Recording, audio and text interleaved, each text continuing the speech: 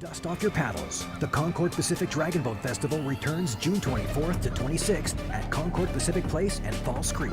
Experience the continent's best dragon boat racing, headliner music concerts, and cultural pavilion displays right in the heart of Vancouver. Meet us where culture and sport intersect at the Concord Pacific Dragon Boat Festival, June 24th to 26th at Falls Creek, with the support of Concord Pacific, the Government of Canada, and the Government of British Columbia. Visit concorddragonboatfestival.ca for more info.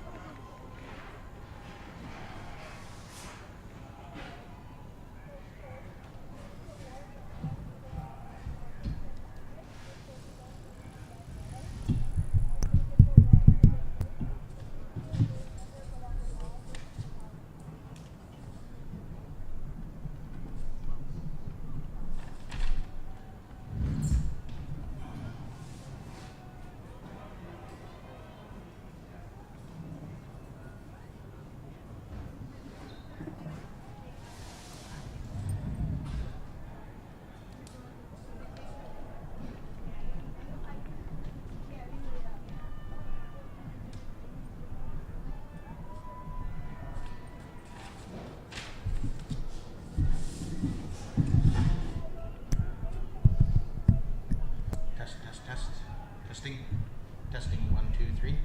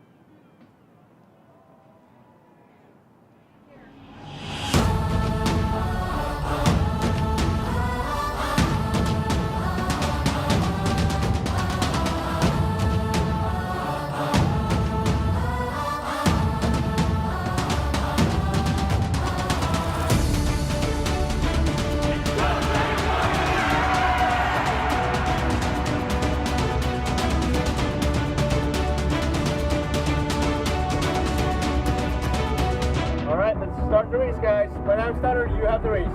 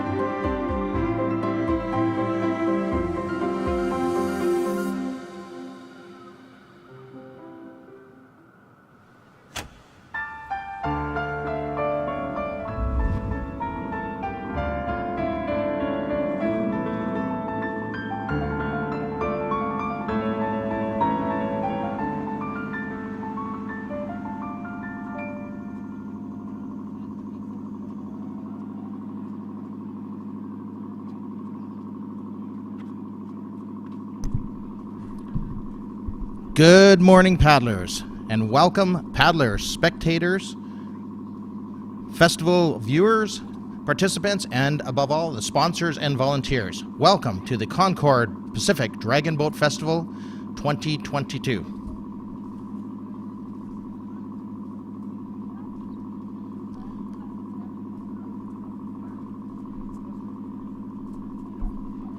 All right, for our first race, actually second race of the day, race number 2, the Mixed Junior Qualifier Heat 1. In lane 1 is InSync Able. Lane 2, Nothing Dragon Masters Black. Lane 3, SD Zoo. Lane 4, the UC Irvine Elements. Lane 5, the VIP Gorging Dragons Black. The Briar Fire in 6. Peaked in High School Premier in 7, and the MHK Youth Manta Race in lane number 8. And they're off and racing. Off they go. And it looks like a quick jump out here. What is that? Lane number 2. It looks on my side. I'm just getting used to the new setup here this year, so bear with me for a second. It is going to be jumping out almost by a boat length right now. I see, and here's a good look at lane number 8. It's burying those paddles. It looks like they got a good mix of paddlers there, a little bit of caterpilling, but they're digging in deep to make it through the first few parts of the race.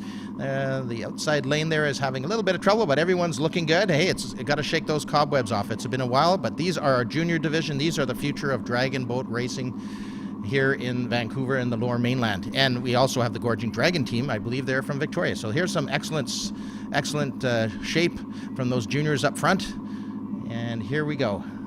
Lane number 6. So there it is. That lane 6, of course, is that Briar Fire that peaked in High School Premier over there in 7. And they're coming up to about the halfway mark as they come by the BC Pavilion. And it does look like lane 7, peaked in High School Premier, was holding a good one boat, not quite a one boat length. Some of the teams are picking up their pace and moving along a little bit faster. So we're going to have ourselves a race here, of course, like we always do. Looking very strong. Here they come. great stance by the steers person, giving you an idea that it's, hey, you got to keep that low profile and keep that oar in the water to steer that team straight to the finish. So here's lane number 7 again. They are getting a call from the steersman. He's standing up, but his hand signal was going up front to the drummer, who's leaning in and transmitting that call right down the boat. Looks they're going to put on their finishing, and they're just about to cross the finish line. Looking very strong right now, but look at the challenge coming from the other lanes. 6, 5, 4, and over there lane number 2 also. And here they come. Cheer them on, almost 2 boat lengths, and it's getting very close. Look at the rapid fire pushing now by lane number, looks like a lane number 5, 6, 7. Oh, it's going to be a photo finish, I believe. Look at them go. Cheer them right through the finish line. Again, some of our junior teams here, great to see them. And here, last but not least, is lane number 6 pulling through. And we have a couple more teams. One team is, they're still paddling. They're going a little bit slower, but here we come up to the finish. Great aerial shot from our drones. Again, we're live here from Concord Pacific Place, our second race of the day, Concord Pacific Dragon Boat Festival 2022. And again, good morning to all the paddlers, the spectators, the sponsors. All are welcome here. And of course, we do acknowledge that the Concord Pacific Dragon Boat Festival primarily takes place on the traditional, ancestral, and unceded lands and waters of the Musqueam, Squamish, and Tsleil-Waututh nations. All are welcome. Lots to see, lots to do today. It's going to be an exciting day. And there's a good look at some of our paddlers regaining some breath. You give everything you have when you're out there in the boat. That's the name of the game. Our 500-meter surveyed course. Our tides, of course, will change throughout the day. And that's part of the fun of racing here on False Creek, and something the steersmen in particular and the teams are very well aware of and well seated here. Beautiful day here on False Creek. And I took a walk around the site a little bit earlier. We have a lot going on. Of course, we have the food trucks.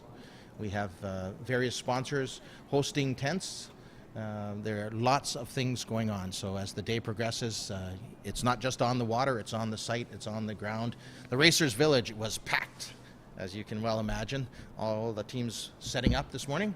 There's your results from race number 1, mixed junior qualifier race 1.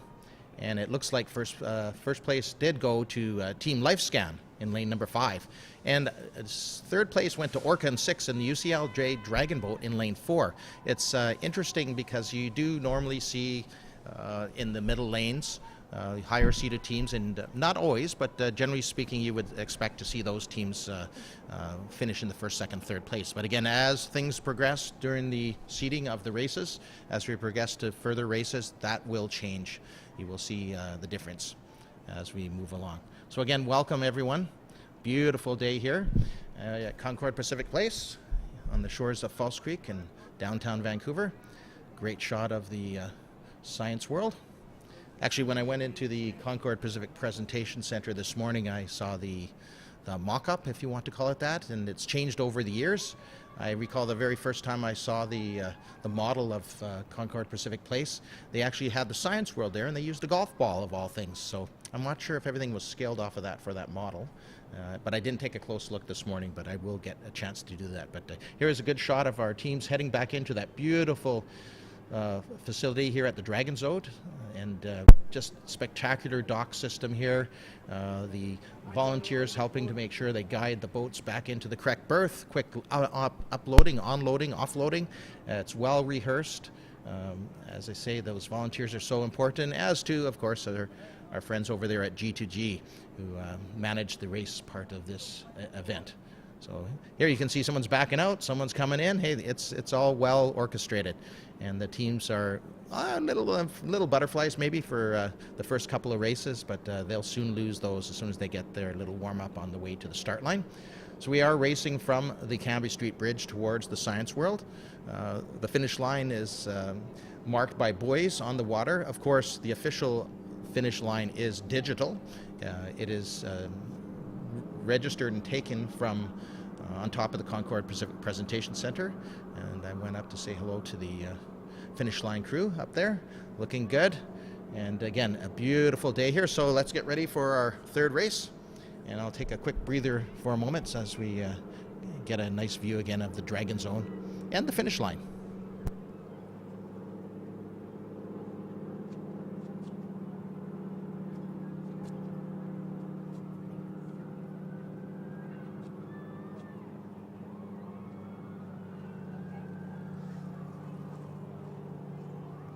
Yes, and it is race number 3 on deck, just at the start line gates, being prepared to be moved in by our starter, and she'll move them up into their respective lanes and positions. So you can see on our screen right now that we have the super fun Dragons in lane number 1. I'm sure they are.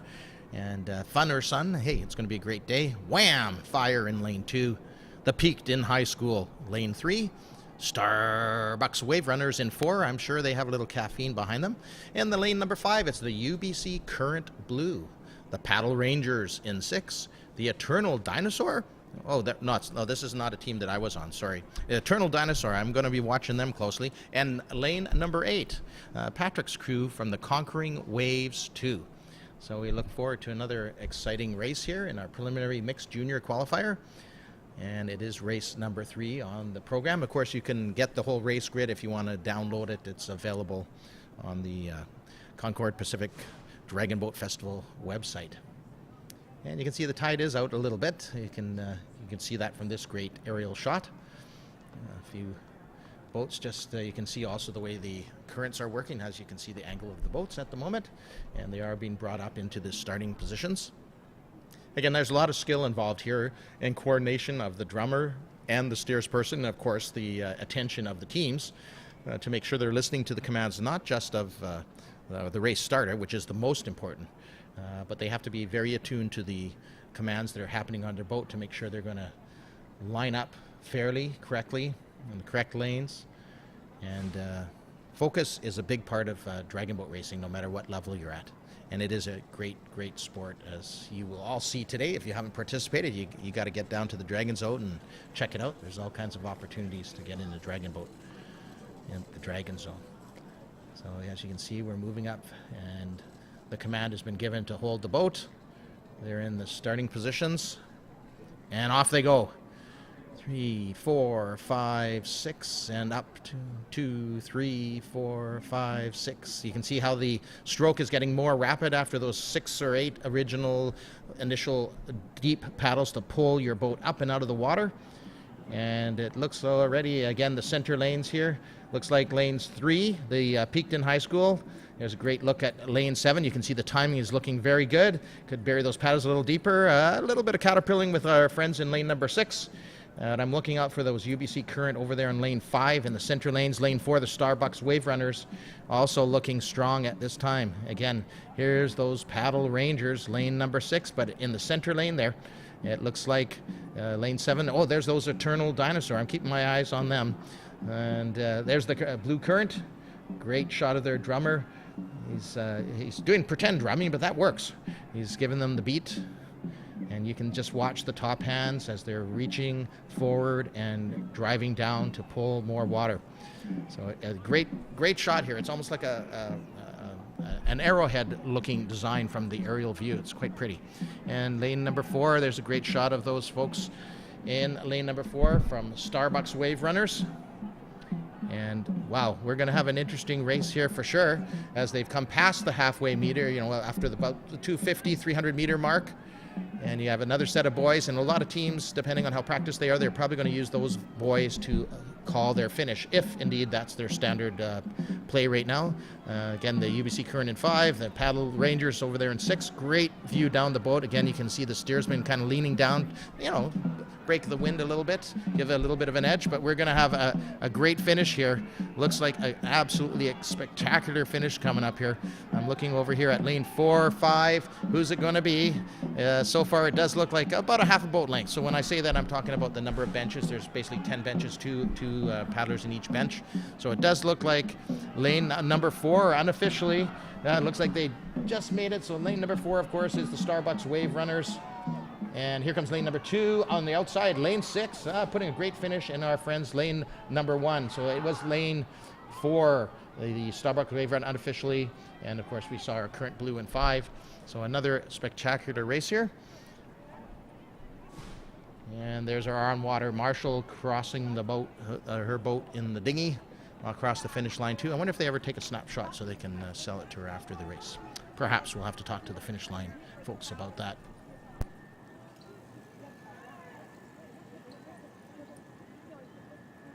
Excellent. And we have the results from race number 2. And very, very interesting finish here. It was lane number 7, peaked in high school premier in that race number 2 that came in first. The 5th in lane 5, the VIP Gorging Dragons Black, I believe from Victoria, came in second. Well done. And third place went to the Irvine Elements, UC Irvine Elements. Now, I'm assuming that's University of California, but I'll learn a little bit more. I'm missing a few pieces of paper at the moment, but I will check that out for you. And again, unfortunately, NSYNC a bull did not. I think there were a no-show actually for that race, unfortunately. But again, a great finish. Lane number 8, the MHK Youth Manta Rays came in seventh position there, and the 4th place went to the SD Zoo, 6th place to Nothing Dragon Masters Black, and 5th to the Briar Fire. So again, the teams all know to check the race results. They know where they are posted, and usually the team manager will take a look at those to let the team know where they have to be for the next race. Again, a beautiful aerial shot here of the Concord Pacific Presentation Center in the VIP lounge. And on the upper right-hand corner, I see the peak. Folks are up there on the roof. I see a red tent. I believe that's the finish line tent. So just a beautiful, spectacular day. Hey, make sure you have that sunscreen on if you're out there. Of course, paddlers already would. But again, lots to see in between the races, on the water, watching those races in between. Lots of tents, lots of things to do here. Check out your friends and family. Lots to see, lots to do. Of course, there's also some beverages, so definitely want to get out there and enjoy all the sights and sounds and tastes of the festival. And very soon the stages will be moving. The performers are going to be up there. We have a great lineup. I look forward to sharing that with you in the not too distant future.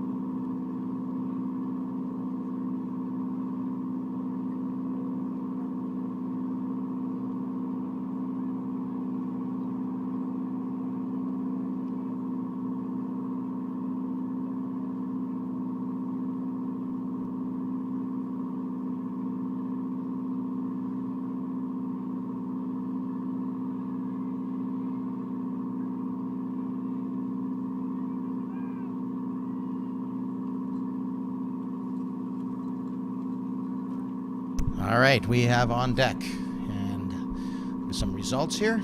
Again, from race number 3, we have the first place finisher was the Starbucks Wave Runners. They were in lane number 4. They finished first. In second position was the Peakton High School, and they were in lane number 3. And as we spoke about a little earlier, that UBC Current Blue in lane number 5 came in third position, followed by the Wham Fire, followed by 5th position, the Paddle Rangers in lane 6. And in 6th position was the Super Fun Dragons over there in lane 1, and the Eternal Dinosaur in lane number 7. They actually came in 7th, so how appropriate.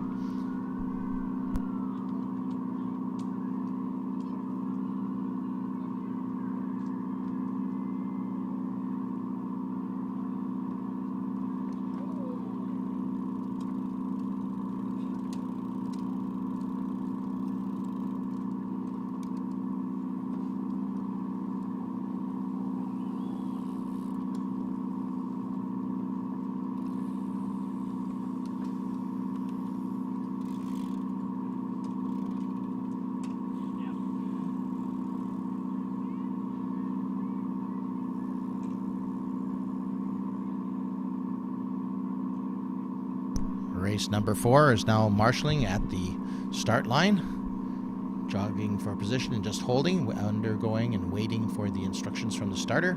We will have another one of Patrick's teams, I believe, the Conquering Waves in lane number 1, the Nothing Dragon Masters Red in lane number 2, the Dragon Max in lane 3, Water Vipers in lane 4. It sounds kind of scary, the Water Vipers. In lane 5, the Wham Power. And lane 6, the UBC Current Orem. Hopefully I pronounced that correctly. I'm sure someone will let me know if not. And one of my all-time favorites in lane number 7, it's Britannia CC. Have a nice day. I think they actually have happy faces, if I remember, smiley faces on their uniforms. So again, we have a mixed junior qualifier, and it is race number 4 on your grids. The starter is moving them up into the starting gate. And from this shot you can see, and again, the starter knows the actual starting line, not just necessarily by the boys. So all is fair, all is equal, despite tides in and out. It's a very important part of the race. All right. And you can see that they're holding their position. They're ready, they're race ready. They're probably going to get the paddles up command. There they go, they're off. So let's see who got the little bit of the jump first. Was the Conquering Waves in lane number 1. In lane 2, the Nothing Dragon. And this is going to be an interesting one here. Again, it looks like on the outside lane there, which is to my south. When I'm looking, I'm on the north shore of the creek here to the south. They're looking pretty strong there. And we have, right out of their initial starting format, looking good. Some great looks, some great coordinated uniforms this year too. I'm a little colorblind, but I can still see the shades, so it always looks good having a good mix of teams out there. And it's going to be an interesting race here. All different abilities out there right now. The UBC Current Orem over there in 6, and lane 7 of the Britannia CC. Have a nice day. There's a good shot of them. The drummers are both leaning in, and our friends in lane number 5 looking very strong. And great shot of the whole boat there. So it is right now those center lanes right now. Lane 1 is on the north shore here. That's the Conquering Waves, the Nothing Dragon Masters Red in 2, and of course Dragon Max in 3. But here's where the race is really taking shape here in lanes 4, 5, and 6. Water Vipers. So they're not scary, man. They're darn good paddlers, right? And lane number 5, the Wham Power, and lane 6, the UBC Current Orem. And look at the straight as an arrow they're coming down this course. Great form. Look at them reach, keeping the heads up, breathing, rotate, catch. Looking good. Catch. Oh, great form. Very nice form. Here they come, and they're of course already in their finishing mode. I'm not sure how much they're going to get a jump from their nearest competitor over there in lane number 5. As they come up to the last, 30, 50 meters. Oh, it's going to be interesting, as it always is. The Water Vipers in lane number 4 look like they've officially or unofficially taken the race. Lane 5, the Wham Power. And lane number 5, And who's next? Who's next to show up on the screen? It's those UBC Current Orem. Looking good. About a boat length behind, but not bad.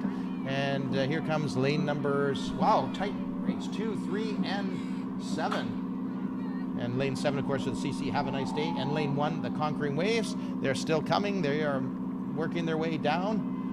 Yeah, good form. That looks like someone's got some. Yeah, here we come. Good work, team. Good work. Great job by the steerswoman, keeping contact with the team, encouraging them down the course. Absolutely looking good. Looking good. Yep. Drummer's taking a look, and she goes, we're almost there.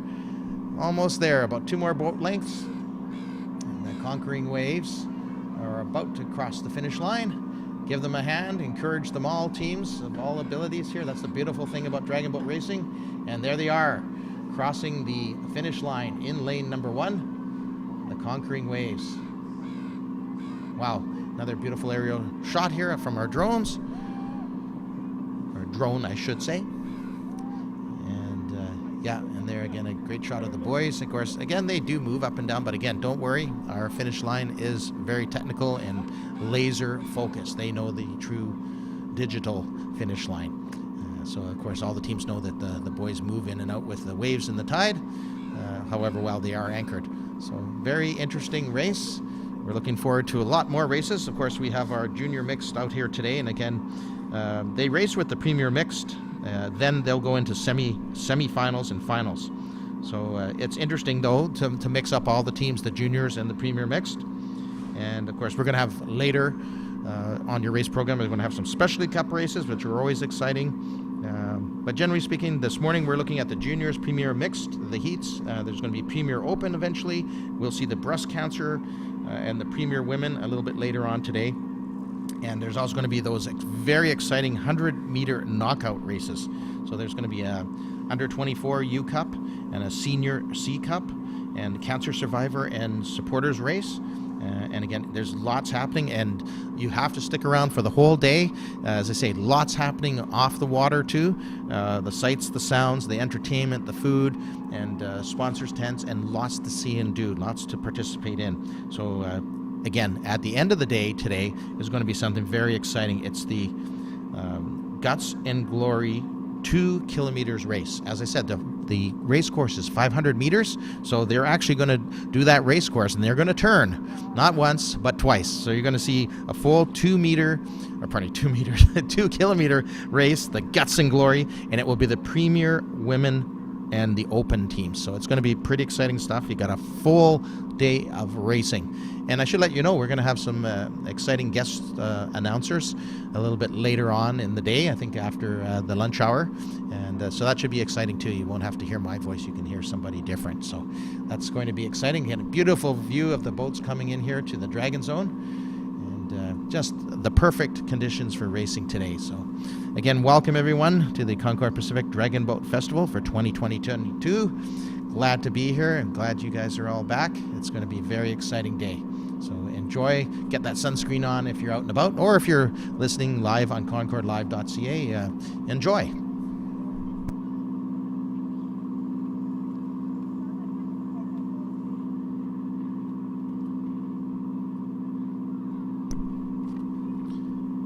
And did I mention the cultural displays? If not, I should be amiss. I am going to mention it now. There's the Chinese Cultural Pavilion, and you can visit the booths from Dr. Sun Yat-sen Classical Chinese Garden. Always great to visit there. There's Chinatown Storytelling Center. There's the Chinese Canadian Museum and the Hongxing Athletic Club.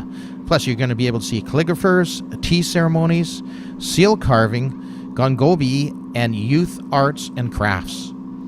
And one of my favorites, of course, is the Indigenous Cultural Pavilion. So please visit the pavilion to learn more about the stories and cultures behind the lands and waters that the festival is now held on. The festival is hosted on traditional and ancestral and unceded Musqueam, Squamish, and Tsleil-Waututh territories. Now, I'm not sure how many of you have been around back in Expo 86, but there's a really cool display of the teak boats from 1986. They were the first dragon boats in Canada. They were used at the actual Expo 86. So you got to check that out. That's the original teak boats Yes, I have paddled in one of those. They're a little bit different than the technical BUK boats that we are using now in the festival, but they're very beautiful and they've been refurbished a few years ago. So go check them out. And yeah, it's really cool, along with displays of the extracts from the archives, courtesy of Hong Kong Economic and Trade Office out of Toronto.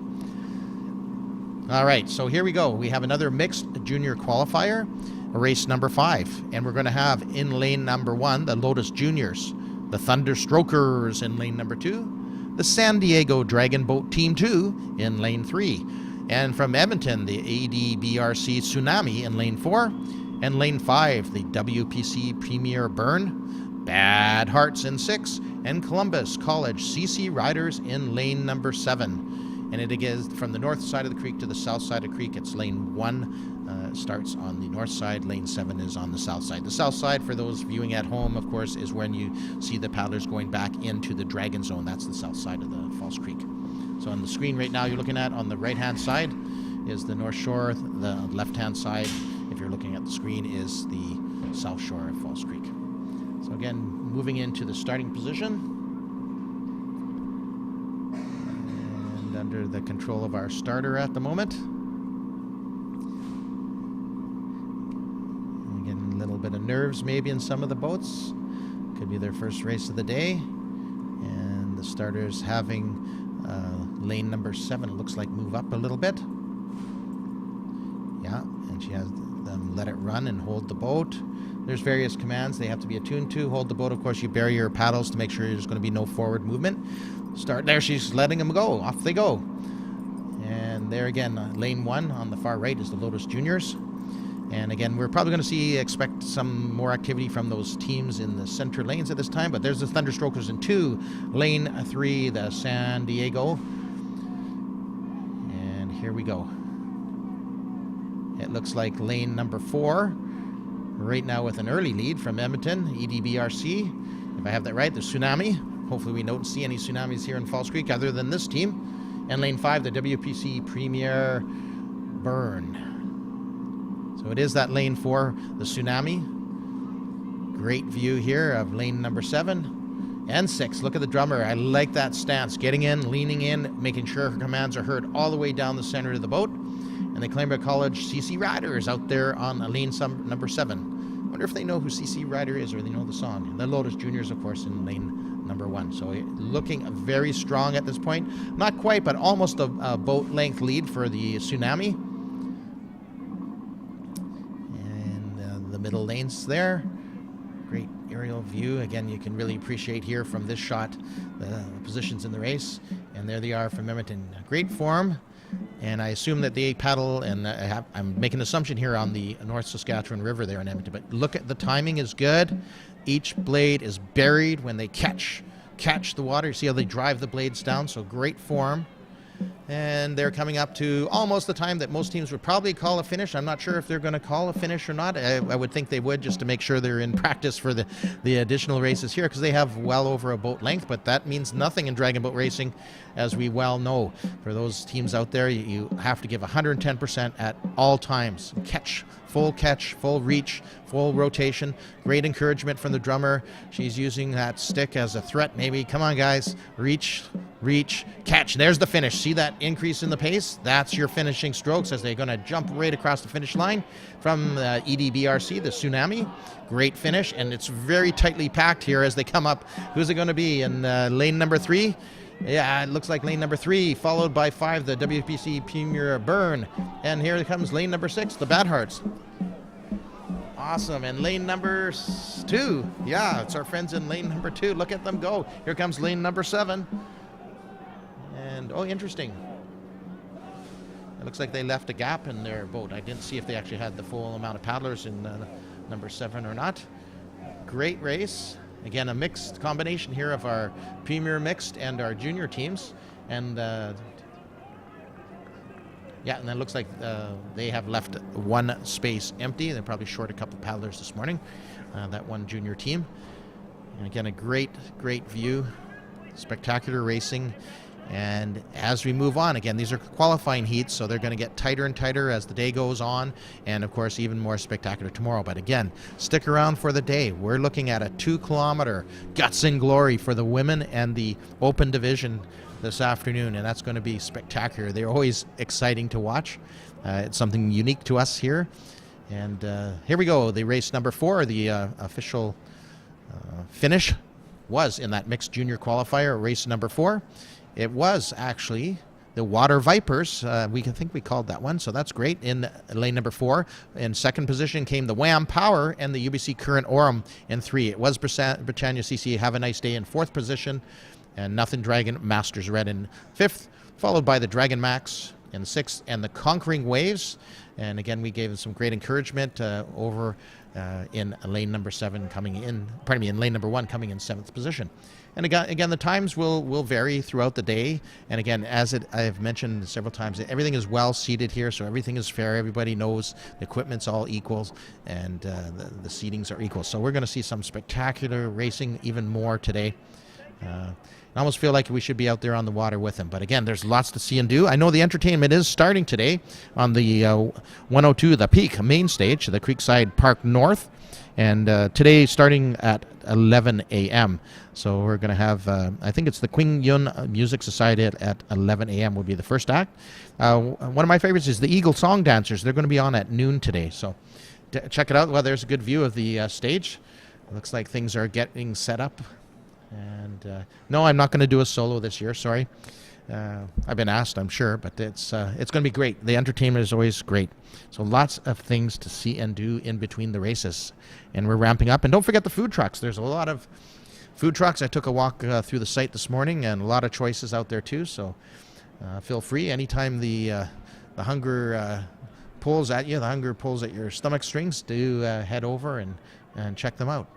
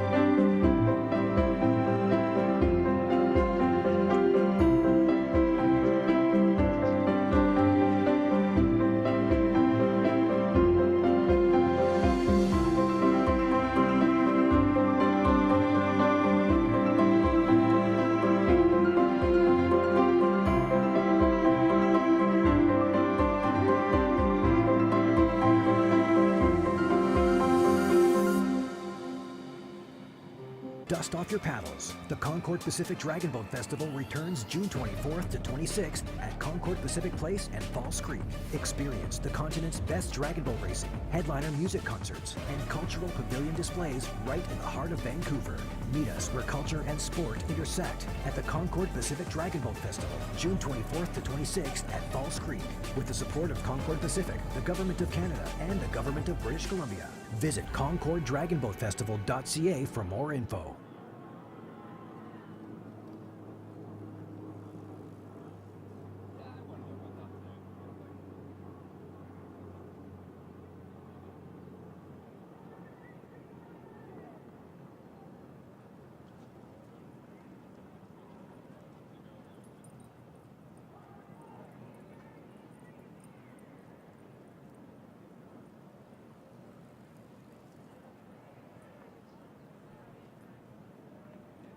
Yeah, great view of some of our sponsor tents. As I mentioned, there's the Chinese Cultural Pavilion tent there I can see, the Indigenous Cultural Pavilion right on the walkway, the concrete walkway on the boardwalk, if you want to call it that, right on the edge of the finish line.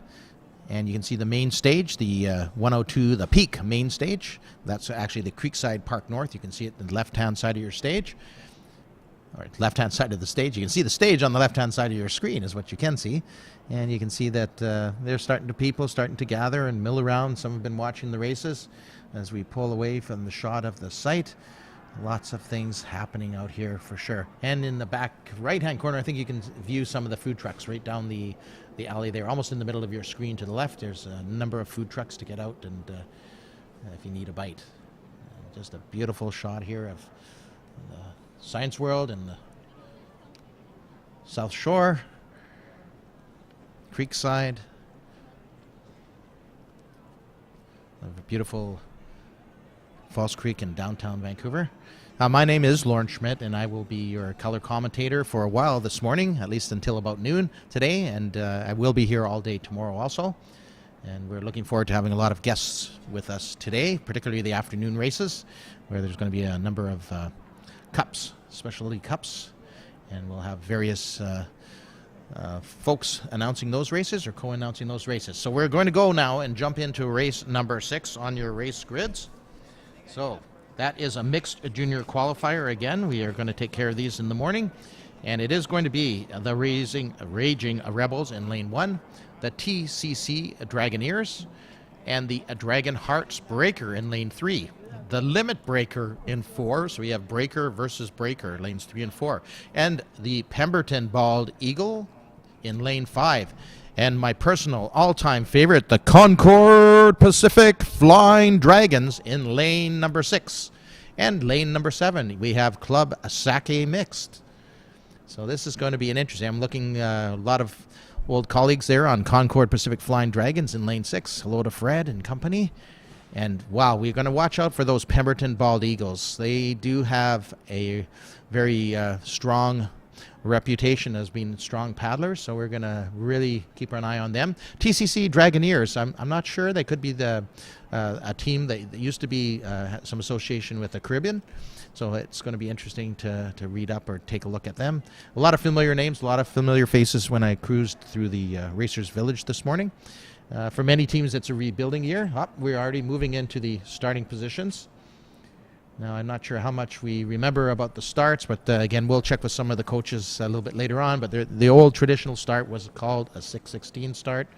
The idea was to have 6 deep, shorter strokes to get the boat moving, and then rapid strokes from there to get the boat up and running. And here we go. We're a tightly packed race here. Again, it is going to be watching there in lane number 5, the Pemberton Bald Eagles, and lane 6, the Concord Pacific Flying Dragons. They are looking good. And the Limit Breaker next to the Dragon Heart Breakers in lane 3 and 4, respectively. And right off the bat, 1, 2, 3, lane number 4, when they're coming out of their opening sequence, it does look the Limit Breaker. Is that lane number 4? Yeah, interesting. It's going to be a very interesting race here. Again, those center lanes looking pretty strong. We're having a little bit of challenge in lane number 2. It looks like TC Dragoneers are having trouble keeping straight at the moment, but they'll get it as they come around the corner. And again, great race this one is going to be. Looking forward to this one for sure. Lane number 4 looking strong. Look at that drummer digging down. The Club Sake Mix. There's a great shot of all the steerspersons, but look at lane 4. They're giving her Limit Breaker. Interesting. Very good battle from them. And the Pemberton Bald Eagle in 6. Pardon me, in lane 5. And the Concord Pacific Flying Dragons over there in 6. So very, very interesting race. Come up to the halfway point and beyond. Wow. Look at that encouragement from the drummer, from our friends there at Limit Breaker. Their form is looking good. Good rotation, good grabbing that water, bearing those blades. That's what it's all about. Paddle harder, deeper. There we go. Very good form. Looking good. You can see the A shape when they're reaching and grabbing. Maybe a heads up a little bit. You have to always remember to breathe. That's one of the most important things. Heads up and breathe. Ready, reach and catch. And here they come right through starting their finish now. It's still anybody's race. The Concord Pacific Flying Dragons in 6, giving it their all. The Pemberton Bald Eagles in 5, and the Limit Breaker are holding off the challenge right now. But there is some movement from the Dragon Hearts Breaker, and on the outside, the Concord Pacific Flying Dragons. What's going to happen? We shall see. A little bit of gaining happening here. It does look like a Pemberton Bald Eagles are going to give them a run for the money as they cross the lane. It's lane number 5. There they are. The Pemberton Bald Eagles, then followed by lane 3, the Dragon Hearts Breaker. And is it going to be 6? It could be 6. Concord Pacific Flying Dragons. And there it is, lane 7, the Club Sake Mixed. And down below here we have the TCC Dragoneers and the Raging Rebels. over there in lane 1. And oh, you might notice as lane 1 crossed the water there, did you take a look at that boat? These are the new BUK boats. They have a completely new fleet for racing, and some local artists did the decoration. It's a beautiful thing. You can actually look at it and watch it on, I think it's still on concordlive.ca. You can see the video or under Concord Pacific. Beautiful job these local artists did.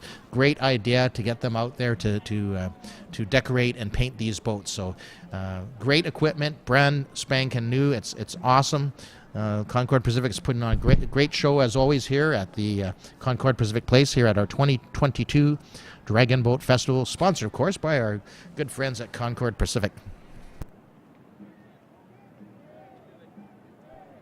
And on that note, I should mention to you, of course, we have major public partners. That's the federal government of Canada, the province of British Columbia. We have major partners, the Peak, and those are the folks that are putting on this great show that you're seeing on the Concord Live right now. Just beautiful shots from their drones. They have tech people, Chris, for example, and Mark upstairs in the control center. We have a lot of good folks there from Peak Technologies. And, of course, the sponsor of the main stage is the 102.7, the Peak. And Global TV is also a major partner. Yes, the title and festival founding partner, of course, is Concord Pacific. There we go. Our major partners, Peak Technologies, 102.7 The Peak, Global BC. Supporting partners, the Big Still Box, the Mark Anthony Group, the Dilawri Group, the Legacy Liquor Store, Oddball, Park Vancouver, Red Truck Beer, and Sun Given Foods. And our public partners this year, the City of Vancouver, the Vancouver Board of Parks and Recreation, the British Columbia Arts Council, Factor, and Hong Kong Economic and Trade Office.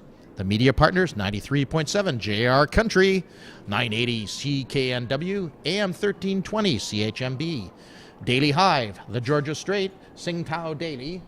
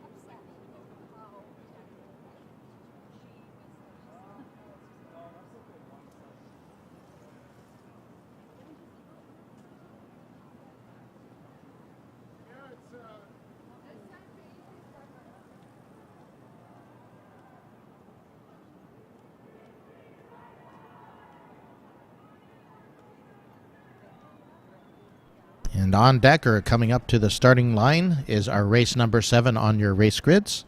Again, a mixed junior qualifier, round number 1. And we are going to have in lane number 1, the Hastings Hydras, the Ouroboros Platinum in lane 2. The Creekside Dragons in lane number 3. And the EDBRC Premier, and I believe they're also from Edmonton, in lane number 4. The UBC Current Gold in lane number 5. And the Krasna in lane number 6. Vision Impossible in lane number 7.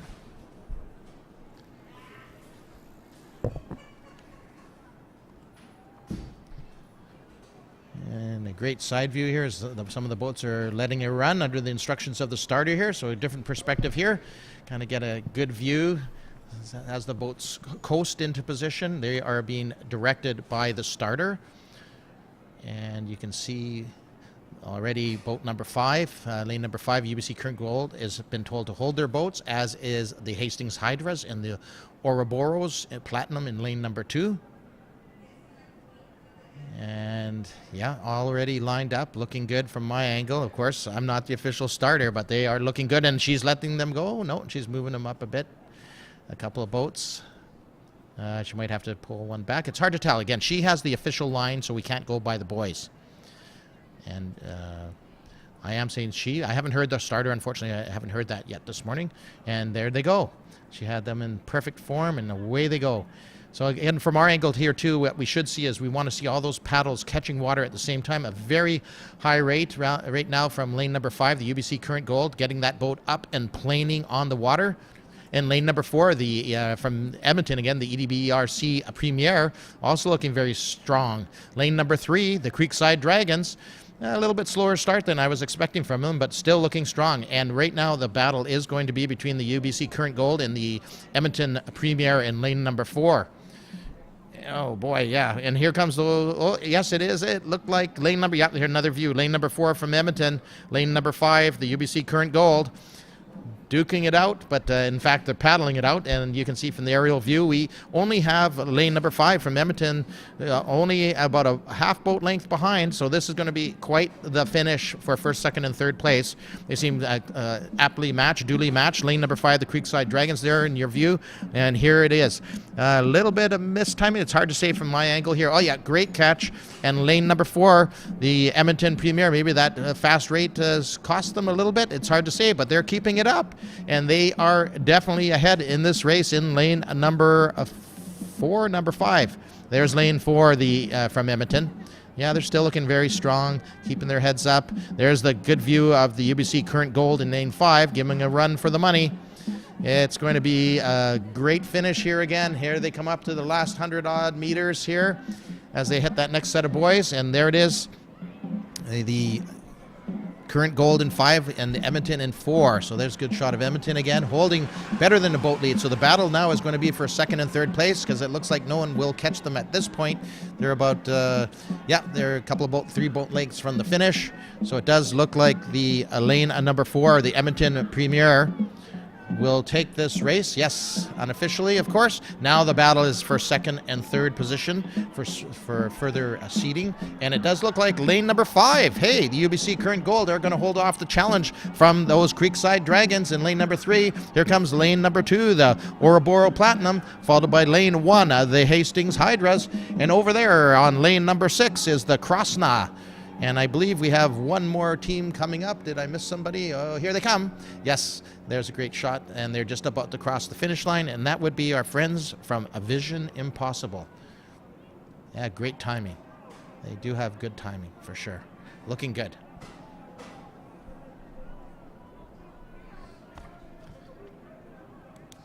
And here we go. Results from our race number 5.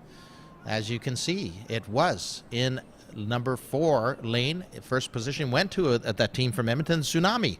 And lane number 3 in second position, the San Diego Dragon Boat Team 2. How fitting, they're called Team 2, and they finished second. And the WPC Premier officially in third position, they were in lane 5. And the fourth position was the Bad Hearts, the Thunderstrokers in 5th position, followed by the outside, the Columbia College CC Riders and Lotus Juniors in 7th position. So that was another one of our past races. And of course, hey, look at this. We already have the results from race number 6. That's awesome. And first position did indeed go to the Limit Breaker. Got to learn a little bit more about that team. They look pretty awesome out there. And second position were those Pemberton Bald Eagles. I had my money on them for that race. And the third position did go to the Dragon Hearts Breakers. So those 2 breaker teams, I'm going to keep an eye on them as we progress. And my personal favorite, the Concord Pacific Flying Dragons, did finish 4th place, which was great. Club Saki mixed in 5th. And 6th was the TCC Dragoneers, and 7th position did go to those Raging Rebels out there in lane number 1. Some very exciting racing here. And we can see the tide's still moving out, going to a low tide here. I think I can't remember. I didn't memorize my timetable this morning, but I think it's around noonish, if I'm not mistaken. Can always look that up a little bit later. Nice view for the Crossna team. The drummer is sitting up, getting a little bit of signaling something to the steers person there. But great artwork. Look at the artwork again. Just awesome. I'll have to dig up a little bit more, even on lane number 1, the Hastings Hydra's boat, lane 1. Again, I love that design. So keep your eye out for those on the new BUK. Some people consider these new fleet of BUK boats the, version 2.5 or 3rd generation, depending on who you talk to. But these ones are actually come from Germany. They are made in Germany. They are made elsewhere in the world, the BUK boats, but these ones actually come from manufactured in Germany. So again, International Dragon Boat Federation standard. So it's very awesome to have this great new equipment. I'm quite certain all the paddlers, steerspersons, drummers, and definitely the sponsors and managers of their teams are very appreciative of the beautiful new equipment. Great shot here of the south shore of Falls Creek towards Cambry Street Bridge as we get set up for our next mixed junior qualifier, which is race number 8. And this is going to be a good one. Dragons in Sight in lane 1. The Killarney Torpedo Turtles in lane 2. The DH Swordfish in 3. Dragon Zone Fire Truck in lane number 4. The San Diego Dragon Boat Team in lane 5. And lane 6, the Dragon Hybrids. And lane 7, the Fire Dragons. So I guess we can call this the Turtles, the Swordfish, and the Dragons. So it's going to be quite a race. So let's keep an eye on all those teams once they get out there. You can see they do a little bit of a warm-up as they're heading out to the starting line. That's, again, starting out from the Dragon Zone docks on the south shore of Falls Creek, and then they do on the outside of the course, they make their way down. And some teams might do a little bit of a miniature practice start or as they're working their way down the course. Lots of activity, as you can see, on the Dragon Zone docks, and up behind them, up on the marshalling area leading down to the docks.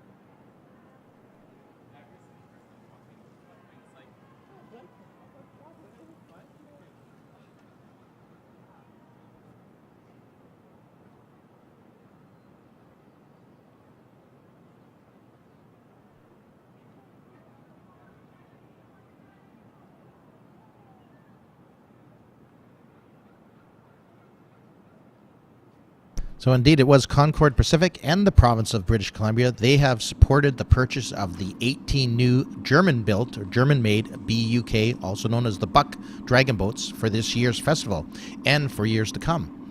9 boats have been transformed by local artists to celebrate the community with BC Arts Council support. See the artwork up close around the festival site.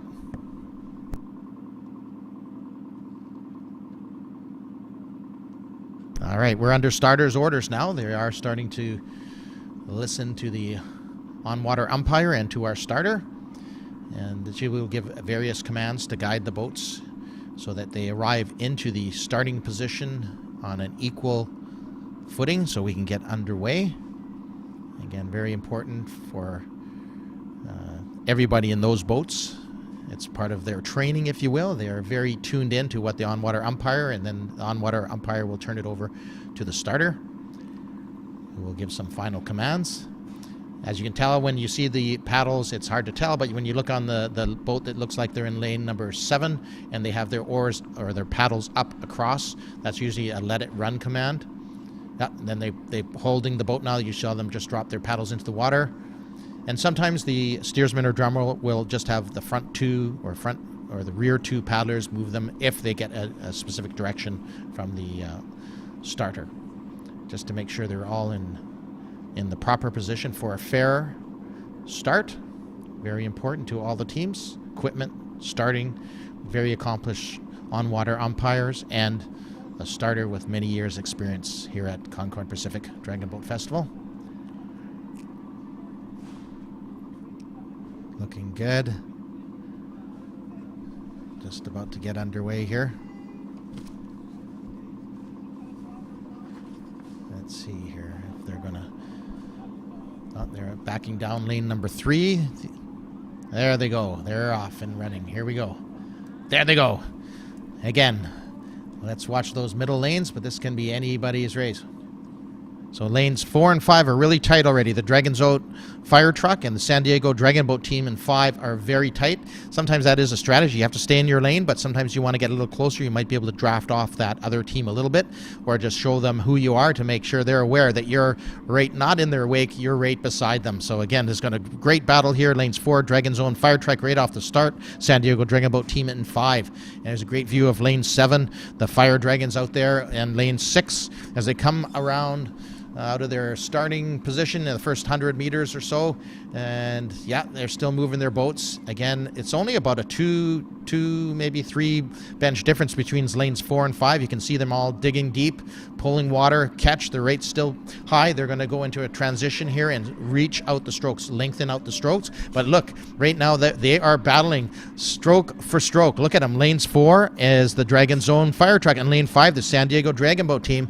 Those guys are definitely paddling out this race right to the bitter end. It's going to be a great race between these two teams. Look at the confidence of our drummer in lane 5. She's actually giving them a little bit of the actual drum, which is pretty cool. Lane 4 is doing more of a calling, a steady call, probably, and some commands going down the boat. But these are not quite dragon nose to dragon nose, but pretty darn close. So it's going to be very interesting as they come up to the last 100-meter mark here. They are very close to dragon nose to dragon nose. Let's not forget about the hybrids, though, in lane 6 and the DH Swordfish over there in lane 3. What form, what shape these teams are looking awesome. This is going to be right down to the last stroke, and they are stroke for stroke. It looks like lane 4 has put on a little bit more of a finish here. The Dragon's Own fire truck, they are digging a little bit deeper than lane number 5, the San Diego Dragon Boat team, and it will unofficially be the lane 4, the Dragon's Own fire truck, and then the San Diego Dragon Boat team in lane 5. And let's see who's going to come in on unofficially on the 3rd position. As we watch another battle here is lane number 3. That's the DH Swordfish. Looks like they're going to take it. 3rd position and 4th position. It looks like it unofficially would go to the Killarney Torpedo Turtles, one of our junior teams. And lane number 6, the Dragon Hybrids. And I'm just looking out, and here comes lane number 1, the Dragons in sight. And again, very cool design by one of the local artists on that boat. Looking really good. Yep, good timing. Good timing. Yeah, good stuff. Very nice. Give them a hand, the Dragons in sight, as they cross the finish line for race number 8 on your race grid.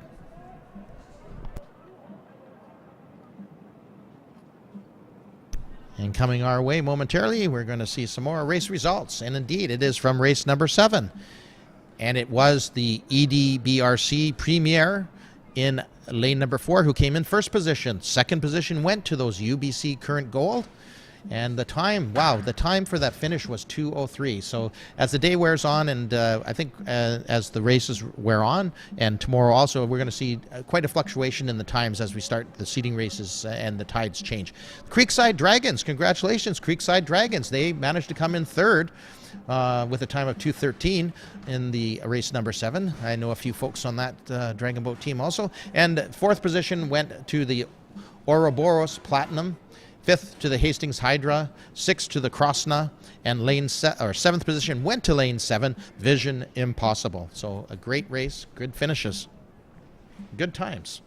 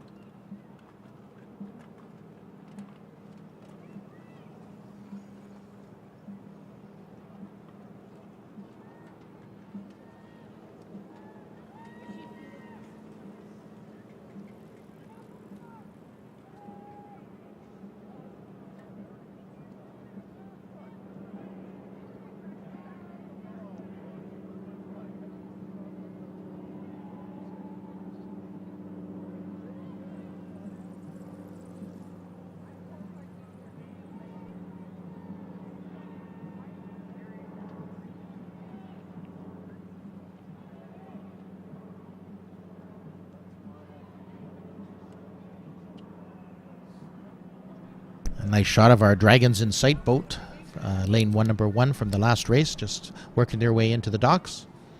It's good to see they have some tents for a little bit of shade for the volunteers and for the G2G crews out there at the Dragon Zone on the beautiful facility we have here.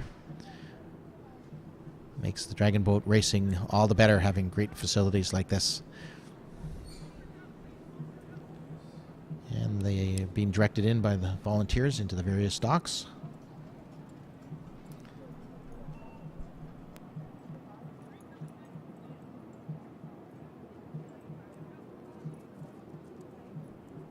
And when the paddlers first jump into the boat, usually you load your steersperson and possibly your drummer.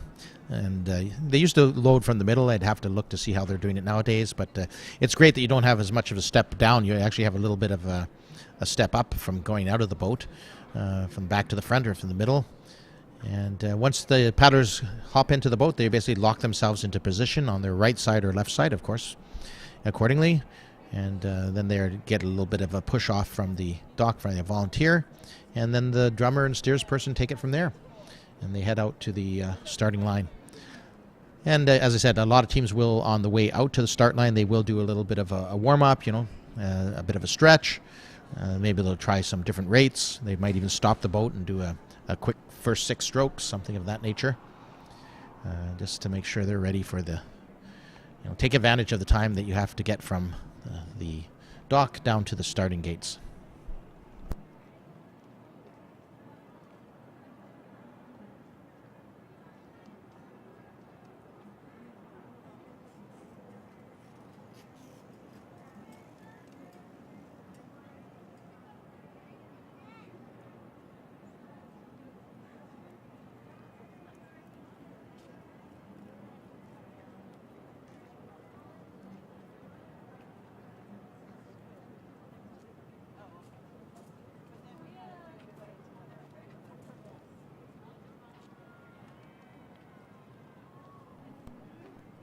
All right, sounds like we're under the starters' orders here to get started on our race number 9.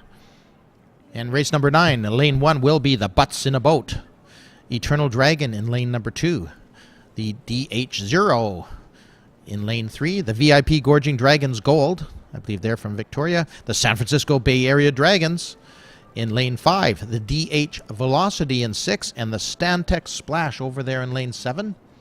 And again, right now you can see some of the boats are moving up a bit. You can see the on-water umpire just slipping to the back position of those boats.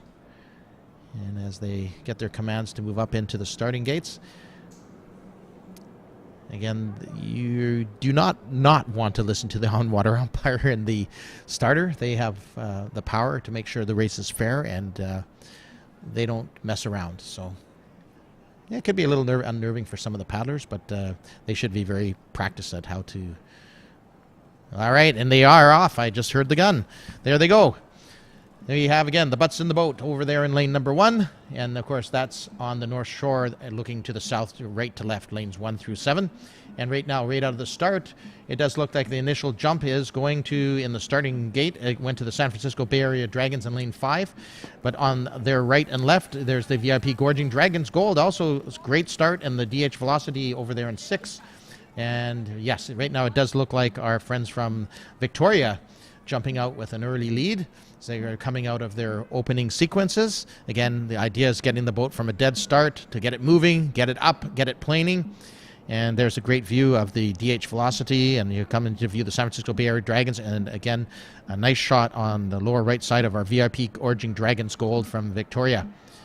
And yeah, there they are. They're starting to spread out a bit as they come up to the halfway point, just passing around the old BC Pavilion. And sometimes, currents and wind can play a little havoc there if you're not experienced steers person, but that's okay. Yeah, I'm not sure. I call it the Pebbles. I guess it's called a ponytail in lane number 4, the VIP Gorging Dragons Gold. Yeah, looking good. You can see that they're burying their blades, or most of them are, which is very important. You want to maximize pulling water. How are you going to do that? By pulling water with your blade. You need to bury it at the start of the catch, the reach, then the catch. And great view. I just love these aerial shots. The San Francisco Bay Area Dragons there in lane number 5. Also contesting with a lane number 3, the DH0. Great view again here. Reaching, keeping the heads up, breathing, rotating. A very good looking team here, the VIP Gorging Dragons Gold. At the moment, as they come into their... Yeah, and let's see if they're going to increase their rate. And I'm looking out the window right now to see, and they definitely have increased their rate a bit, but there's going to be a big battle for 2nd, 3rd, and 4th place here. Right now, it does look like those VIP Gorging Dragons Gold are going to cruise across the finish line quite easily with at least, not quite, good boat length. And here's the battle now. Watch them come. Is it going to be lane number 5, the San Francisco Bay Area Dragons? It does look like it, followed by 3, the DH0, and lane number 2, the Eternal Dragon. Lane number 6, the DH Velocity. And we're just waiting to see. Here comes 2 more teams. Is it going to be Stantec and Butts in a Boat? Who's it going to be? Cheer them on. They can actually hear you out in the water, even though they don't admit to it. They can hear you. And here they come, about to cross the line. It does look like lane number 7, the Stantec Dragons, followed closely by the Butts in a Boat. And the on-water umpire just cruising across too. Yeah, and we're going to jump right into some more race results as we move along here. So this was our previous race, race number 8. First place indeed did go to the Dragon Zone fire truck. And again, look at the times they're dropping here. We're down to 2 minutes. And I'm sure we're going to see times below 2 minutes. But that's a great finish by the Dragon Zone fire truck in first position. Second position went to the San Diego Dragon Boat team. Not far behind. That was quite the battle. And the DH Swordfish in third position. And, of course, 4th went to the Killarney Torpedo Turtles, one of our junior teams. 5th to the Dragon Hybrids. 6th, of course, went to our Fire Dragons over there in lane 7. And in lane number 1 of that race, Dragons Insight, they did cross the line in 7th position, but well raced they did. They had nice timing. So great results.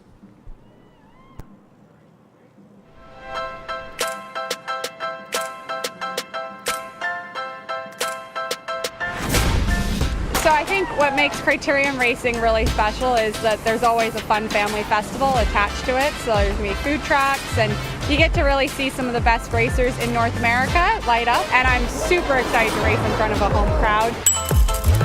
We're serving authentic Japanese food, sushi rolls, sushi bowls, and Irish sushi, and fried chickens. Hi, my name is Michael Bailey, and my ancestral name is Stawalkin.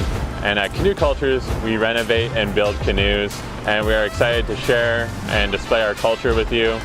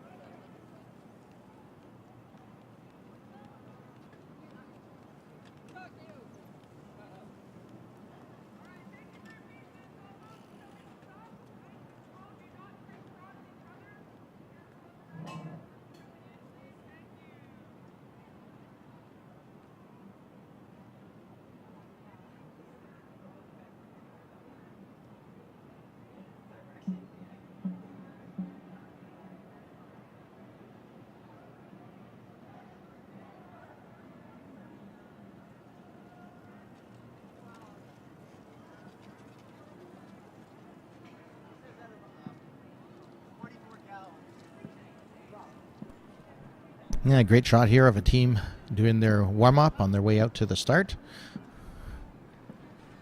Again, their idea here is to get some extension, and it's a timing drill. They reach, catch, reach, catch. And they're just going to go into a steadier stroke. And that's their let it run. The paddles are on the gunnel. And they're taking their commands directly from the steersperson there. They're letting it run, relaxing a bit. They're probably easing up their backs a little bit. You do want to have a lean at all times when you're in the boat. Oh, she's doing some sort of paddles up there. Again, watch the top hands. No, some of them are going back to their let it run command. She could be doing the front half, back half. I'm not certain at this angle.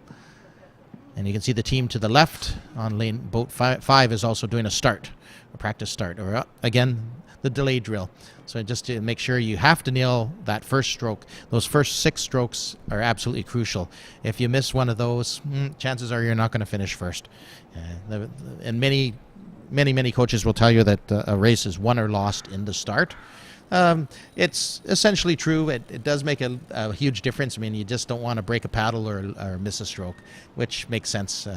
It is competitive racing, or even if you're in the more recreational, it's basically how it was put to me is this way. One of our coaches many years ago, he actually was from South Africa, and he put it this way. He said, hey, it's not about winning and losing, but then he said, yes, it is about winning and losing. It's racing. However, what does it mean to win or lose is to give 110% competition to the boats next to you. So if you've given your best and the other teams happens to finish better than you, as long as you can come off the boat and say that, hey, I've done my best as a team, as an individual paddler, as that group, hey, you're a winner already. So again, there's a lot of camaraderie, but again, a lot of times when you hop into the boat, the focus has to be in the boat, especially with the more competitive teams.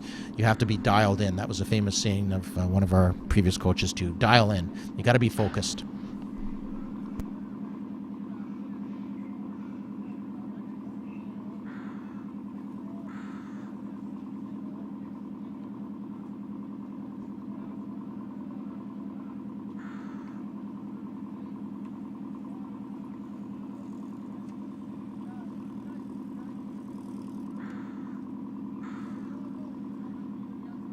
All right, race number 10 coming up. Again, part of our mixed junior qualifier combination races here, and it is the Metro Vancouver 44 cheeks. So I have to calculate that out on my calculator, but I assume that means 11 people are sitting down times 2 cheeks. I'm not sure. Anyhow, 44 cheeks, Metro Vancouver 44 cheeks in lane 1. Abraham Lincoln Dragon Boat in lane number 2. RGL United built by Bird in lane 3. Juice in lane 4. Lane 5, One Twisted Dragon, and FLCC Fortified. That's from our Fort Langley Canoe Club friends out there in Fort Langley. And Lane 7 from Richmond High School, the Flying Colts. And they're from my hometown, so I guess I can't be favorites, but I'll be watching them in this race, one of the junior teams in this race. Juice, One Twisted Dragon, and RGL United built by Bird. That's going to be interesting, and I'm interested very much to learn a little bit more about the Abraham Lincoln Dragon Boat team. I wonder if they're from a school south of the border. At any rate, that's what we have lined up, seven boats in this exciting race number 10 on your schedule.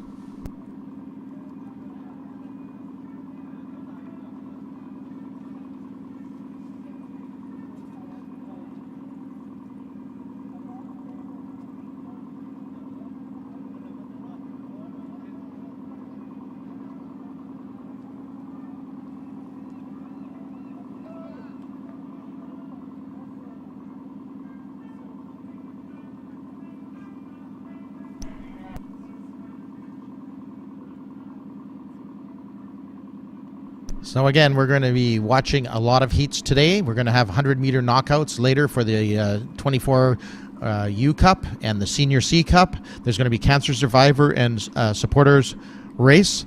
We're also going to have the qualifiers, of which we're watching right now, the Junior Premier combination. Then there'll be the Premier Open, the Breast Cancer with the Premier Women, and that very exciting end-of-day race for today is going to be the 2-kilometer guts, or the 2K Guts and Glory. And those are always exciting. Lots of things happening on the water on those races. And that's going to be the Premier Women's and the Open together. So stick around. There's tons of racing today. And again, very important, these qualifiers to all the teams, because this is going to tell where they're going to be placed in their next race, and then so on as we move into the semifinals and finals tomorrow, Sunday, of course. And we will have a 2K Guts and Glory with the premier mixed teams to end the racing tomorrow. So there are 2 full packed exciting dragon boat racing days for you, and again, tons happening. The Creekside Park North 102, the Peak main stage is getting ready to start at 11, so they're still setting up over there.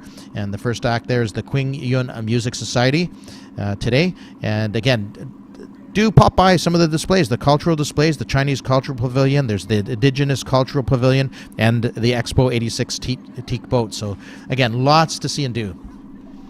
All right, and we are under lineup orders right now, and you can see the boats gently moving into position. Again, some teams might have all paddlers move into position. Some might only use the front half, the back half. It depends on what they've been practicing. But no matter what, they have to listen and obey, which is very important. We'll get off to a quick start. Again, everything's working like clockwork right now that I can see based on the schedule I've been handed. And yeah, some colorful uniforms out there too. And again, I'm not sure, again, that start line, the starter knows where it is officially. So in some cases, they might move some boats back forward. We shall see. So she's moving them up a bit here. Again, there they go. They are off. She got a fair start here. And right now it does look like lane number 4, Juice. Perhaps as expected, out to a quick start and about 50 meters into the race already. And to their left is lane number 5, the One Twisted Dragon. To their right is from Fort Langley, the Fortified. And a good view here of lane number 6. And just looking over top of the bow on one of those boats there. And here's a great view of the lane 6 and 7. And again, we're going to have a heck of a race here.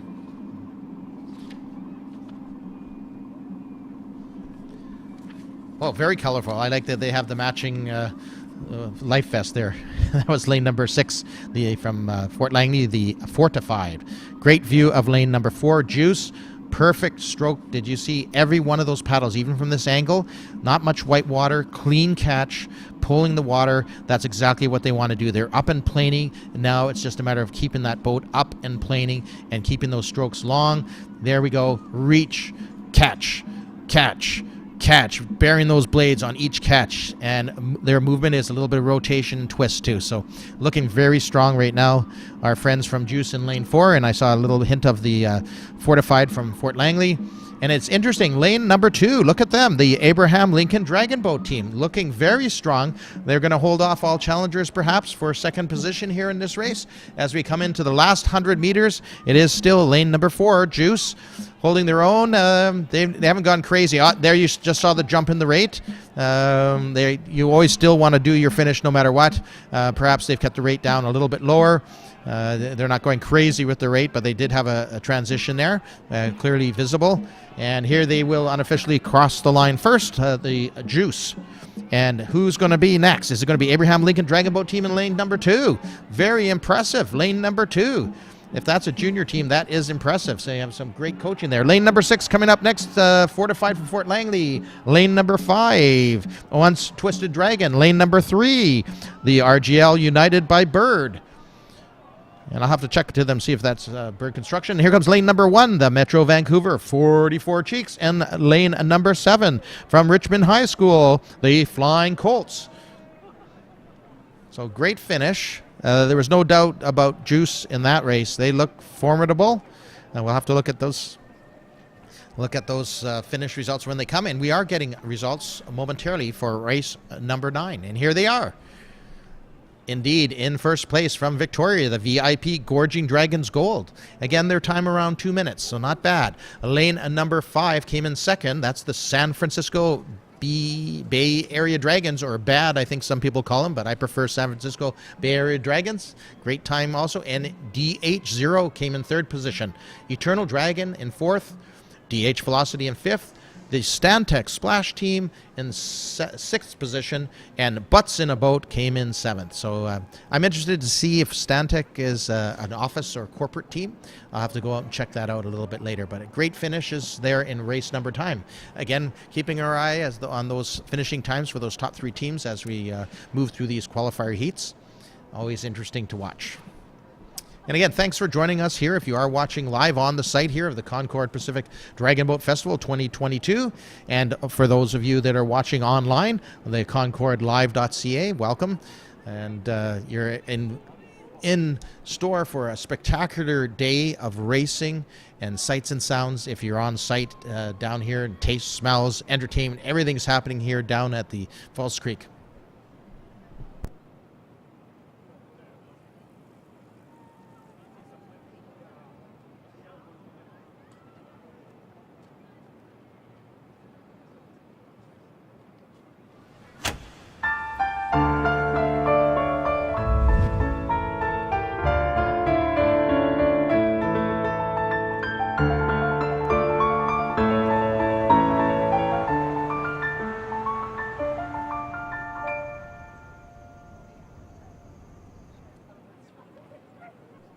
Very cool, very cool. The piano by Concord, very nice. Here again, there's a nice shot of our teams moving out of the docks, heading towards the start line, and some teams waiting to come in. So you can see it is not actually as hectic as it looks. It's well orchestrated. All teams are well versed and following the instructions from the docks, and the on-water umpire there too, helping to guide. And this makes sure, and it does help, of course, that keeps our races on time. And it, of course, number one thing is always safety, right? Safety first, second, third, fourth, and always. And but right, I tell you, the equipment here is second to none in the world. We are definitely a premier dragon boat festival and racing here at the Concord Pacific Dragon Boat Festival. We are known around the world. There's a great aerial shot of the site. You can see the VIP tent. You can see the Racers Village with all the tents in there, and a few spectators moving up and down the seawall here. And again, lots of things happening. Sights, sounds. The main stage is getting underway at 11. And actually, yeah, a few more minutes until that gets underway. And that's the 102, the peak main stage. The cultural displays are out there. The festival, food trucks, everything is available. Get out there, enjoy, check everything out. It's going to be a spectacular day of racing. Keep the sunscreen on. Great shot of the North Shore Mountains. Looks like the lions in the background there. Yeah, it's going to be a great day. And again, you're going to get tired of hearing my voice perhaps, but you're going to be treated to some guest announcers this afternoon, and for something new and different. There's a great look at lane number 5, and again, just doing some practice stroke. Get that timing together there, guys. Yep. And it's very key that you don't pull back too far. You don't, and when you're seated in the boat, you don't want to pull water essentially back beyond your knees. You don't want to go back too far, because you would end up actually sucking down the boat down and back into the water. But these teams look pretty accomplished, so they know what they're doing. They happen to be in one of the new Buck boats, BUK boats, that has not been painted by a local artist. So half of the fleet. There's a fleet of 18 new boats, and 9 of them are painted by local artists, which is super cool. So you'll notice the difference. The paddlers totally appreciate these new, having the latest, greatest in IDBF approved dragon boats is a super cool thing to be in a race. Always nice to be in some new equipment, and no complaints from anybody about that. It's going to add to the event and to the racing.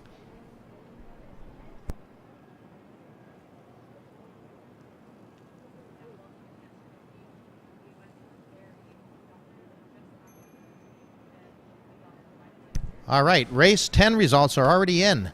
So interesting. It was first place to Juice in lane number 4, kind of as expected. They had a 2-minute time, which is great. I still expect that times to go a little bit lower as we move in through the day. Something below 2 minutes would be spectacular. Lane number 2, unbelievable. That Abraham Lincoln Dragon Boat team. I have to check it out to see if they're juniors or not. But wow, great finish. Considering they're in lane 2, that is spectacular. Abraham Lincoln Dragon Boat team in second place. And our friends from the Fort Langley Canoe Club, the Fortified, finished in third position. Fourth did go to the One Twisted Dragon. Fifth went to the RGL United, built by Bird. And in sixth position went to the Metro Vancouver 44 Cheeks. I got to find out if they're actually Metro Vancouver as in the local government, if you want to call it that, the Metro Vancouver. And again, in seventh place from Richmond, the Richmond High School Flying Colts. So a variation of teams here, again, mixed and junior teams, but very spectacular finishes in that race. Got to keep an eye on that Abraham Lincoln Dragon Boat team. And here you have a great shot of a number of boats out here. Looks like, do I see 8 boats out there right now? I do. So it's going to be interesting if we're going to have 8 boats in this heat. And what we're moving into here, just so you know, this is going to be a race number 11 on your grids. It's the Premier Women and Paddlers Abreast Canada Breast Cancer Survivor Division. So this is going to be our first race in this division. And it's going to be our first qualifier. It's race number 11 on the grids, and we will have 8 boats. So you've been routinely seeing 7. So now here we go again from the North Shore, from right to left on your screen. It's the Waves of Hope in lane 1, the Chestmates in lane 2. Lane 3 will be the Sisters in Sync, and the UC Irvine Elements in lane 4, the VIP Gorging Dragons White in 5, the Orca Women in lane 6, the Dragons Abreast Toronto in lane 7, and the West Island Dragons in lane number 8. So they're all going to mill around there until they come under direct control of the starter, and we'll let you know when that happens. Just a spectacular day here. Just look at that. I mean, it looks like a postcard now looking at your screen, right? Unbelievable. So again, it is the Premier Women and the Paddlers Abreast Canada Breast Cancer Survivor Division Qualifier 1.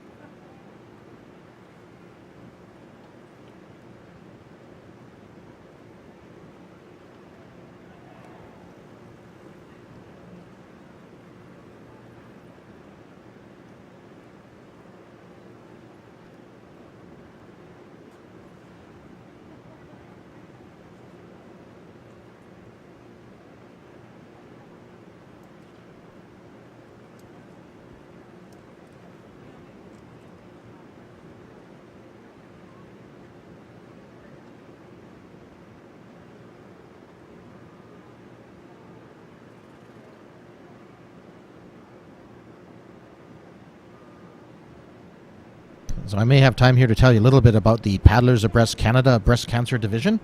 The teams race with the Premier Women, as mentioned, then in a separate semifinals and finals.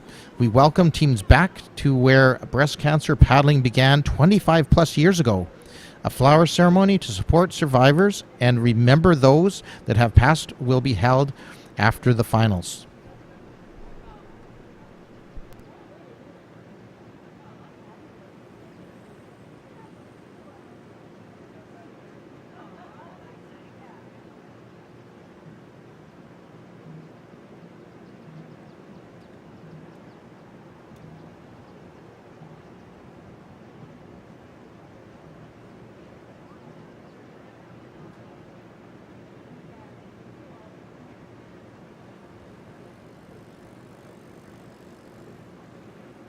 Taking a few extra minutes here to get this one started. I did see some race officials heading up to the finish line, so there could be something that they need to validate or check out before this race go. So a minor delay.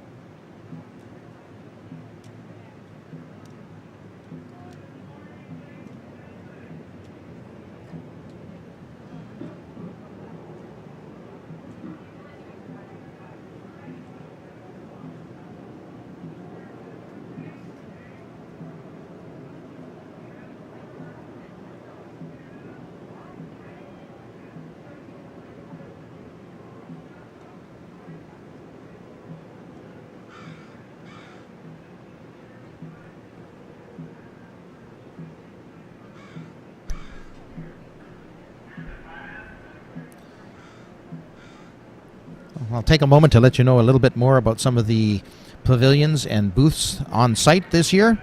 On the Creekside Park North, we have the 2030 Olympic Bid Community Consultation booth. We have the BC Lions, who play incidentally this evening against the Argonauts over here at BC Place. And we have the BC Responsible and Problem Gaming booth. We have Burn Water. We have Coast Outdoors. We have DTS Neighborhood House, Earth Ventures, N-Corp, Fresh Prep, Fashion on the Move, Funky Pants Canada, Latincouver, Mayo Detox, Neo Financial, Norwex, Water Lily Apparel, Wireless Wave, Samsara Cycle, Silver FX, as well as Sweet Legs, New Westminster with Nora, Terra Breads, TELUS, The Other Half Chinese Stem Cell Initiative, and Vox. There's our minor delay. We're letting a few of the Falls Creek ferries, water taxis, come down to pick up and drop off passengers. That's another part of the exciting festival here at Concord Pacific Dragon Boat Festival 2022. And the beauty of the shared waterway here, known as Falls Creek.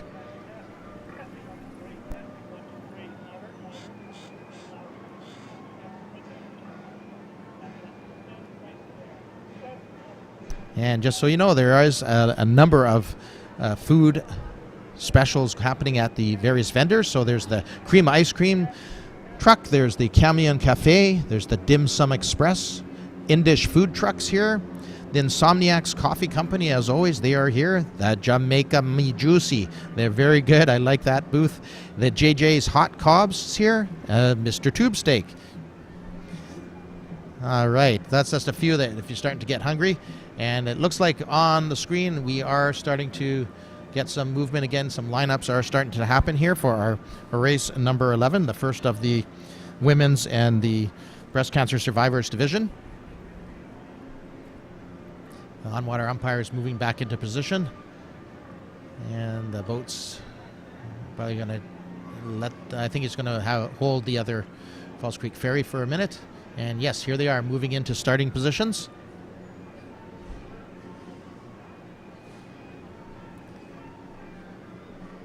All right, bear with us for a second here, and they are moving into position.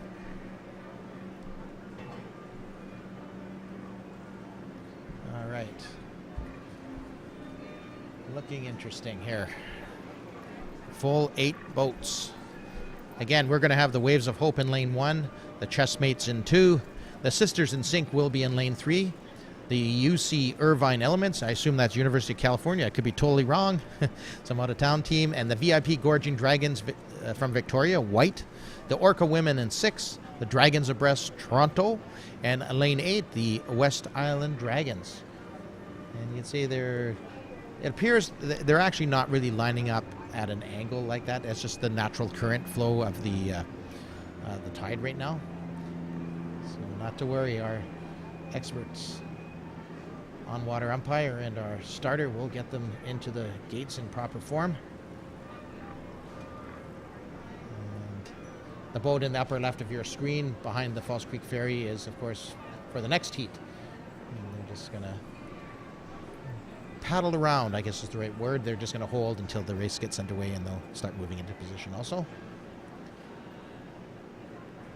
And looks like she's having them back down. A couple of teams are doing a little bit of back down. You can see lanes numbers 8 and 7 asked to back down. You can see their paddles now, about half the boat's backing down. That's good. Just going to back them back out. I think a few drifted a little too far, but she obviously is holding this lanes number 6 and 4, so see, they must be in good position. They seem to have a good handle on what they're up to right now. They'll back up and then they'll move them up again. So lane number 5 is now moving up. Lane number 5, of course, from Victoria, the VIP Gorging Dragons white. And in a moment she'll have them hold. She's letting them run. They're going to hold. Yep, they are holding. And we still have backing off lane 7, the Dragons Abreast from Toronto. In Toronto, most of their dragon boat racing is on Lake Ontario. Yes, they do have breezes, but the one thing they do not have to contend with, which we do here, is tides, right? Every race venue is slightly different. The freshwater, saltwater. Here it's kind of cool, right? We're in saltwater and tidal in Falls Creek, yet we're fully protected. But we do have winds too. And here they make their way back in and getting great direction. It looks like they're going to hold any second now, those dragons abreast from Toronto. I think she's probably going to have them hold hard there. Yeah, looks like it. Good. And lane number 3 needs to back her down. She just gave that instruction also. Sisters in sync.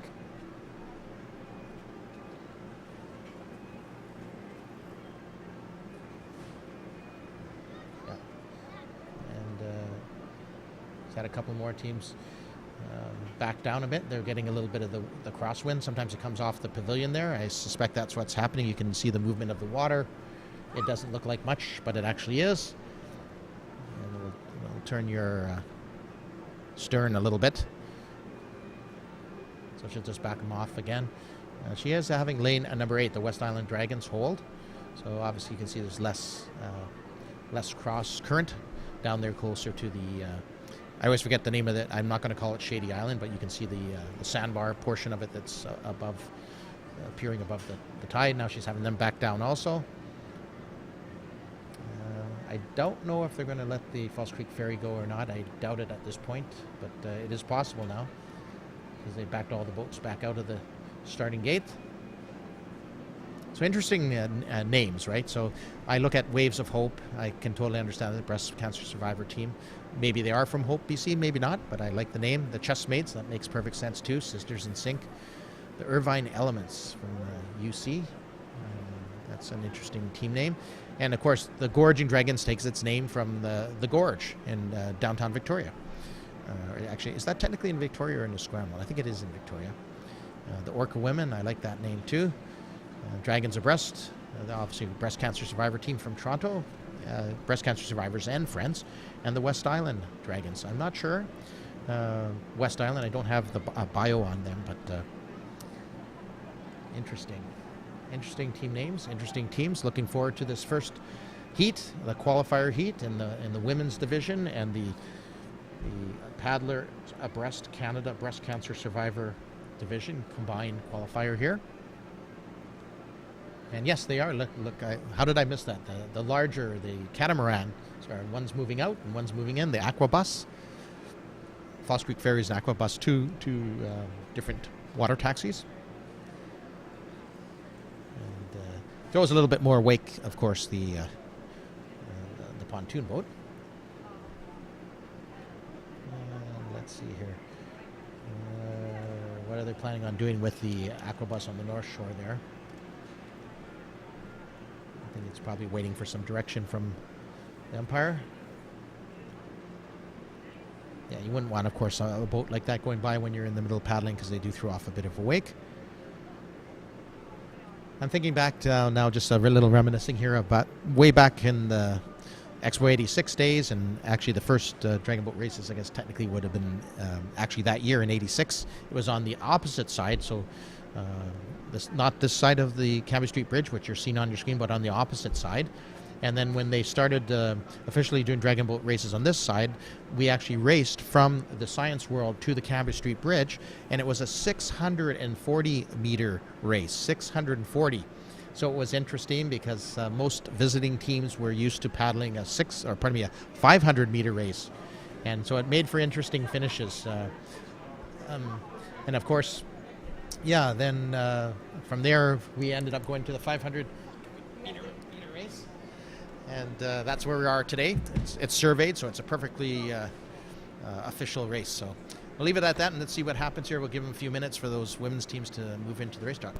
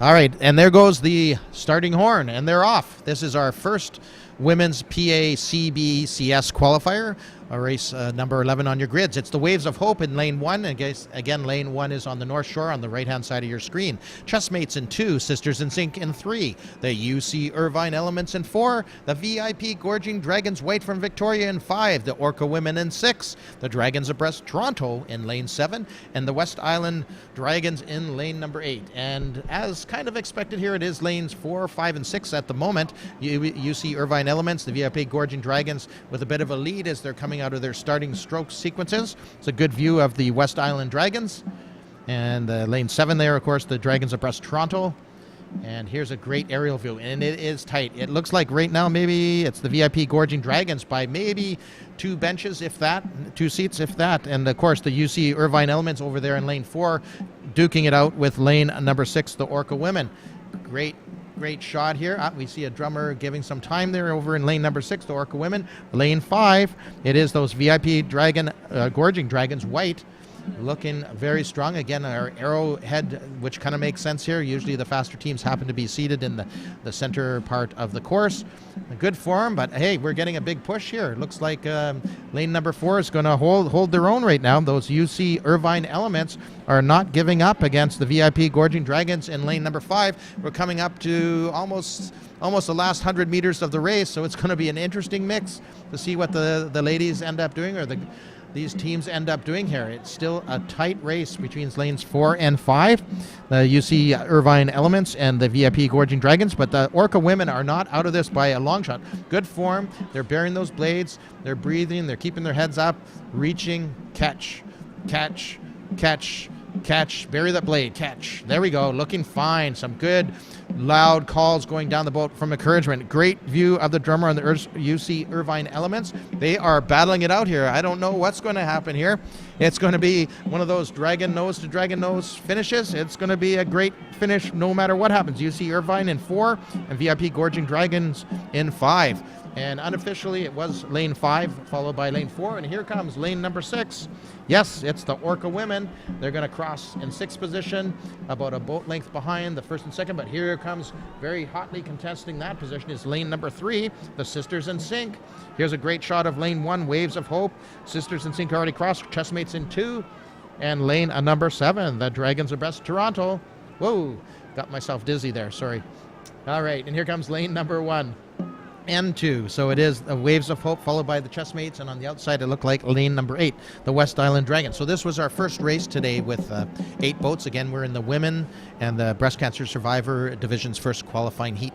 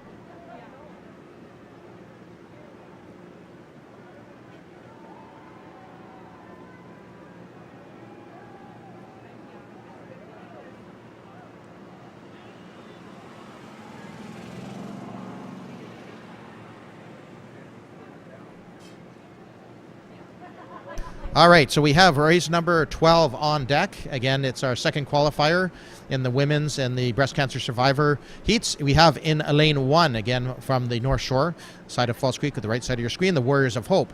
The Chemo Savvy Pink Thunder in lane 2. Concord Pacific Flying Dragons in lane 3. Lane 4, the Dragon Zone Juice Truck. Lane 5, the Falls Creek Masters. And in 6, also from the Falls Creek Racing Canoe Club, the Sag and Dragons. And lane 7, the Dragons of Hope. And lane 8, Women Alike Abreast a River in lane number 8. And they're looks like they're under starters orders or marshalling. They're still marshalling. Lane number 8's just coming into view.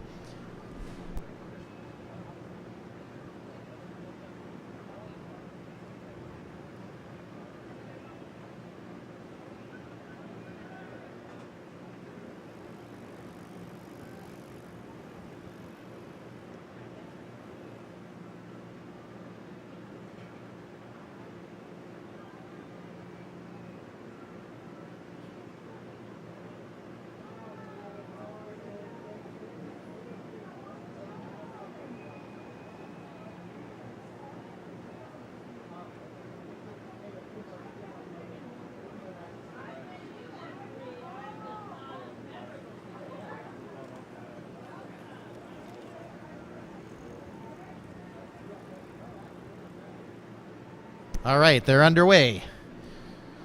And let's watch those center lanes. And it looks like right now the early jump out of the first 6 or 8 strokes is lane number 4. And that, of course, is our UC Irvine Elements. Looking good. Looking good. So as they break out now, here's a good view of our lane number 8. You can see the paddlers aren't 100% in sync there, but you can get the idea. So that's, perfect paddling is totally in sync, but they're doing their darndest to keep that boat moving. Lane number 8, but indeed it is lane number 4, the UC.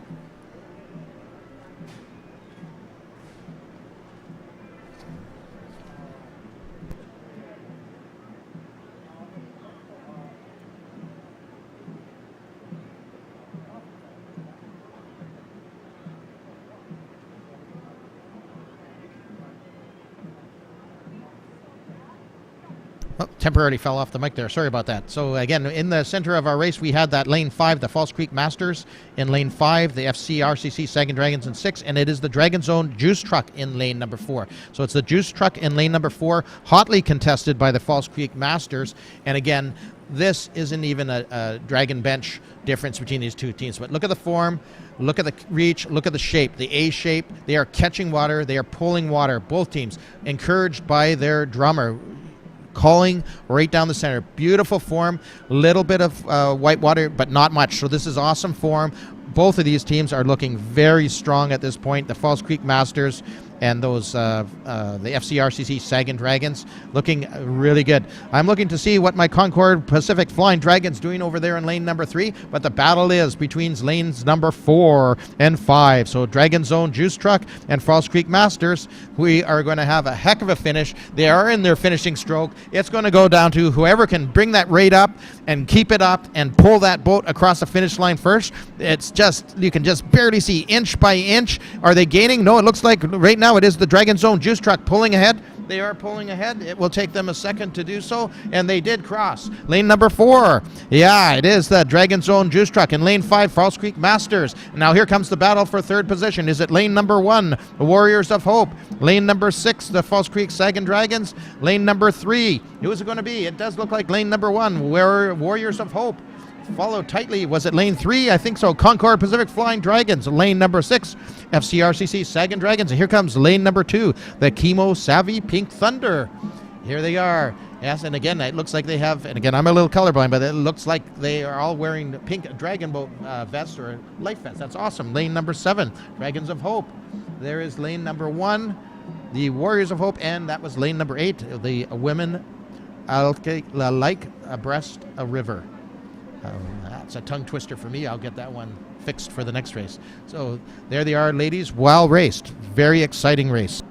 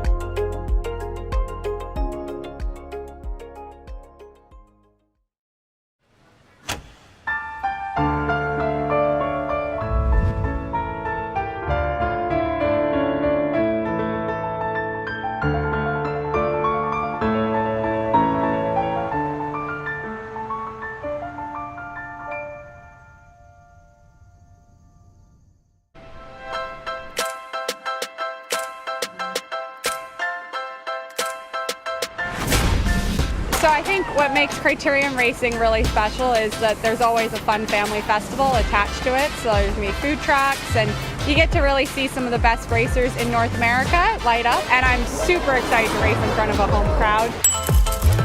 We're serving authentic Japanese food, sushi rolls, sushi bowls, and Irish sushi and fried chickens.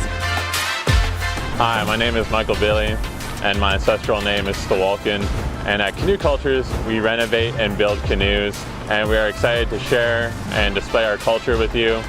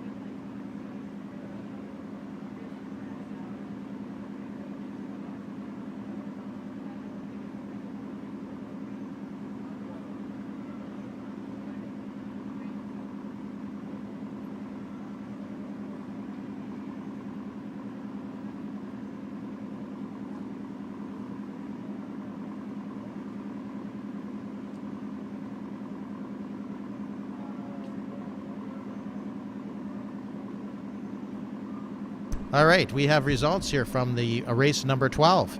The first place went to lane number 4, the Dragon Zone Juice Truck.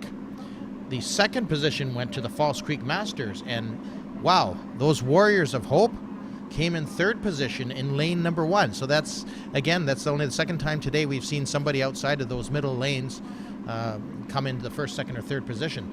The fourth position there was from False Creek, the Sagan Dragons. And fifth came those Concord Pacific Flying Dragons in lane number 5. Or pardon me, they were in lane 3, but they came in 5th position. And the Dragons of Hope finished 6th, followed by the Women Alike Abreast a River in lane number 7.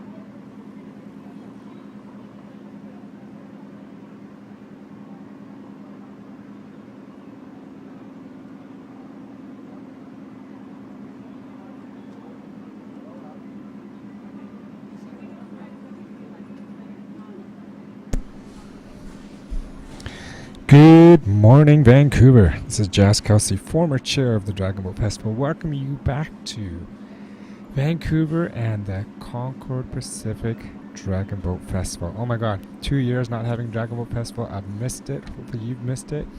The weather is fantastic. It's a great way to start off dragon boating again. So welcome. We are going into race number 13. This is the women's PACBCS qualifier number 1. And in race number 1, which is on the North Shore, it'll be the North Shore Dragon Busters. In lane number 2 will be the Chemo Savvy, Pink Lightning. In 3, Club Saki Women. In 4, FCRCC Senior C Women. In lane number 5, EDBRC Tsunami. In lane number 6, it'll be the Saints Preserve Us. In lane number 7, East West to Brest. And in lane number 8, Wonder Broads, BCS Windsor Essex. So again, welcome back everybody. Welcome to all the paddlers here. It is great to be back. Great to have the sunshine and all of our vendors and sponsors and all of the entertainment that we have. I hope you spend the day today and tomorrow enjoying the races, enjoying the events, enjoying all of what our sponsors have to offer. And a big thank you to all of our sponsors for making this happen. So look forward to seeing you out there and watching these races.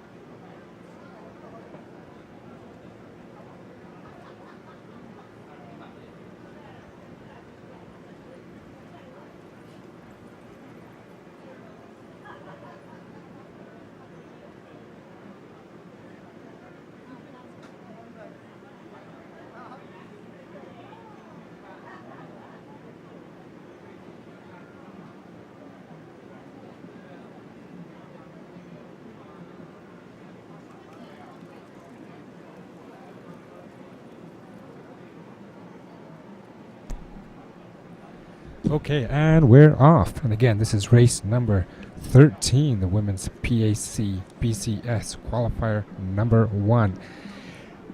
And we're about a third way through the race right now, and it looks here's a great shot, an overhead shot of the teams. It looks like it's a race right now between lane number 4 and lane number 5. That's the FCRCC Senior C Women and EDBRC Tsunami.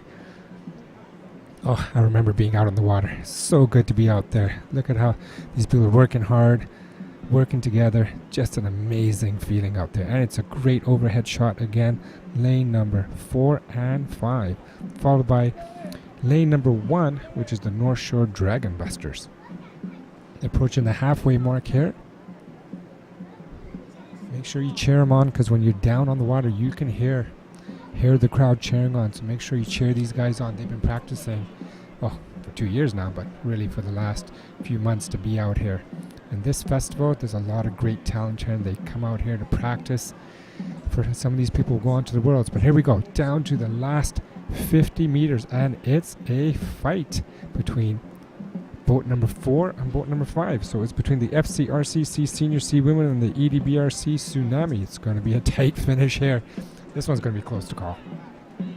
Oh my god, that is a great finish. They got 2 or 3 boat lengths on boat number 3. Here we go into the final 10 meters or so, and it's close. Oh my god, well, we're going to have to wait and see what the results are for that. But a great race between 4 and 5 for that last finish. Followed by team number 3, that's Club Saki Women. Followed by lane number 1, which is North Shore Dragon Busters. Then there's lane number 8, which is the Wonder Broads BC Windsor Essex, followed by lane number 7, the East West 2 abreast. In 6, and followed by 2. In lane 6 is Saints Preserve Us, and 2 is Kimusabi Pink Lightning. Well done, teams. Well done. Way to race. That was a fantastic race.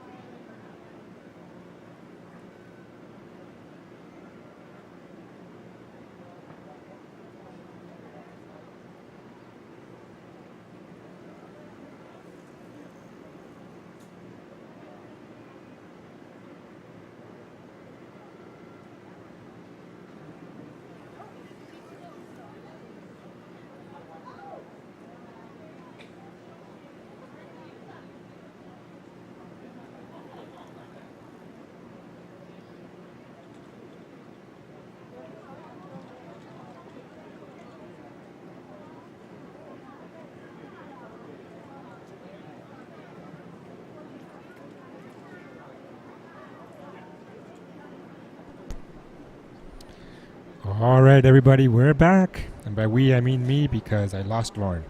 If anybody finds him and if he's in the bear garden, send him back. Anyways, we are on to race number 14, the women's PAC BCS qualifier number 1. In lane number 1. Oh my god, I'm going to screw up these names. I apologize in advance. Cinerube. In lane number 2, Busting with Energy. And if I screw up these names, I apologize. It's been a long time. 2 years. Lane number 3, it's Wasabi Impact. In 4, Wasabi Force. In 5, Dragon Max. In 6, Nuttin' Dragon Women.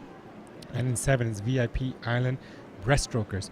All right, and it looks like lane number 4, as we would expect those middle lanes to be a little bit faster. Lane number 4, which is Wasabi Force, is taking a bit of the lead as we get out of the gates here. Oh, what a beautiful day to be out in the water. What a beautiful day to be out and watching the spectacular athletes coming down the raceway here. So here's a great overhead shot. So it is lane number 4, followed by lane number 1, Cinerube. And I apologize if I'm screwing that lane. Oh, you guys found Lauren. He's back from the bear garden. Perfect. But a great overhead shot. Again, it's lane number 4, which is Wasabi Forest. Welcome back, Lauren. How was the bear? Refreshing. Excellent, excellent. Well, it's a great race. You missed the last race. It was a tight finish on that last race, 4 and 5.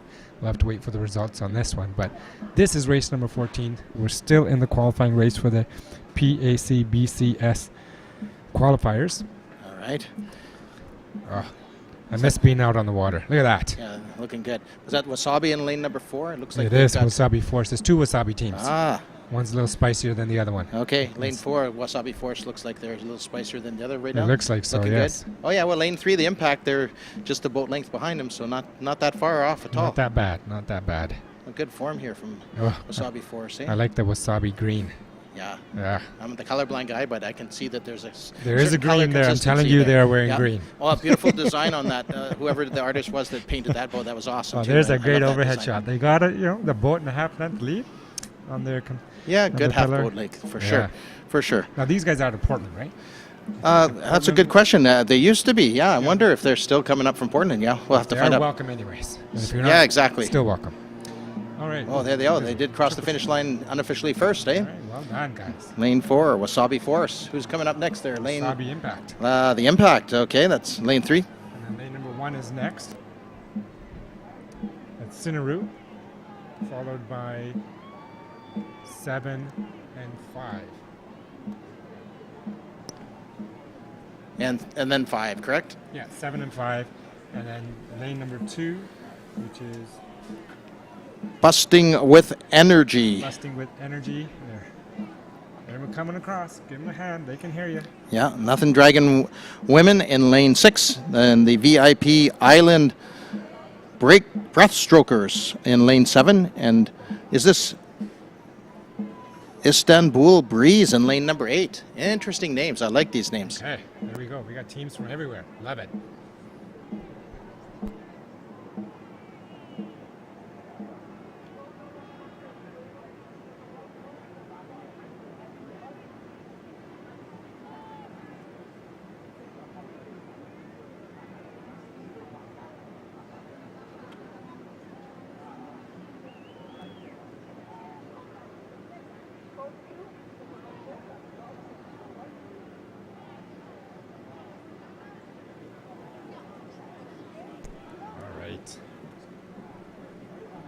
That was a beautiful race. Okay, here, ooh, look at this. Race number 13, the results. There you go, Jazz. Go okay, for so it. Look at that time between first and second. So EDBRC just snuck in by 7/100ths of a second. Yeah. Faster than FCRCC Senior C Women. Wow. Yeah, so that's definitely the length of the whisker coming out of the think nose so. of the dragon. At so least that whisker. Yep, the tsunami from Edmonton. So this they did really well there to hang off the and fight off the battle from Falls Creek Racing Canoe Club Senior C Women. So that was definitely a great battle. And hey, Club Saki Women came in third, eh? Yeah, but look at the difference. I mean, Yep. even Tight, very 14 tight. Seconds behind. Yeah. Those first two teams, elite Yeah. teams, you can just see the caliber that's coming through. And a time of 2:25. I remember back in our days, that's still a good time. Oh yeah, exactly. Nowadays, in 2 minutes, probably when they get down to the more advanced team finals, right? And it does depend on the time of day too, because of our tidal and the tides and tidal stuff. effects. Exactly. And whales coming in and out. And all Yeah, that kind yeah, of well, stuff. exactly. Orcas. Yeah, you got it.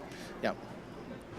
Yeah, absolutely. Everything affects the racing, and it's part of the deal. So, no, actually, that was a very good race. That's the one you called. The, that was a race great. 13. So, again, we're looking at a mixture here of Breast in the Boat cancer survivor teams and friends, and the women's division teams all going Mixed together in the together, yeah. qualifying. Just something new, something different, right? And it's amazing. And you can't really, as much as we can see the finish line, Yes. that finish line moves. At least from the buoys move. Oh, the buoys but definitely But move. the laser line, obviously, Exactly. which the guys upstairs Yes. use, and that's why we always have to wait for the official word. As Yep. much as our eyes are so good. That's right. Nothing. The past 25 years or 30 years know, of nothing's Dragon Boat changed. races haven't Nothing's affected our changed. vision at all. That's Yeah, I I agree. think we've been pretty much bang on all the time. Okay, good. But you're absolutely right, and it's always good to point out to some of the novice spectators or those watching at home, because they right now could see the boys on the screen, and they say, "Oh, those aren't straight." Well, that's okay, because it's the laser line. Actually, in the building just above us, they actually have the starters outside under a nice tent, and they do have a laser line on the official course, just like our starter does. Yeah, so it's good to know. So when you're actually in the boat, you Yes. never stop. You paddle through that line because you actually don't know Absolutely. where the line is. Yes, You that's assume right. it's in 5 Yep. feet or something Yep. of that finish line. You got to rely on the eyesight of your steers person and the calls between the steer and the drummer, and you definitely don't let up. You wouldn't let up until the oar is actually well past that line. Yeah. So and they have a little bit of room there to turn around and stop, and they can quite start on the. Well, here's this actually shot. There's the finish line right now. You can see that on your screens at see? home or those See how much work watching here. those guys are doing up there? Yeah, it's all digital. They don't get the AC. Like there's an AC unit behind them, but I don't think it's I don't helping think them. I see. They're just hot sitting up there and watching and calculating. Is Yeah. that Greg sitting over there? Greg, say hi if that's Yeah, you. it could be. Wave. He was up there a little earlier. I saw him Was he? well, he's lucky. He didn't have to walk. He got a ride on the little cart. So. Greg. Yeah. What's going on? Could be. It's hard to tell. There from he that is. angle. I see his Yeah, face. there you go. He just snuck a peek out there. Greg, been a while. Yeah. Nice to see you up there. I don't know if he can hear us. I hope he can hear us. When I was out there, I couldn't hear anything. So Yeah, I made such a good call too. Yeah. Such a shame. it probably closer to the screens or those watching Maybe. definitely on live. Yeah. So here's a Oh. shot of us. Another Yeah. shot. Beautiful Concord Beautiful. VIP area. Yeah. Concord Pacific. I want to know if someone can give me. I want the controls to that drone. Oh. So if someone can allow me to use that for 1 or 2 races, that would be greatly What's your appreciated. plan, Jazz? What's your plan? Well, I would actually like to be right down by one of the racers, like one of the boats, and actually go with them. So you can see like a bird's eye view of what they see going. Yeah, that'd be interesting too. They've had some great shots this year for sure for some of the early racers. When angled down a little bit lower, and you can actually see the whole boat. You can see the timing, the shape, the A shape. Yeah. It's been pretty spectacular. It's. Yeah. Oh, there it goes. I mean, I am thankful for air conditioning. Don't get me wrong. Oh, Yeah, I definitely don't mind air conditioning, but yeah, it's interesting that you do miss a few of the sights and sounds. But I encourage everyone that's at home watching. Sounds good. So we're going to show some results here. Take her away, Jess. all right. This was race number 14, the one that we just finished. So in lane number 4, but in first place was Wasabi Force, as we mentioned, and then right behind them was Wasabi Impact, about 7 seconds behind them, and then I don't know, Sinaru. I don't know if I'm saying that name right. We apologize if we apologize if we're screwing up these names, and someone from their team can come and correct us, please. But they came in 3rd, so well done to them. Excellent. And then in 4th was VIP Island Breaststrokers, and 5th was Dragon Max, and 6th was Nuttin' Dragon Women, and in 7th place was Busting with Energy. So good race to all of them. Now these are just placement races. Correct. These are qualifying races. They're still in the qualifying. These are actually probably, what is it, the 3rd one? No, this is the 4th qualifier in the women's and the breast cancer survivor and friends division. Right. So all of these get seeded into tomorrow's races, where then, based on timing and everything, Yeah, exactly. Or they might have another race today. I have to look further down on the grid, but I think there's a second race for each of these teams today, and Okay. then tomorrow they'll move into the semis and the finals. But there will also be some cup races this afternoon, so cup specialty exciting. races. So and 100, I think those are 100-meter knockout type races. So it's again something different, right? And if you haven't seen a 100-meter race before, what's super cool about the 100-meter races, it's literally just a start. That's all it is. You It's a just sprint. start and just You keep just go. building up your rate, right? You just go crazy. Where's Absolutely. the 100 meters? So there's the finish line. That's 50 meters there. The first buoy is 50, and then the second one is 100. Yeah, that's a good question. I would suspect that must be the 100, right? Is that 100 meter? Yeah. Oh, we need some officials to tell Yep, us what's we have what. to double check that. We need to double check on how long is the race? The race is 500 meters. 500 meters. So is yeah, the that's probably race, they so probably have marked that's probably that as that's probably 50 or something like that. but it'll be quick. Oh yeah. It'll be quick. I never actually did one of those. Yeah. That would have been fun.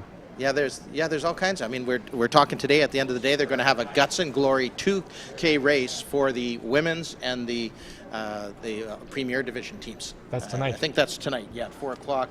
I know I have it down here somewhere on the grid, but that's Let's going to be just pretty assume exciting. it is, and let's change all Yeah, the schedule exactly. around to make sure that happens tonight. But it's well worthwhile to stay around and look at some of the other things that are going on the festival site. But you don't want to miss that. Those Guts and 2K Glory was great. races are awesome. There'll be one today, of course, as I mentioned, and there's going to be one tomorrow. And I keep having to change my glasses here, but yes, the 2K Guts and Glory Premier Women and the Open Division will race together today in that. Okay, So well, that's awesome. good. I would love to be in one of those boats, but not paddle. Yeah. What's interesting 2K is that how accomplished the teams are here now at making turns, right? That's something relatively new, but it's unique to our festival, right? So the 2K, basically, it's down, two up, turns, down, up. turns, and anything can happen, as you know, in those races, and it's so exciting. It's so exciting to watch. It's very safe, but it's very exciting, and man, the adrenaline flows. And they take off all the dragon heads and the tails come Yeah, off because yeah, there's some bumping yeah, there going could on be, out there there could be, and stuff. there and could be, We yeah. got to save those dragons. And as you know, this is a whole fleet of 16 brand new BUK boats. Oh, so yes. it's awesome, and 9 of those have those local artists painting on the side. So Yes. we're very privileged here, the paddlers and the teams here, to have these great. I mean, we're more than world class. We're leading the world in dragon boat festivals and racing here at Concord. The only place to be, only way to do it. That's right. All right, what do we got next up? No idea. Race 15, let's go with that. All right. In the PAC BCS qualifier, still qualifying number 1. So in race number 1, we'll have the Pink Crusaders. In 2, Breast Friends Edmonton. In 3, Wham Women. In 4, VIP Gorgon Dragons Red. In 5, San Diego Dragon Boat Team. Oh, welcome from San Diego. In 6, Abreast in a Boat. And in 7, Survivorship. Right on. So yes, it looks like you're right. We have teams from Edmonton here. We have local teams. We have Victoria, and we also have, as you mentioned, San Diego. So it's very cool. So is that Istanbul team from Istanbul? I want to know. Someone's got to tell us. We have to check that Let's one out. assume that they are. So we Okay. got people as far away from Istanbul that came here, Yeah, that's all the way possible. from Turkey. International teams for sure. Internationals. And now we've had that. We've had teams Oh, yes. from Germany. We've had teams from Australia. Yep. Hawaii. see- What was their name? Taiwan. No. the Taiwanese The team? big guys. Samoan fellas. Yeah, the Samoan Oh, guys. yeah. Those big guys. Yeah. We've had New Zealand teams also. Yeah, we've had Yeah, New Zealand yeah. teams as well. God, we've had, and of course we always have our Czech contingent that is made up of expats from Czechoslovakia. Yeah. I haven't seen them this year, but they've been It's pretty like the standard. World choice. Cup Yeah. of Dragon Boat. Yeah, you can call it that. Yeah, Let's we are just the call it premier that. dragon boat race in the world for Let's sure. just call it that. Absolutely. What's happening at the start line there? It looks like They're all confused. Yeah, well, it looks that way, They are but all there is confused. method to No the one madness, as knows you know, where Jess. they're going. Yeah.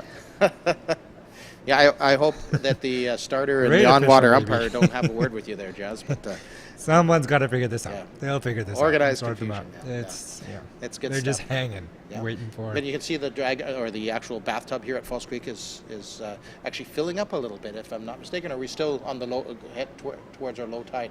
I forgot my tide I don't table know. at home Did this you morning. bring that with you? That's like a No, natural I thing for left you to it have at- with you. I did normally have that, and it should probably What's be in my going bag. on? But I did not realize this was called the bathtub. Now I have a different, completely view of what I am looking at. the ring around the top. You can right? see the tub. yeah. Someone needs to get one of those little, what are those little brushes? What are they? With Oh. the guy that bald guy that what's that? Oh my god! Like the white brushes that you clean shit with all the time. Oh, Magic eraser. Oh, Someone's yeah, gonna take a yeah, magic yes. eraser out there and start cleaning this bathtub. you got that right. Yeah, it's interesting. I think one of the fellows that used to call the races here, he was always warning people about the creek rats. yeah. But he was referring to the dragon boat team of the day called the creek rats, right? Not the physical rats in ones the that creek. would be Well, on. we won't talk about those Exactly. Exactly. No, so there's just so much to do here today. Outside. What do we got? You know, actually, you can take a look here. I mean, we have on the main stage, the 102.7, the peak main stage, which is on the Creekside Park North. Can't miss it. Yep, and we have, it's almost 12 noon, and that's one of my favorite acts coming up at 12 noon. It's the Eagle Song Dancers. Are you going to dance? Yeah. Well, they told me very graciously that they prefer to perform and that I can watch. So that was... Okay. Yeah, Well, at and- least they bring nice. Yep, exactly, and it actually is there. I really enjoy that show, and Aisa, I think is how you pronounce it, at 1 p.m. But that's some of the live entertainment. Of course, there's lots of things to do that on the North Shore there. Also, if you want to call it that, on the Creekside Park North, there's the Chinese Cultural Pavilion. Yeah. And the Indigenous Cultural Pavilion. You got to check both those. There's a lot going on in both of those. Okay. And it looks like they're in the starting position. Look how quick that was. They're back in, Yep, and they're off. off. Oh my God. So here we're going to See what watch, I happens? guess, as they do their initial, to get the boat up and running. I'm not sure, what did your teams do, a 616? Yeah, or we did a something 616. traditional? So the usual 616. The first six very short, strong to Yep. lift that boat out of the water. Absolutely. Absolutely. And the VIP Gorging Dragons Red in lane number 4 are looking awesome. Just some great shots here from the drone. So lane number 7, actually, they're looking pretty strong too. The survivorship out there, they're abreast in the boat over in 6. So again, get out there, cheer your team. Oh, look at that hand signal by lane number 7, the survivorship. That was an interesting call. And lane number 5, we have the San Diego Dragon Boat Team 2. So it is really easy. It's a battle right now between lanes 4 and 5. Jazz, it looks like the VIP Gorging Dragons Red. They're doing awesome. They are battling it out neck and neck with, lane 4, the VIP Gorging Dragons Red, and the San Diego Dragon Boat Team 2 in lane 5. And we're going to have quite a finish here. So pretty. And actually, I'm actually quite impressed with lane number 3 there, the Wham women holding on their own. They have great timing, and here's a great close-up shot where you can see the A shape. So we are digging deep. Most of the blades are hitting the water at the same time to catch, and they are pulling water. That's a little so bit of white important. water, but they're looking good, looking solid, right? Very solid-looking teams here. And we're coming up to almost, the 400-meter mark very, very soon. And most teams, it's going to be interesting what they're going to call, if they're going to call an early finish or not. You don't normally see that in the initial qualifying. They'll usually go with the boys as a practice and think they're at the 400-meter mark. So I see some communication here. Actually, great view actually of lane 3 there, the Wham women. And Oh, I like lane that 4, band. she's Wham. Remember yeah, them? Wham, Wham. Wham. And here you go. You remember those guys? Yeah. And look at them dig deep, pulling water, catch, pull, catch. Yeah, they picked up their pace a bit. They're going to hold off all challengers. It looks like unofficially, it looks like it is going to be lane number 4, the VIP Gorging Dragon Red from Victoria. There we They're go. about to cross, and again, as Jazz has told you, they just push through all the way. You don't stop. And there's lane number 5, Jazz. It looks like the San Diego Dragon Boat team. Yep, number 2. And then lane 3, the Wham women. Wow, great finish there. And it's going to be 7 and 2. Yeah, let's encourage the rest. So it is the survivorship in 7. Lane number 2 is the Breast Friends Edmonton. I And love number that. 6. In lane 6, of course, a breast in a boat. And then Yeah. Followed up by Pink Crusaders. Yes, Ah. lane number 1. So well raced, ladies. Absolutely spectacular race. Very exciting. Could hardly wait to see the finish times on that race. It's been very good. So here you go. Here is where you don't have much energy, and if you're leaning on the paddle there, just holding it in position, you're getting a good cool down shot from your steersman and drummer. But mainly, you're just trying to catch your breath, right, Jess? Or somebody's cracking open a beer. Something like that. Yeah. You can see Lauren is way more technical than I am. Fair enough. On that stuff. Fair enough. Well, they have isn't it Red Truck? Isn't Red Truck our Trucks, beer sponsor? They this year? should just race to the Red Truck. Okay. And And then that- well, the first kinda team that's that what gets they're there, they all get a beer. Well, that's the thing here. We have, I think it's been described as the largest beer and wine garden in British Columbia. Yep. At our Concord Absolutely. Pacific Dragon Boat Festival. So within the bounds of the site, you are allowed to grab a beverage and and cruise around and check other Only things if you're out. of age, Lauren. Oh, Don't yes. tell anybody to just go there. Well, I just turned 19, so I was celebrating. Okay. What can I say? Oh boy, too much fun. That's all it is. Just gotta have fun. This is it. You gotta So it love looks like, Jazz, looks like we're What's going to going on? race number 16 that's on deck or makes coming up sense. is going to be the Premier and Open Division team. So my this should God. be pretty exciting, and it should be interesting to see those times. And we don't have full heats of 8 boats initially, but it's going to be pretty cool. That's, Okay. so at least we have which is really good. Okay, so we're going into the open division. So this goes. Anybody's going after anybody. This is it. Yeah, But again, lined up by, generally speaking, the faster teams from history and Yeah, and exactly. the So they whatever. kind of precede them here also, and you'll usually find in the center lanes, the 3, 4, 5 are usually 5's usually here, just based on known seating from regattas, etc. So. And of course, they're always the unknown. Sometimes it's the out-of-town teams, and particularly you weren't here earlier, or you might have seen it on Concord Live, or you might have been out on the site. But there's a team, and I believe it was a high school team, Abraham Lincoln, secondary perhaps, That was the name high of school, the- maybe from. That was the name of the Yeah, team? name of the Abraham team, Lincoln? and they were in lane 2, and they came in like 2nd place or 3rd place. Nice It's dog on the unbelievable. back of the bike. Like it. Oh, yeah. He's just chilling. Absolutely. So we have a site here. Of course, we're not just looking at sites. We see the boats returning back to the Dragon Zone from our viewpoint, and we're looking on. And we get to on the people screen. watch. Yeah, the people. A lot We of are people. people watching. People do walk by here, but we're behind very dark glass. Yeah, so we can make comments and no one can see us. That's Okay. great. Yeah, exactly. And it looks like we are starting to line Nope. up for our next race, of course. So, and if I'm not mistaken, this again it says Open Division Round 1. So this is our initial qualifier. And go ahead, Jez, if you want to call All them right. out by lane. So we got teams through lanes 2 through 6. And lane number 2 is Nut and Dragon Masters Black. In 3, it's VIB GD Senior Open. In 4, EDBRC Premier. In 5, Wham. Didn't they just race? It's a different team, It's though. the open. I know, it's Yeah. an open But still, team. some of the paddlers could have jumped off that one boat back into this onto one. the other ones, yeah. Absolutely. And then in lane number 6 is Dragon Max. Yeah, exactly. And the VIP GD, I'm sure, is Gorging Dragons, so they must be from Victoria. The EDBRC is the Edmonton Dragon Boat Racing Canoe Club, and they paddle, I believe, on the North Saskatchewan River up there in Edmonton, or Edmonchuck, as some people call it. But I guess I should stick to the formal name Edmonton. Whatever suits your fancy. Oh yeah, I've spent a lot of time up there too. Yeah. As long as we don't get in trouble, Lauren. No, definitely not. I think I've think been in at one enough time, trouble. I have to be honest. At one time, being a BC Lions fan in those years that Edmonton used to, the Edmonton team of prior years, they had a dynasty up there. It was not much fun going to a game. You could get pelted with snowballs of all things. It was crazy. But that's in the past. In the past, my friend. Absolutely. So, yeah, it looks like she's got them lined up very well. As you can see, they're just moving into the starting gates. It's looking really good. And we're almost about to get started. Yeah, looking really good. All right. Looking good under starters orders. And we're going to have a fantastic race here. Again, it's the Open Division, round number 1. And looking good. All right. So very excited. Yeah. There we go. And they are away. Here we go. Lane number 4 from Edmonton, the EDBRC Premier, jumping off to a bit of a head start there with a couple of boat lengths. Not boat lengths at all. We're talking two Seat lengths, benches, if we're that. talking, Exactly. yes. But we have a hotly contested race here. Any of these 5 teams could come in first, second, or third. It's going to be spectacular. So let's keep an eye on this Open Division Round 1.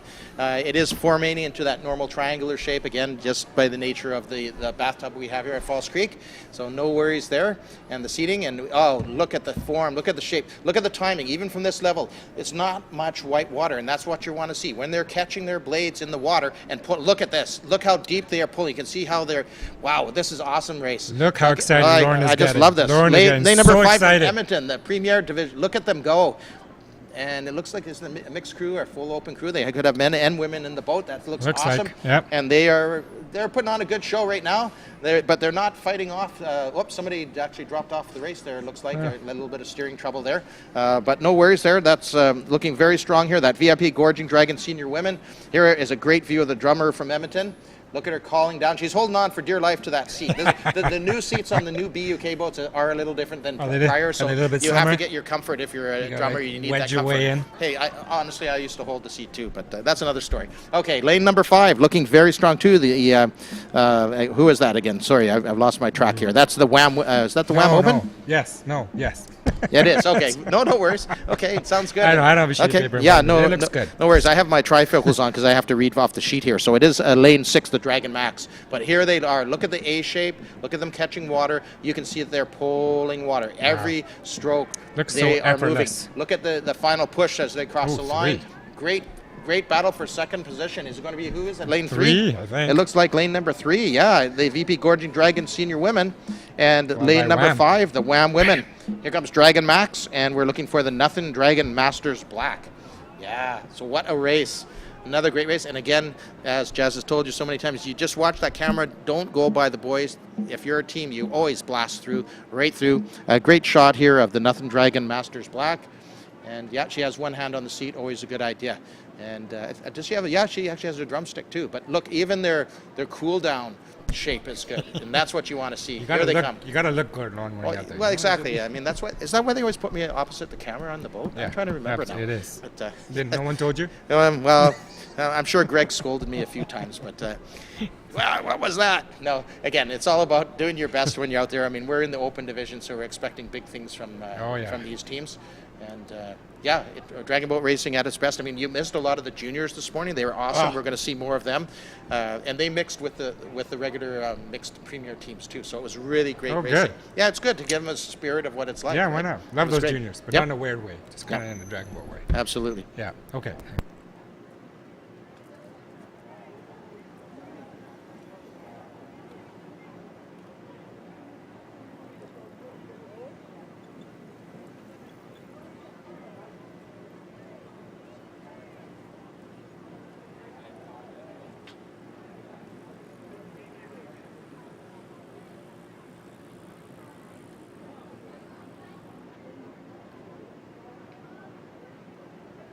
Great, fair enough. All right.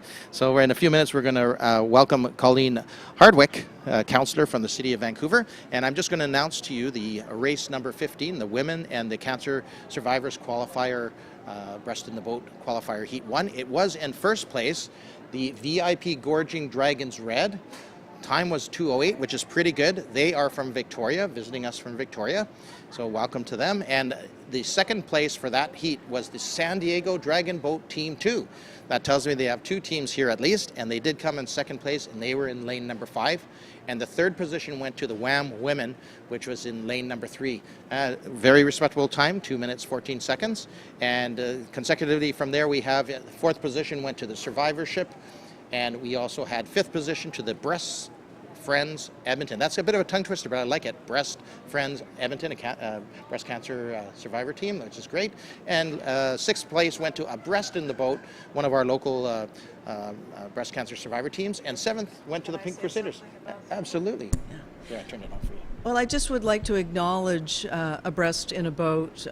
One of the founders was the late, great Jane Frost that we just lost within the last month, who was a major supporter of women's dragon boats, especially women dealing with breast cancer survival. And so a great loss, and a big shout out to A Breast in a Boat.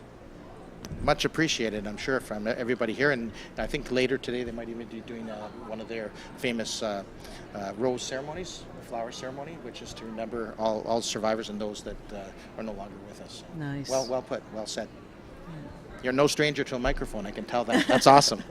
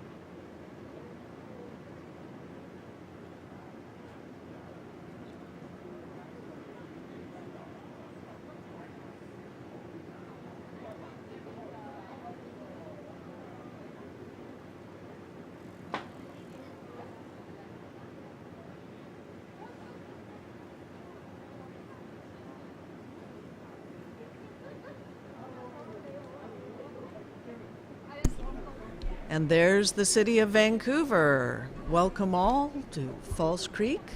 This beautiful summer day, finally.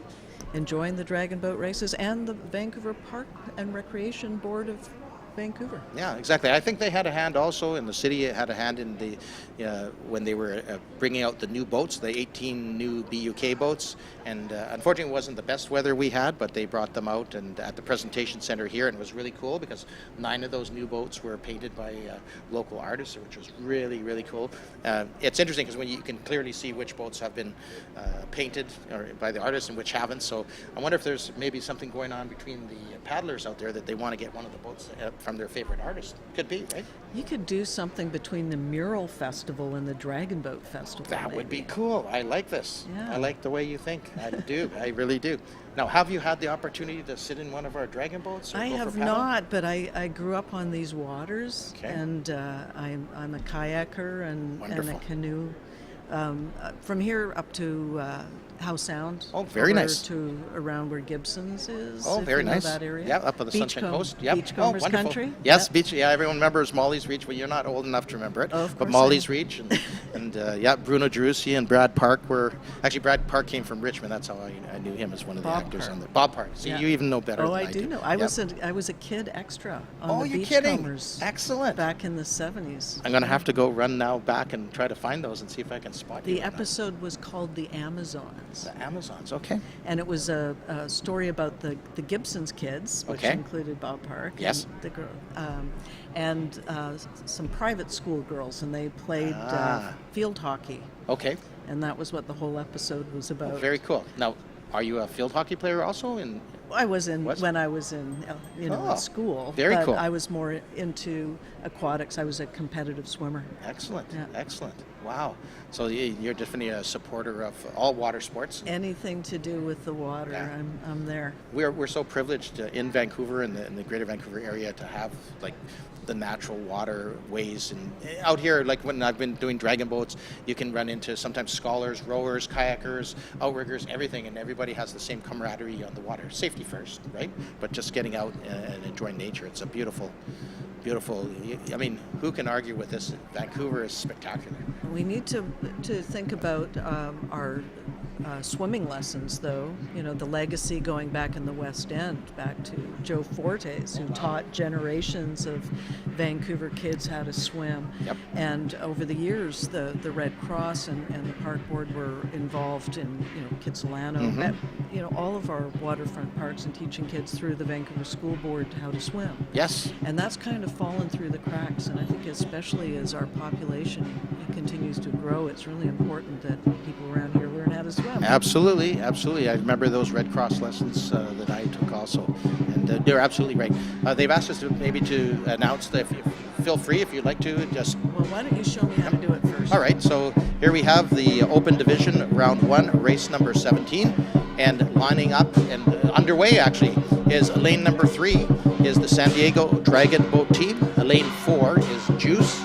Lane 5 is the UCLA Dragon Boat. And lane 6 is the Raging Rebels. And what a start lane number 4 Juice had. They jumped out very rapidly. Races can often be won on the first 6 strokes or lost on the first 6 strokes. So let's see how they do when they come up to as they come up to the old BC Pavilion corner.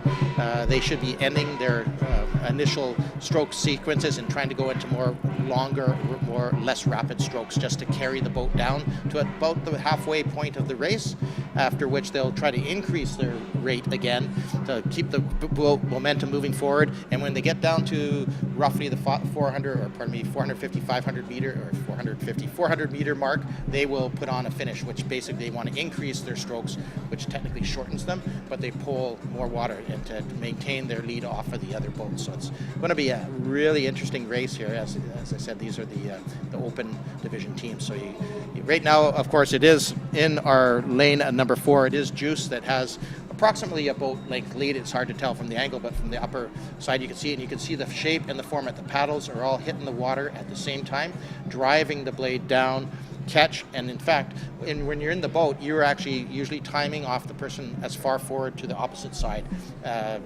you see that in these kind of premier teams. You can see caterpillaring happening in other teams sometimes, but this is spectacular racing. All of these teams are well versed in the techniques, and it looks like lane number 4 though is still holding their own right now, Colleen. They are looking good. The juice. And go I ahead. noticed that all the boats are the same. So are the boats provided? Yes, the boats, they are all BUK, or a lot of people call them buck boats. They are actually technical boats made in Germany, and a brand new fleet here of 18. So they're absolutely the same. They're to technical standards that are even. So everybody is assured of total fair play. The only real difference is going to be the guys that are sitting in it and how well they paddle and how well you steer and how well your drummer calls for you. But you're absolutely right. It's a beautiful thing, and that's one of the most important things here at the Concord Pacific Dragon Boat Festival is the fact that we have these state-of-the-art, brand spanking new fleet of 18 boats, which Fantastic. is yeah. And how many similar competitions are there that this quality of Well, rower would be at? that is a great question. In fact, and I'm not trying to be biased, but Vancouver here, the Concord Pacific Festival, is one of the top 3 in the world for sure. Gold standard. Yeah, absolutely gold standard or above. I mean, Hong Kong's up there usually too, for sure. But yeah, I've had the privilege of going to many dragon boat races around the world, but there's no doubt we are known as being one of the, if not the premier dragon boat racing and festival. It's the combination of both the cultural impacts, the food, the entertainment, everything, and the site, right? It's Vancouver. And it's what beautiful. a spectacular day. I don't think you could have asked for a better No, day. absolutely. It's not, a little sunscreen maybe is a good idea today, but absolutely the heat is out there. You cannot ask for a better day, right? There's no rain, although a little rain, they say sometimes, Colleen, is actually a good thing. It's a good luck thing. So, but you can always get that from your water bottle if you really want, right? But yeah, here's a view of some of the sights and sounds happening right now on Now, the site. these are from drones. Correct. They actually have the master drone. I think they might have a backup this year, but yeah. And occasionally they'll, just to tease us, they'll bring what down low here, but they can't actually see us because we're behind the glass here. But they do bring it down here. But yes, and that's done by one of our sponsors. Here is Peak Technologies, and they're actually in the control room on the roof of the building that we're sitting in right now. And the drones are just off on a dock off to our right-hand side. So, and we're talking for those people at home again, we're in the Concord Pacific Presentation Center, which is kind of on the north shore of Falls Creek. Yep, looking across at Science World and all of the development along the south shore of Falls Creek. That's right. Yeah, you're looking at Creekside on the opposite side, and the Olympic Village and the boathouses you see down there. That's all part of Dragon Zone, which is well, here they're there we teasing are. us. We're Here waving at you we're through the waving. window. Can you see us waving through the window? We're waving to the drone. Great shot. Look at all those geese. Oh my goodness. Yeah, I can't speak too much to that because I did come from Saskatchewan technically, and those are really good to eat. So I don't want to get into any I think trouble. they're a little short on predators out here. Yes, We see a lot of them. I totally agree, Colleen. And unfortunately, they breed other not so nice things either, right? Too much. You know how it is, and it's no fun walking through the park right now with all the goose stuff there. But because there's the yeah, drone. there, You can there's see the it drone out there the too. window. Fantastic. Yeah, they have a number of different angles in the camera. They do a great job. Those fellows at Peak Technology do a great job here. So I'm interested in asking you a few more questions, Absolutely. if you don't mind. So all of how many different teams have come in here to compete? This year we have about 120 teams. And how many people in each boat? Each dragon boat physically on the water will have 20 actual paddlers, one steersperson, and one drummer. So 22 is what we have in our races here. Wow, so that means we've got a couple thousand Oh, participants. easily, probably, yeah, exactly. Because most teams on the official rosters, you would carry a total of 26. So you always have your 20, your steersman, your drummer, and then you would have normally 4 spare paddlers. We call them spares because they, depending on your coaching, they might put you in for a certain time of the day. You might perform better, et cetera, et cetera. So there's 26. Oh, one of my favorite acts is coming on the stage. Oh, fantastic. But no, please, sorry. No, I didn't please mean to go. interrupt you. Too bad we can't hear them Yeah, over here. that's the one thing I have to be honest, Colleen. Normally, pre-COVID, we would be sitting out in the tent just outside there, and we can hear ourselves, which can, at least for me, is a scary thing sometimes. But you can hear the sights and sounds and smells of the festival. So you can hear the drums, you can hear people calling on the water, especially when it's lower tide. You can have the sound raises up, and that's really a cool thing. Especially been involved for so long, it just gets the adrenaline going. Like even watching on the screen here really can get you going. But I mean, the beauty of this sport, which incidentally, my wife might be watching, but I met my wife through this sport also, and it's all ages, all levels. The junior teams many from the high schools here in Vancouver, and actually even one from Richmond, they participate through the Milton Wong Legacy. They don't have to pay any fees or anything to join the dragon boats, and it's great because it brings up new paddlers. I mean, you have to keep feeding your sport, right? Yeah. So it's a really good thing. So you have the junior teams, as we like to call them, and then you have, of course, we have the specialty teams, which you've already mentioned. For example, breast cancer survivors. We have Conquering Waves teams that are mental health challenge. Persons can participate in that team. How do people find out about that? Sorry. No. They just letting us know. Sorry for the interruption. They're just letting us know that we're going to rerun race number 16. So that just came from our technical upstairs. So I'm not sure what the reason was, but we're going to rerun that one, and then we can get back to our questions. But actually, it's here we are again rerunning race number 16. Again, we don't know the actual official reason why, but we do have. If you feel comfortable in listing them off, it's totally up to you, Colleen. Well, so running through, it's the number is the lane that they're in? That's correct, the lane number. And it's from the North Shore to the South Shore is the same way they're listed. Okay, well then in lane number 2, we've got Nothing Dragon Masters Black. In lane number 3, VIP GD Senior Open. In lane number 4, EDBRC Premier.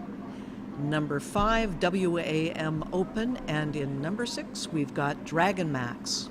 Very cool. Well said. Thank you. And I just heard from upstairs that the reason they're rerunning, there was a technical failure on one of the timers. So they are rerunning to make sure everything is 100% fair and accurate, which is always the best thing about this festival too. We are very attuned to the needs of the paddlers. So lane number 5 is from Edmonton. That's the Edmonton Dragon Boat Racing Canoe Club Premier Team, and they're holding their own right now by about a half boat length.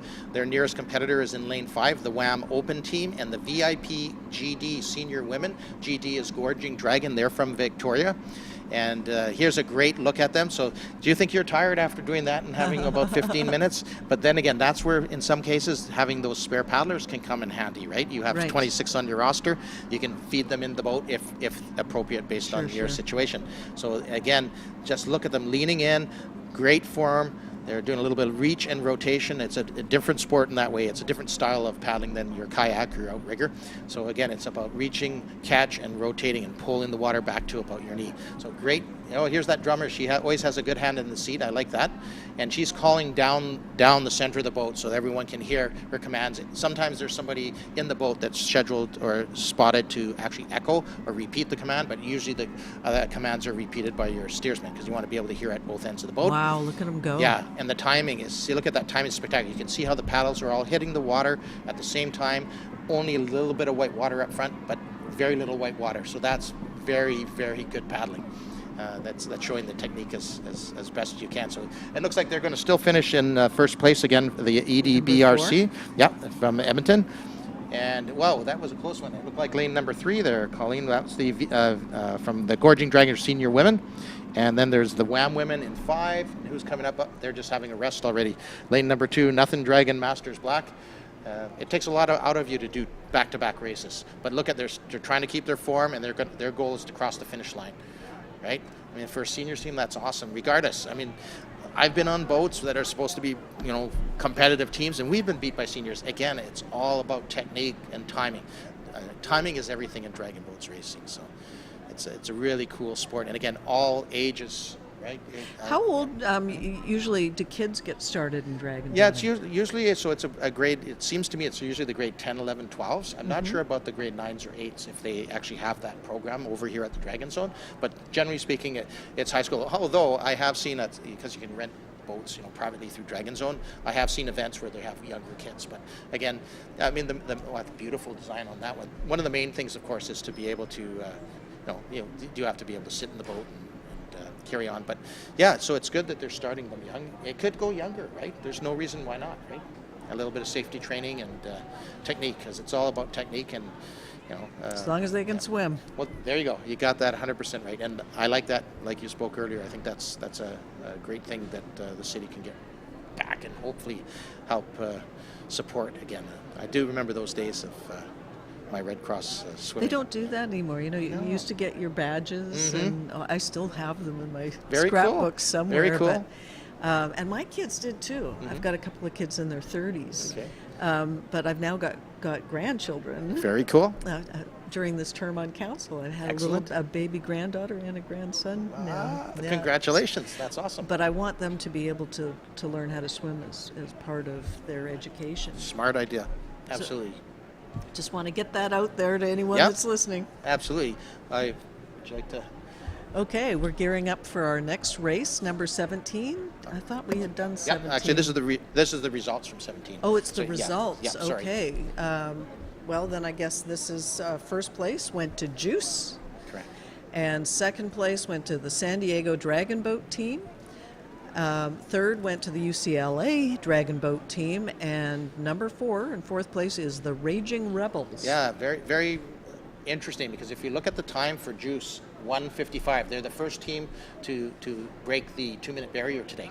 Wow. So and but those are spectacular times. so did San Diego. Exactly. In second place, San Diego. It's interesting. And UCLA, obviously from California. My guess is they're from UCLA in California. So very well battled out race, but very close in time. So this open division is where you get more your premier teams, if you want to be more competitive, maybe is the right word. And so it's going to be very interesting, because that was only like one of the qualifiers. We have a few more qualifiers to finish before we decide. There's actually a total of 3 qualifiers for this division, so it's going to be very, very hotly contended. And again, the times do change a little bit because of the tidal effects going in and out, but it all evens out because of the way we seed the races. So Well, the tide was way out this morning. Oh, yeah. It was down at the beach. yeah. Well, no other surprise visitors on the beach, I hope. No more big red barges or anything. No, but you know, when that happened, because I live down by Kitts Beach, Yes. I was working. I was on a Zoom call, as I recall, and my husband came running. He said, "Look out! There's this barge coming in." So I ran up to the roof.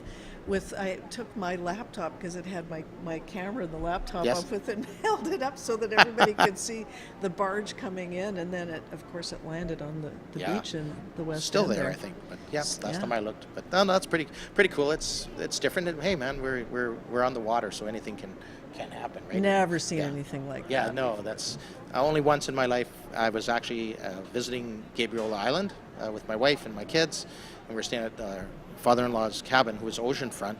And Jen woke up in the morning and said, "You can't believe it. There was literally the same thing, but it was loaded with lumber, and people were trying to do self-salvaging until they finally brought some very large tugboats in, and then because the tides there aren't as extreme as we were getting, they were able to relieve it. But it was interesting how many people just appeared in all kinds of boats just trying to take some of the lumber.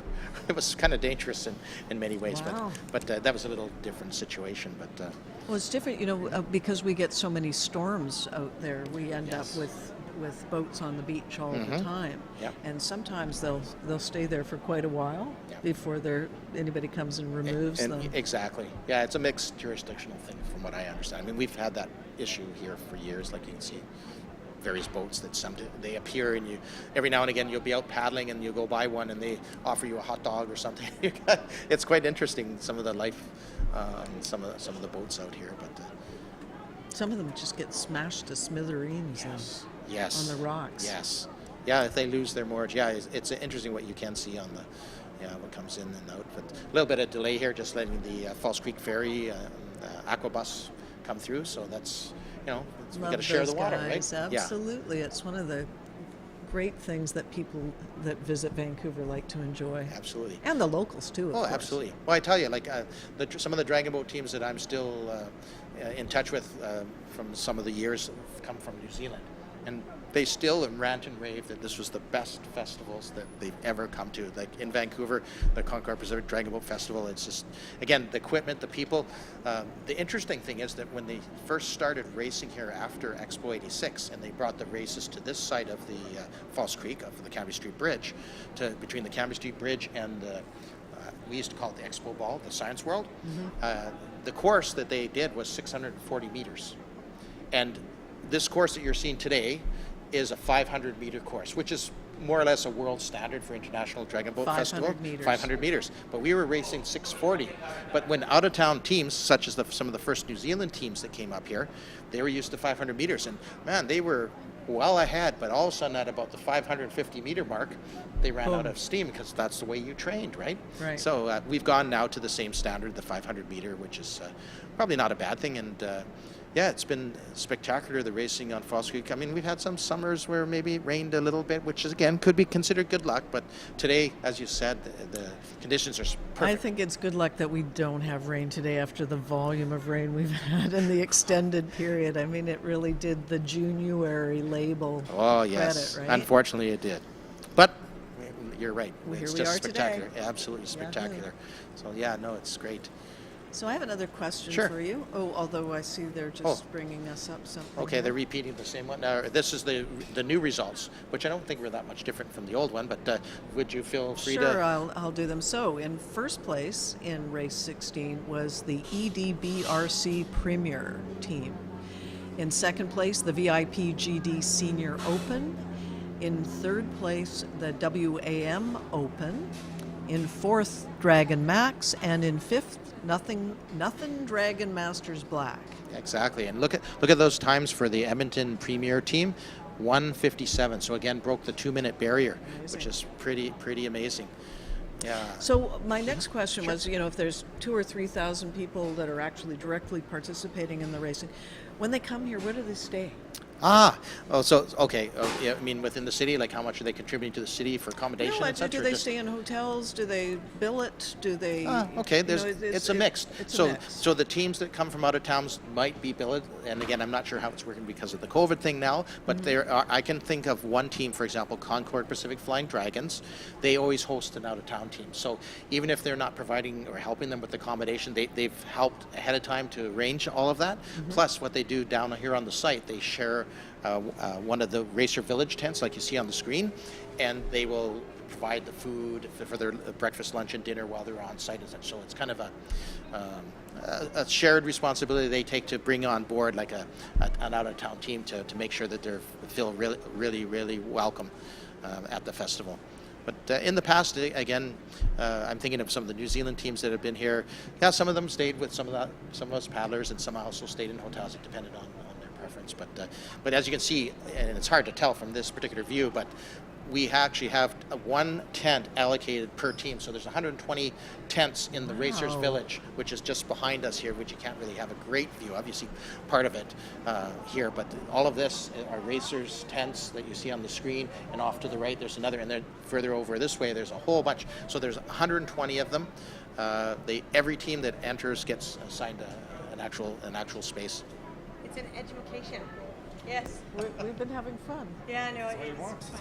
I'm so happy because it's so busy. Like I just did a quick little jaunt around. I can see that. Yeah, the food booths are just going mental and happy. And, yeah. That's good. And the Zolas are playing tonight at 7. Oh, I missed that part. The Zolas? Oh, very yeah, cool. Yeah. Okay. So they'll bring a lot of people there too. So. Makes me just want to get out on the water. Yeah. There you go. You've got to come down to Dragon Zone and paddle with us. Yeah, it'd be great. I've got my little kayak at home on the garage. I can get put it it out. in the water and come down. There you go. You see, I'm surprised I don't see more people in paddle. Various craft out right now. Yeah. Usually they they block 'em off They usually down. ask them to, other than the actual aquafairs, you can't technically block off, of course, but Right. usually most people are pretty respectful if they know the races are on. Sometimes you can get kayakers, or I think a couple of years we actually had some outrigger canoeists that came in and just kind of moored to watch some of the races. But yeah, and as you know, there's everything out here on Falls Creek. So Well, we'll be back to having the fireworks. Oh, yes. Again, and those days we get so many boats out on the water. yes, It's huge. yeah, and all types too. I've had. In past years, before the clubs restricted it now, but I was a member of the Falls Creek Racing Canoe Club, and we paddled out of there, so Falls Creek Community Center, just down at Granville Island, and we were allowed to take dragon boats out, but it got a little hectic because it was darker, even though we had a proper light, so just for safety, we don't do that anymore. But you're right, there's all kinds of other craft you can go out and take a look. Another great aerial view here of the Concord Pacific Presentation Center here. And up there again is you can see the red tent on the screen if everyone's watching Yeah. the screen. That's actually the finish line, the official finish line. The digital finish line is up there. So they have a digital line. They can take digital photos. So that's where they had the technical difficulty, and that's why they did have the re-race. But it's not very common that we have issues like that. Also up there, probably on the deck, that's the Peak Technologies people. They hang out up there. They brought a special air conditioner then because they have so much electronics going, but that's all right. How many drones do they have? I believe they have 2. They have the primary one that we saw, and they have a secondary as a backup. But we can double check with There's them. somebody out there on a paddleboard. Yeah, there right you go. now. There was some earlier on the And opposite a bunch side. of geese. Yeah, I mean, I love Canada. I love Canada geese. But as I said, my Saskatchewan heritage, if you want to call it that, is telling me that some geese should be on the dinner table in a nice way. No offense to anybody out there, but we have a few too many. And walking around here is pretty scary on the sidewalks and the grass. It's just, but it happens, right? It's really proliferated. When we were kids, I don't remember seeing geese around at all. But again, my grandpa, your experience in Saskatchewan, used to shoot them. Yeah, exactly. We hunted them. The farmers were always happy because if you get a flock of 50 or 100 geese on a freshly swathed, quarter section of land, they can be gone. Clean it out. Yeah, clean it out. And now we're going to take a quick break here. They want to show us something online, some sort of promo video. So we'll be back on the air in a few minutes, folks.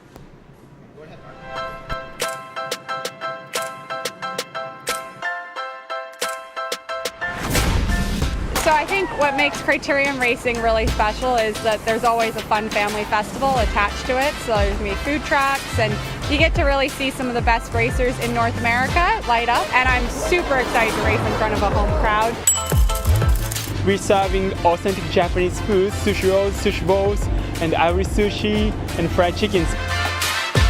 Hi, my name is Michael Billy, and my ancestral name is Stawalkin. And at Canoe Cultures, we renovate and build canoes, and we are excited to share and display our culture with you.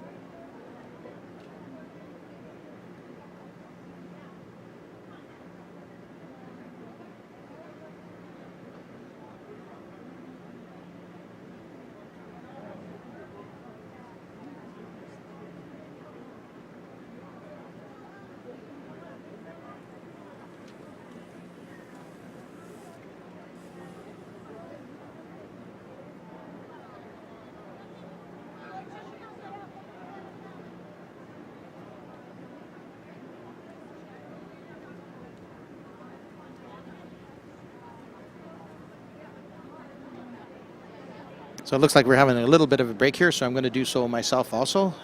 Enjoy the beautiful shots of the drone. I'll be back in a few minutes.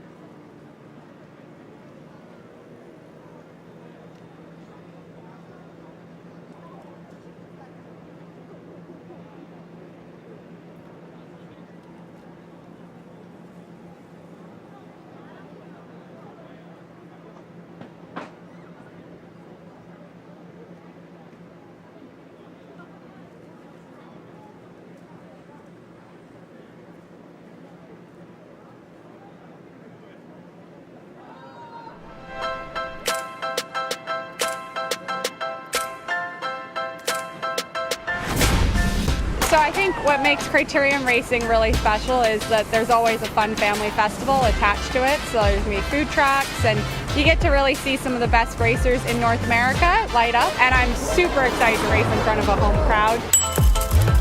We're serving authentic Japanese food, sushi rolls, sushi bowls, and ivory sushi, and fried chickens. Hi, my name is Michael Billy, and my ancestral name is Stawalkin. And at Canoe Cultures, we renovate and build canoes, and we are excited to share and display our culture with you.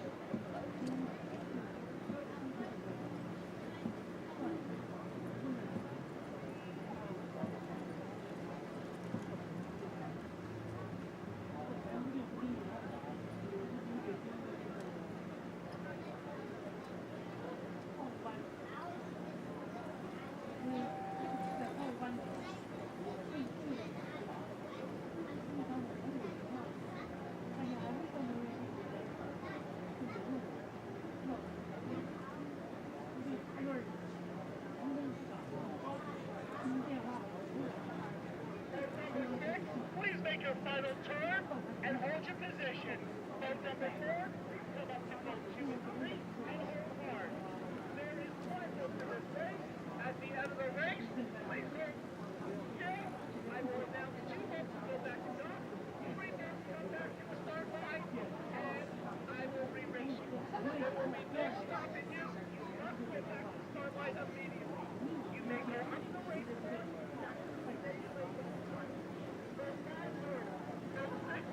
Set your butt straight. Go 5 come up. Throw home. Mr. Starter, you have the race.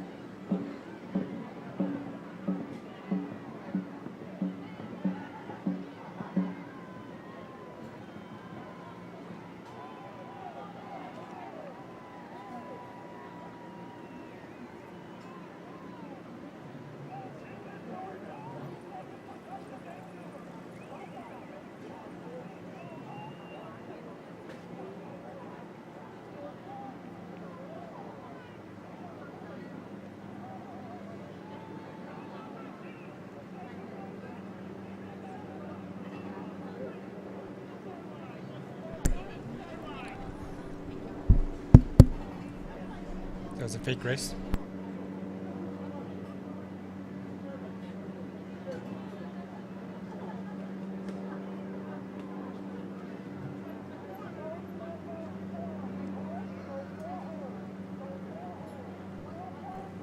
Right away.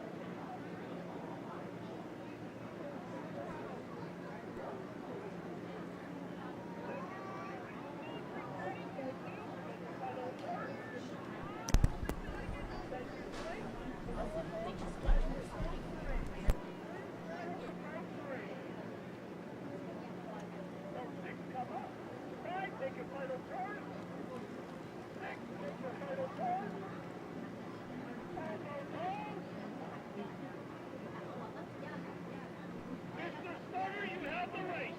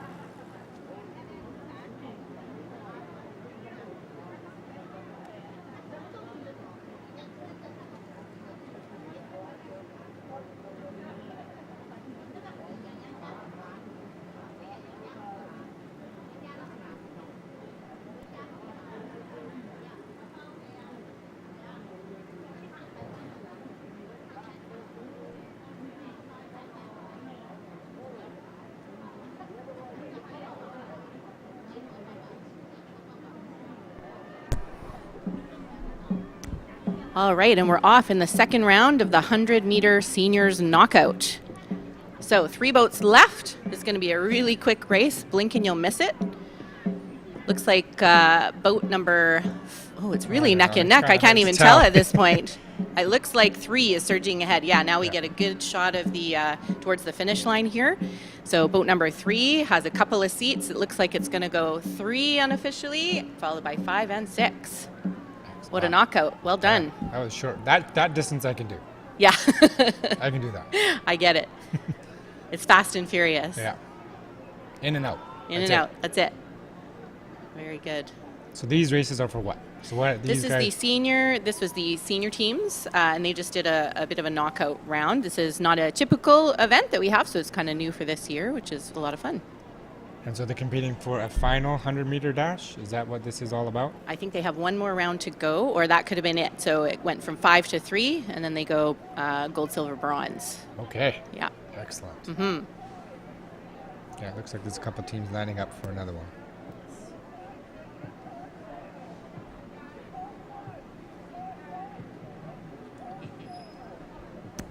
So that was the final, in fact. So it'll go gold, silver, bronze. So we'll have to get the team names and update you when we have them.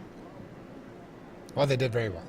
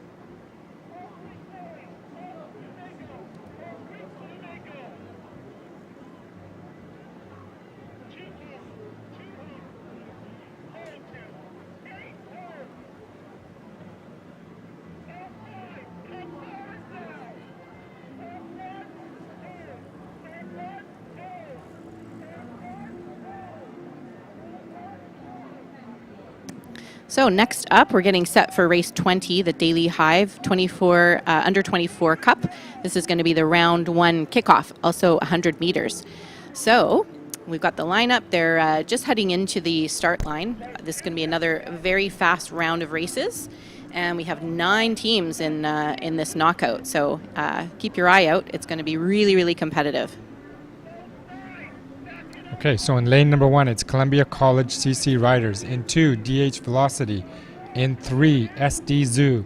In 4, DH0. In 5, Juice 24U.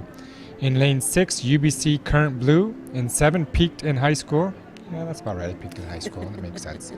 Lane 8, UBC Current Gold. And in lane 9, SFU Shockwave. So Peakton High School, interesting backstory. They basically practiced once or twice before they got back in boats, but they're all competitive dragon boat racers from way back in high school, and they're now all in their 20s and feeling a little bit of the age of the 20s. But of course, we all think that that's very young, and they should be super fresh. Exactly. They got nothing to complain about. That's right. Okay, last couple of teams are just loading into their lanes.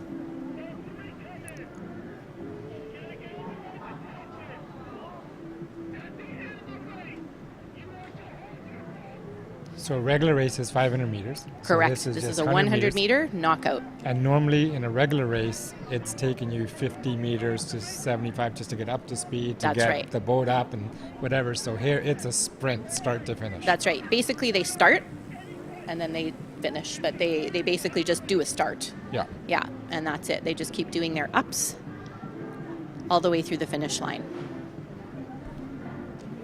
And this knockout actually has 3 rounds. So we're going to go from 9, and then we're going to go another round 2, and then we'll have the final. And they go back to back? They're back to back, Yeah. yep. So they basically finish, go back to the start line, do another round. A couple of teams will get knocked out, yeah, each round. Okay, it looks like the boats have all arrived at the start line. Just waiting for Madam Starter to send them into position.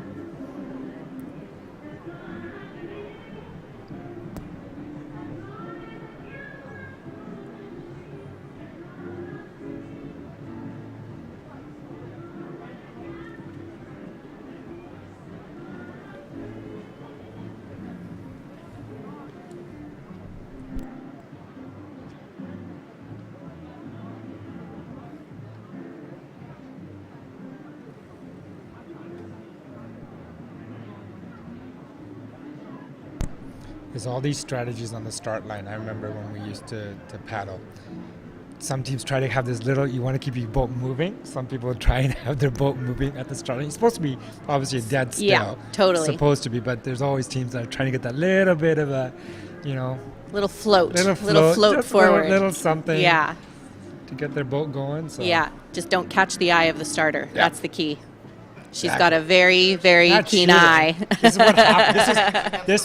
This was reality. That's right. These are the things This is that competition. These are the things we had to face when we were on the boat. That's right. I'm not saying I did that. I did witness other people doing those kind of things. That's right. You heard about it. Yeah. Yeah. Now back then, I don't know if we had the lane, but we would our steersperson would ride the wave of the boat beside us. Ooh, that's very Can't do tricky. th- Yeah, do you that can't do anymore. that. No, Can't no, do that you anymore. really have to watch that. Absolutely. Yeah. Yeah, you have to have a really good steersperson to do that. That's right. Yeah, a little drafting. Not so possible to do right now. It's kind of like the equivalent would be when a truck is driving behind another truck. Yes. On the freeway, so you have That's right. that little bit of, you're not expending as much energy. That's right. And then, or those cyclists, maybe those cyclists. that drafting, go, yep. Yeah, and where you just pull out and you get Completely. that extra speed. That's right. So good. Yeah, exactly.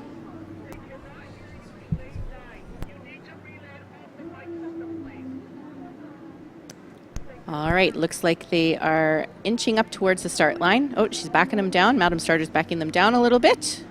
Do a little reshuffle. It's those people It's a that lot are of trying to teams. sneak ahead. Yeah, that's right. The strategy is at play. Exactly. So backing down a little bit. And the teams are used to this, of course, and especially these teams, they're all very experienced, even though they're under 24s. They're very competitive, very experienced teams, so this isn't really going to faze them too much. They're Except for used those ones to that it. peaked in high school. I don't know about those guys anymore. That's right. That was it. Right. Their glory days are over. Well, we have to say nice things about them because Do most we? of them are the children Oh. of my fellow team paddlers. So I'm on the. You have to say nice things. I have to say very You do. nice That things. doesn't Yeah, mean they're all lovely I children. don't know any of them.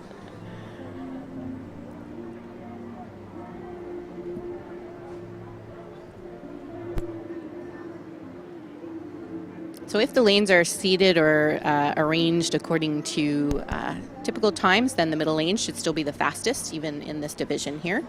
Yeah. And we know Juice, U24, and UBC, of course, are great great teams, Dragonheart 0, UBC Current Gold, SFU Shockwave, DH Velocity, very experienced. The others are a little bit newer. Columbia College CC Riders, also very good, very experienced.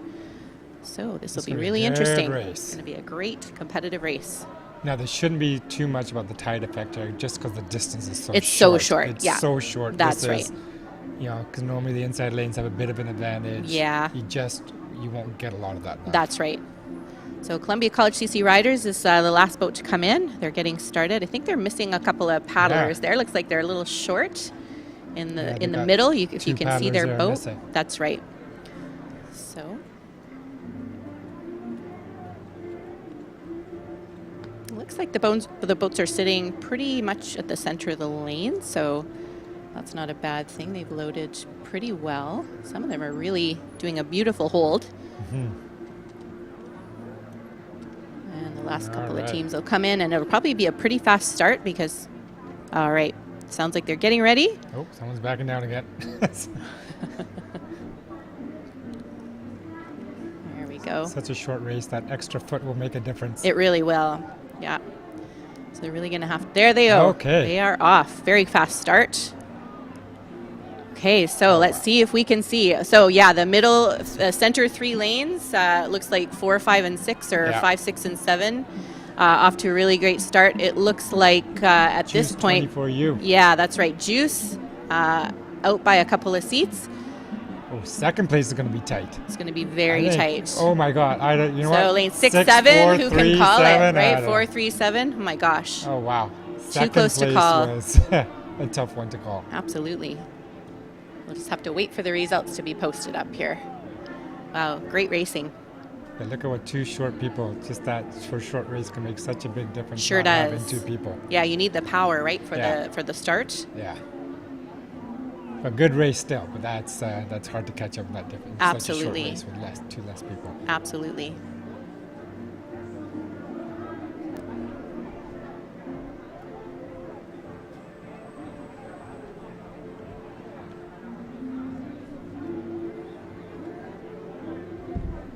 And after a race like that, the paddlers are often a little bit more spent than some of the longer races because there's no little recovery time in the middle and no nice sort of flowy race pace. So it's just, like you were saying, a start and a dead stop, basically.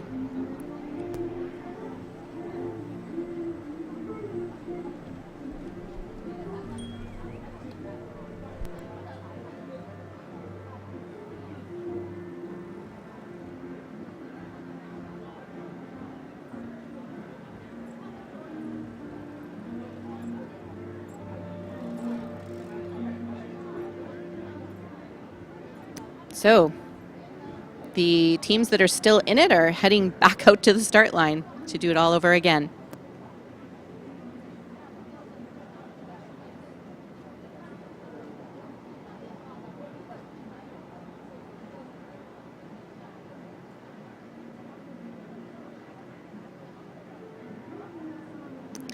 So the official results in the Big Steel Box Senior Cup for round 1 KO 100 meters.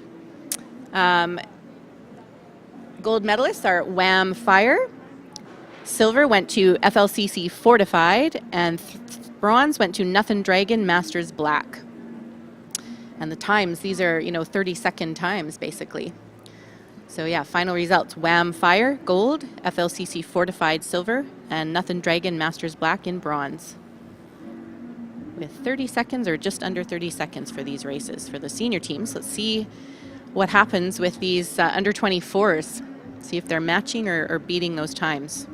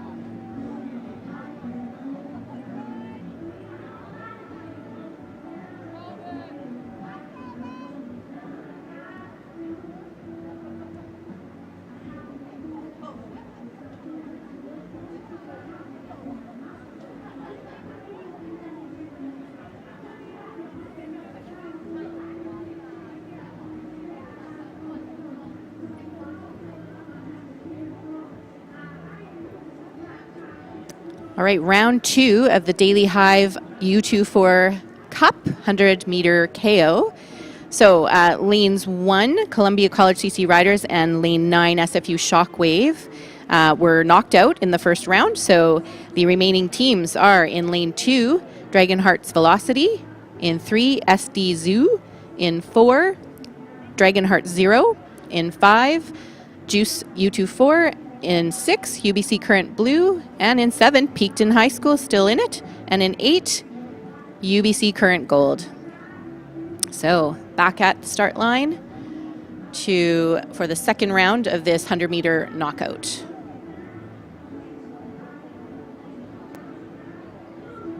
It'll likely be another very fast start, excuse me.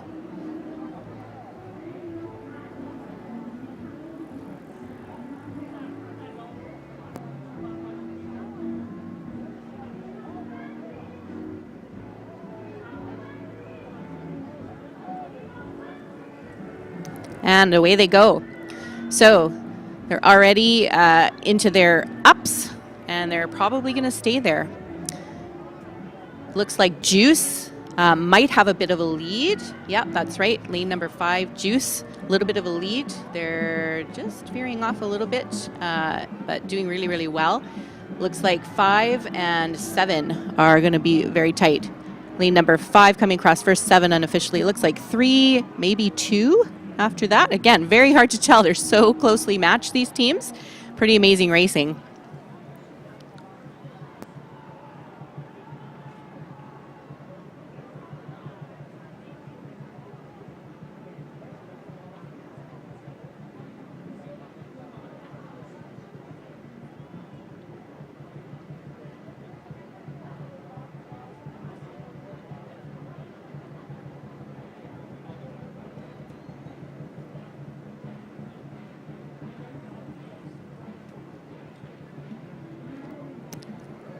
So we'll wait for the results, and we'll be able to tell a little bit before the official results come up, looking at who ends up paddling back to the docks.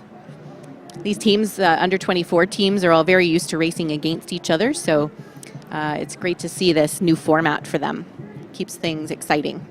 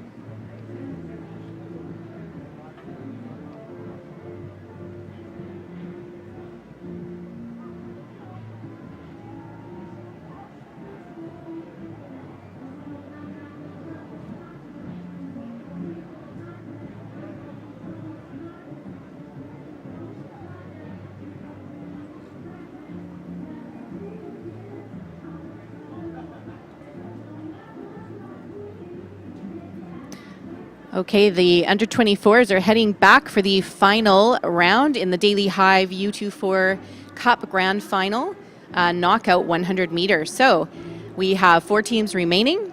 In lane 3, SD Zoo. Lane 5, Juice. In lane 7, Peakton High School. And in 8, UBC Current Gold.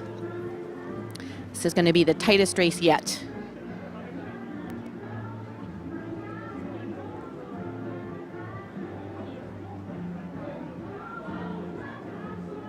So these teams are paddling out to the start line, probably taking a little moment to try and relax the muscles with a light paddle so that they can get all ready for the last sprint.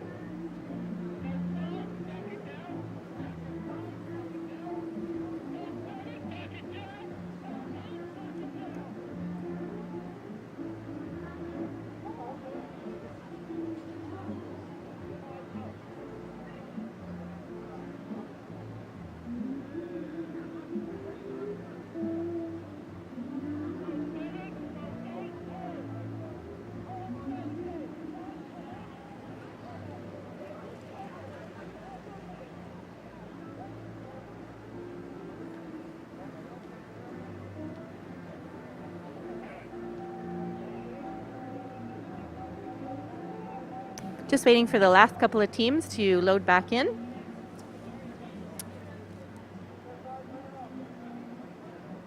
And it looks like they are just waiting to be called to the start line.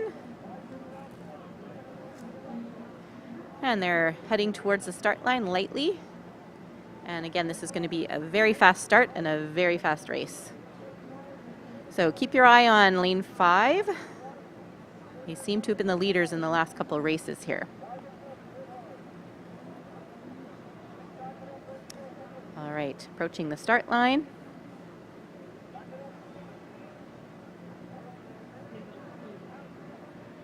Okay, holding hard, getting race ready.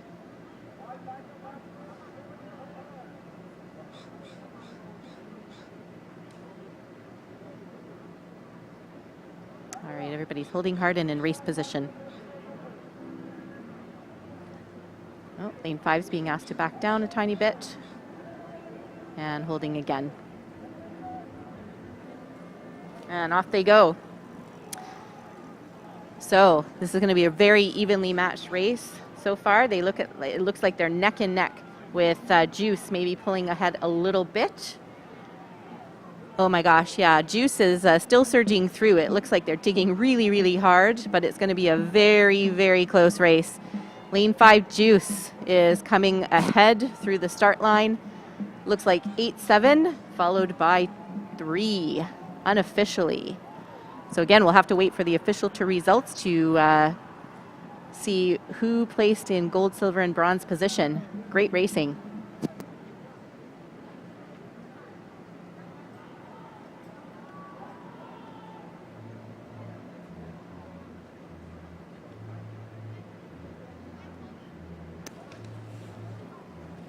We have with us today Catherine Nguyen, who's the director of the Hong Kong Economic and Trade Office.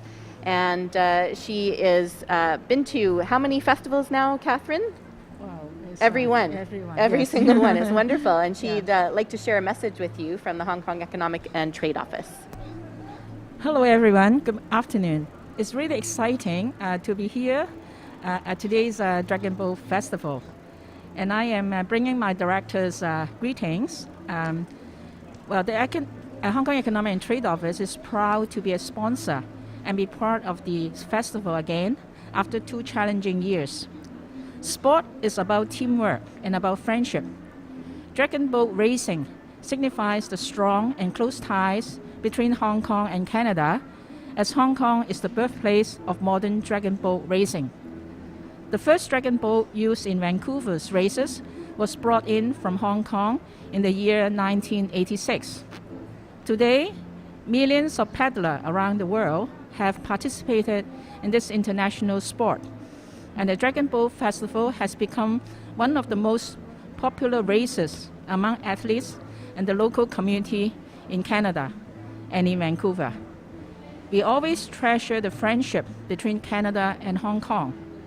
If you remember last year's Tokyo Olympics, I feel so proud that athletes from the two places were on the podium in swimming and cycling races. This year is the 25th anniversary of the Hong Kong Special Administrative Region. To celebrate the anniversary and the friendship between Canada and Hong Kong under the theme of a new era, stability, prosperity, opportunity, our office is bringing some Hong Kong updates through a series of events ranging from art and photography exhibition to business and academic conferences. You are invited to visit our office website for information on these events and join us on these occasions. Finally, I wish you and your family lots of enjoyment at this weekend's festival. Happy paddling. Thank you. Thank you so much, Catherine. It's always such a joy to have you here, and we really appreciate all of the support that the Hong Kong Economic and Trade Office has given to the festival for so many years. Thank you very much. Have a wonderful festival. Oh, you too.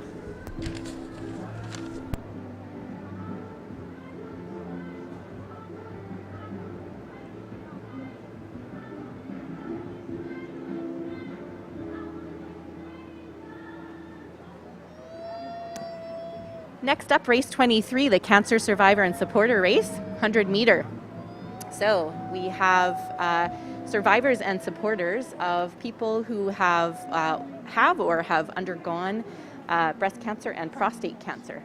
So these athletes are pretty phenomenal. They paddle hard, and they're going to show you how it's done right about now. So in lane 2, we have Chemo Savvy. In lane 3, we have Abreast in Show. Lane 4, Abreast in a Boat. Lane 5, Butts in a Boat. No mystery there. They're the prostate cancer survivor boat. And 6, the Underbras. We lovingly refer to this division as the Boobs and Butts race.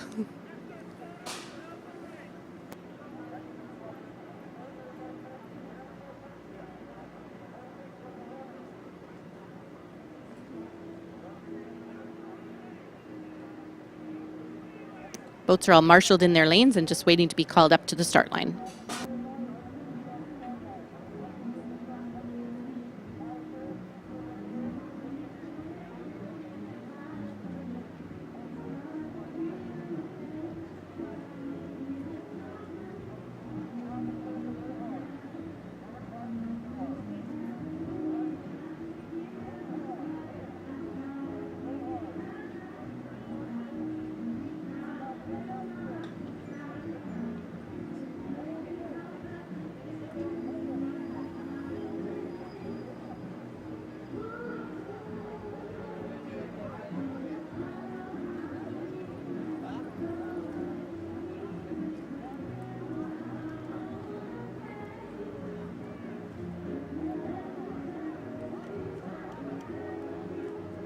Looks like a little drift is happening, so Madam Starter's just waiting for them to get settled in their marshalling positions. And very gently, oh, and away they go. Fast start, just like the other 100-meter races.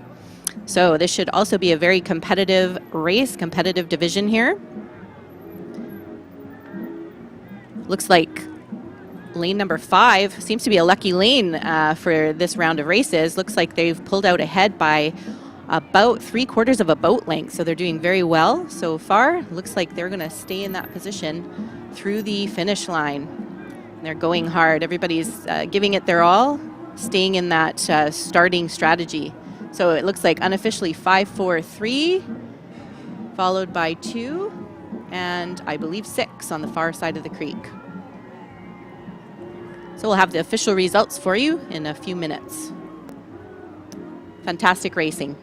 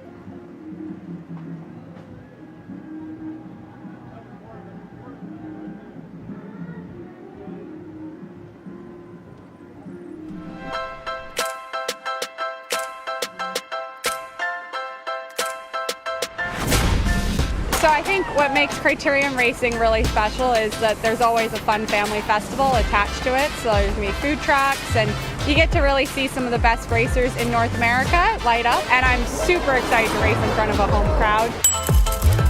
We're serving authentic Japanese food, sushi rolls, sushi bowls, and ivory sushi and fried chickens. Hi, my name is Michael Billy, and my ancestral name is Stawalkin. And at Canoe Cultures, we renovate and build canoes, and we are excited to share and display our culture with you.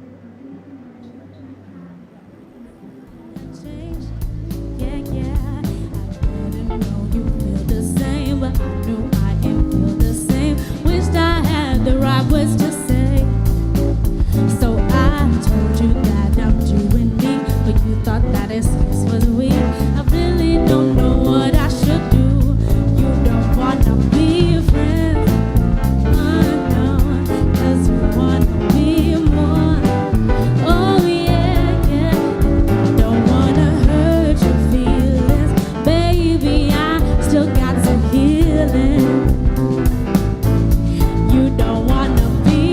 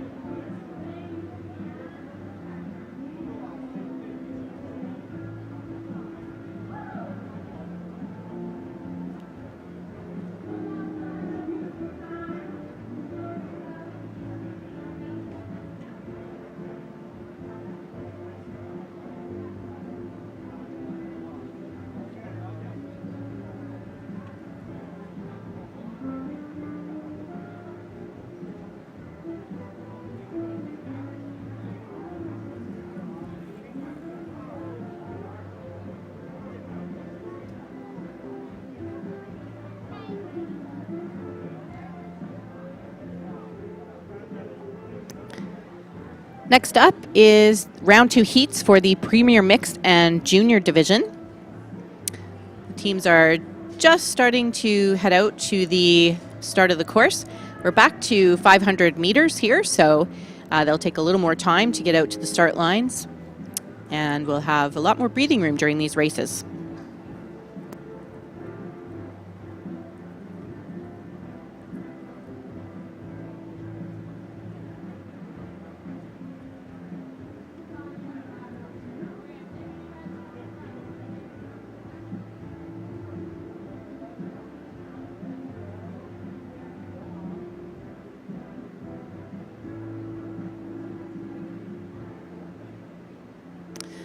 Official results for the Cancer Survivor and Supporter Race 100 meter are out now.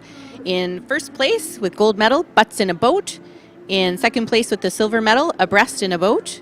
And in third place with the bronze medal, Abreast in Show. Well done, teams.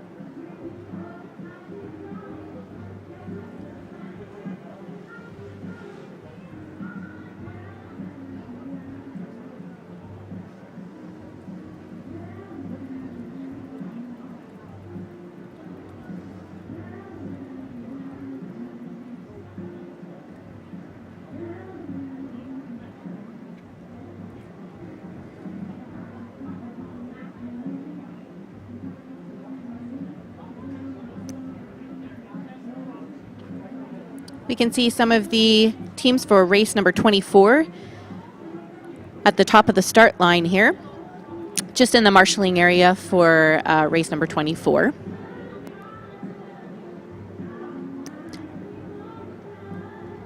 We have 6 teams in this race.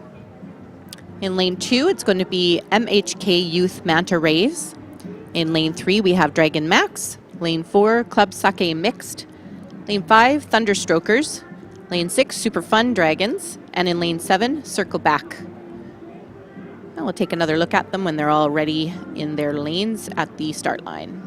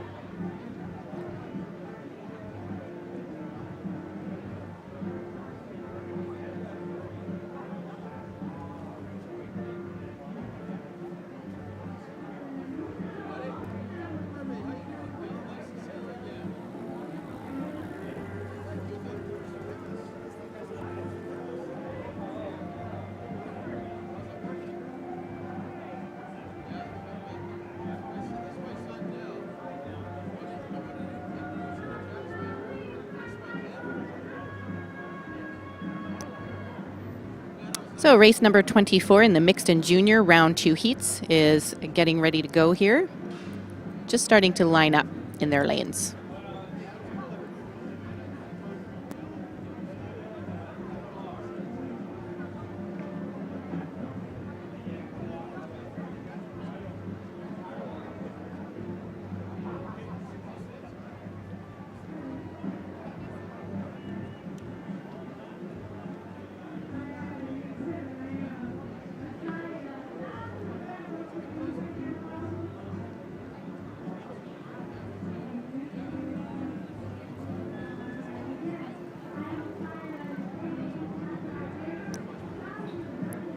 All right, the boats are getting themselves lined up at the start line.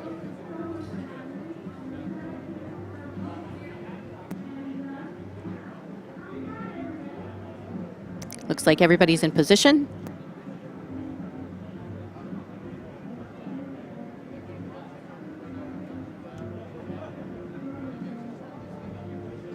And off they go into their start. So 500 meters in race 24 for the mixed and junior round 2 heats. Looks like the boats are off to a good start.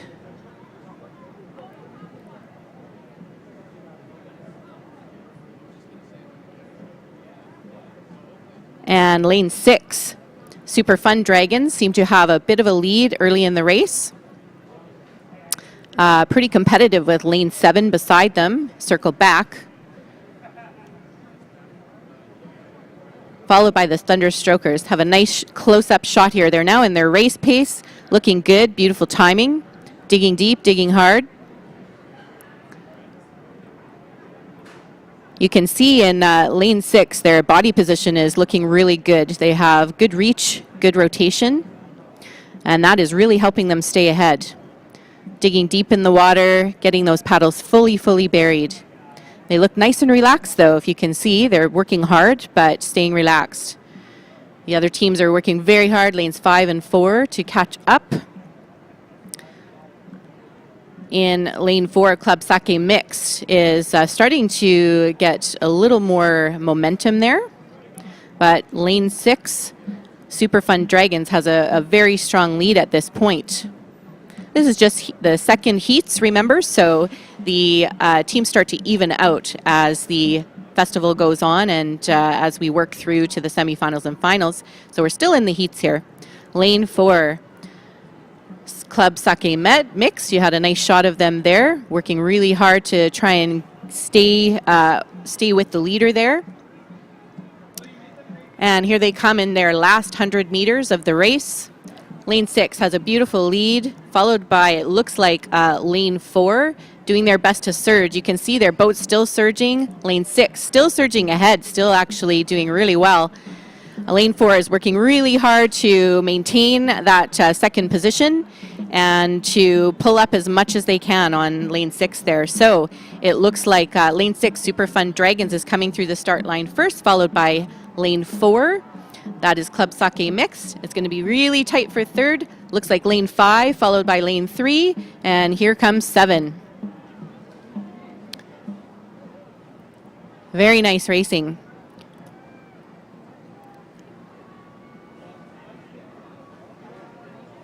And here comes lane 2, MHK Youth Manta Rays. Give them a hand, folks. They need your power right now. This is a hard race on a very hot day. Well done, juniors.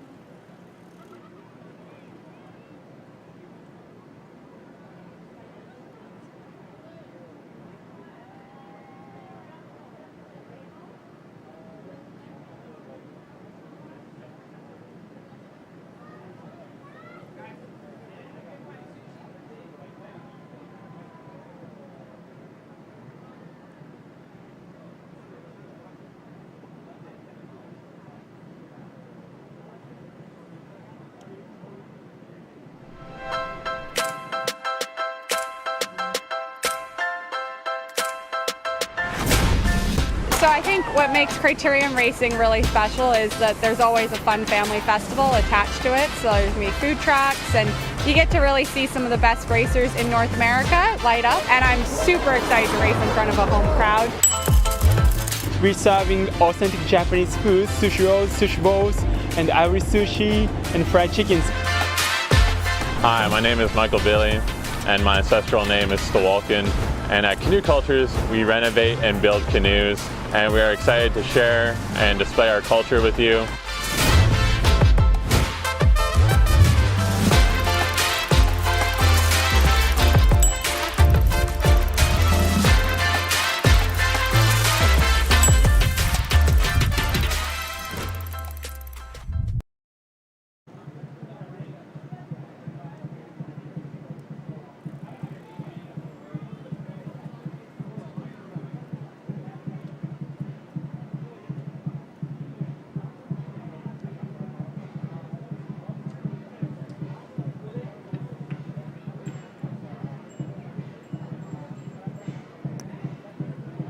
Next up is race number 25 in the Premier Mixed and Junior Divisions, round 2 heats. Teams are just heading out towards the start line.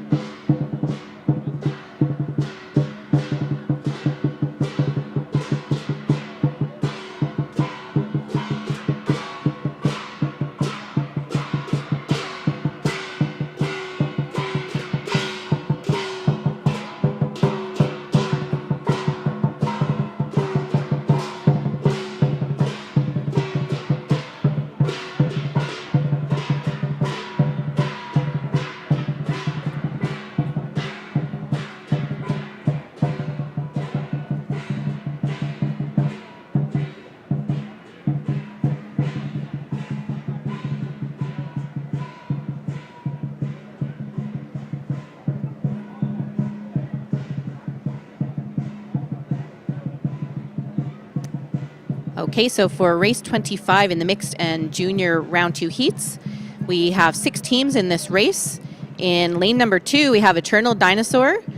Lane number 3, Columbia College CC Riders. Lane number 4, Hastings Hydras. Lane 5, Nothing Dragon Masters Red. And their club mates in lane 6, Nothing Dragon Masters Black. And in lane 7, the RHS Flying Colts. They are in the water marshalling area just up at the start. And Madam Starter will call them into the start line pretty shortly.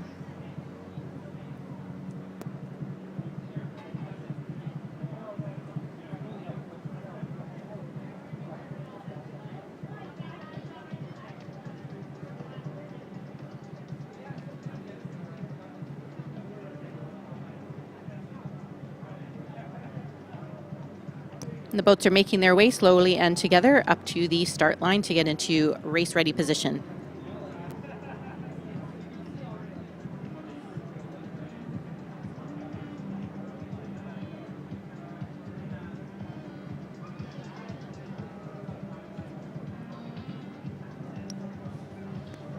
So as much as the starter would like all the boats to come up together very much simultaneously and in sync if they can, sometimes the teams have a little bit of a strategy depending on the comfort level of the paddlers in the boat. Some of them like to get to the start right away and get in there first, and some of them like to hang back a little and just take their time and focus in their boat. So each team has its own strategy. It looks like they did a beautiful job of lining up.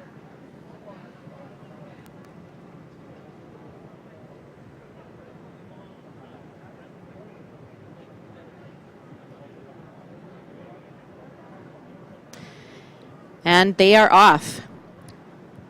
Looks like quite an even start. We do have some junior teams, a couple of junior teams, and the majority are the mixed adult teams in this race. Lane 4, I believe, Hastings Hydras seem to have taken a bit of a lead at this point. Oh, it looks like, there we go. Can see lane 7 and 6 doing a great job. It looks like lane 7 has quite a high rate at the moment. That is Nothing Dragon Masters Black. So their rate is pretty high. In lane 6, their club mates are digging hard. So you can see slightly different styles even within the same club. Lane 6 looking like they are working very hard, digging deep.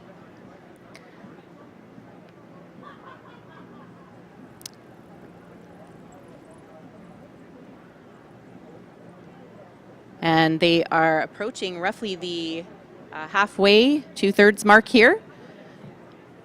Lane 4, this is a junior team, Hastings Hydras. And you can see the front pod there, the first couple of seats really have a nice hinge and a nice reach. A little bit of spread out amongst these boats.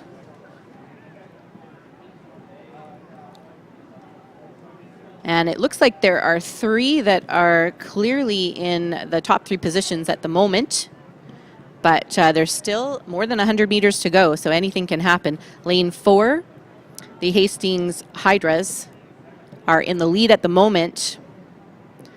And they are not letting down. They're not backing down. They're digging hard, working very hard. It doesn't look like they took a lot of rest in there. All right, coming up in the last 100 meters. So in lane 4, the Hastings Hydras. Looks like lane 7, the RHS Flying Colts, are trying their best to keep up. In lane 2, Eternal Dinosaur is keeping up. Looks like lane 2 is going to pull as much as they can out in the last 30-odd meters, trying their very best to catch up, but it looks like they might have to settle for the second place. Boat number 4 coming through first, number 2 coming through in second place. And in lane number 7, the RHS Flying Colts, followed by 3, and it looks like 6. A little bit tight there, so we'll have to wait for the official results to see the last couple of slots there. Really interesting races right now with the juniors and the adult teams racing together. As you can see, some of the races are not as evenly matched at the moment, but that really starts to even out as we go into the semifinals, and of course in the finals, all the teams are very evenly matched within their divisions.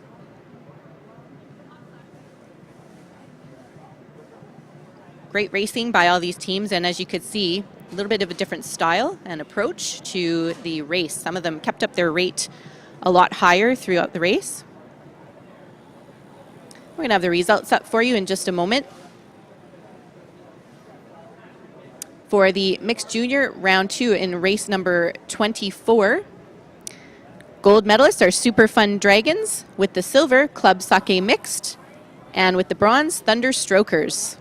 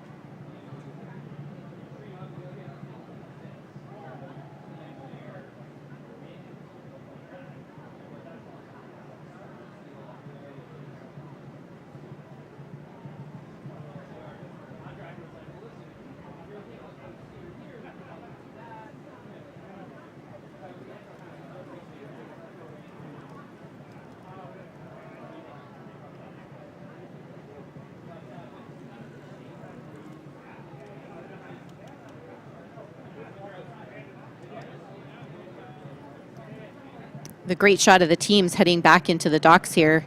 And this gives you a chance to actually see the gorgeous new boats that we are using this year with the amazing artwork. You can see explanations and close-up shots of the artwork on flags around the festival site.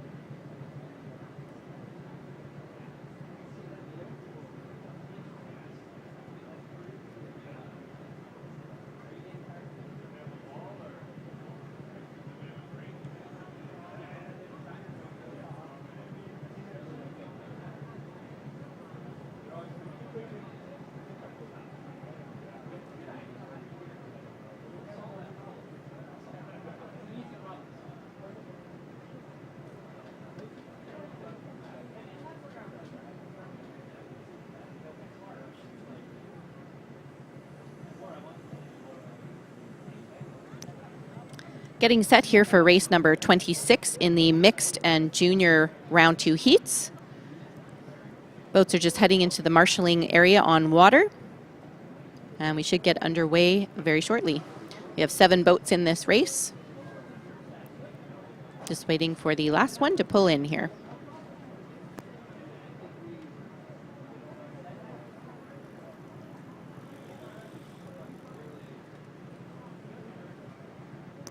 So the teams in race number 26, in lane 1, the Otters. In lane 2, Conquering Waves. Lane 3, TCC Dragoneers. Lane 4, Dragon Hybrids. Lane 5, Paddle Rangers. Lane 6, Dragon Cult. And back in lane number 7, Butts in a Boat.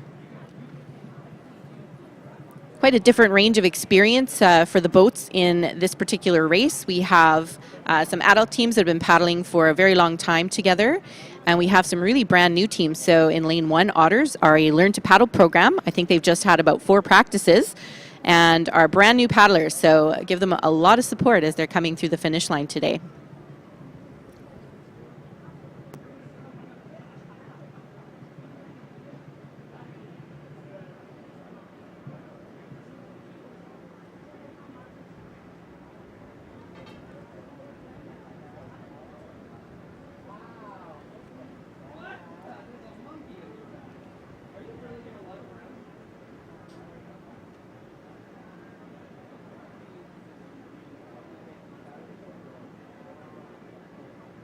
And the boats are just heading up to the start line,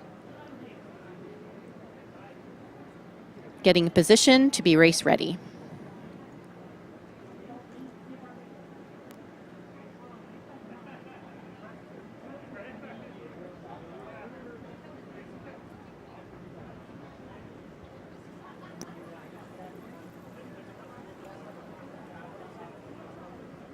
Boats are holding for now.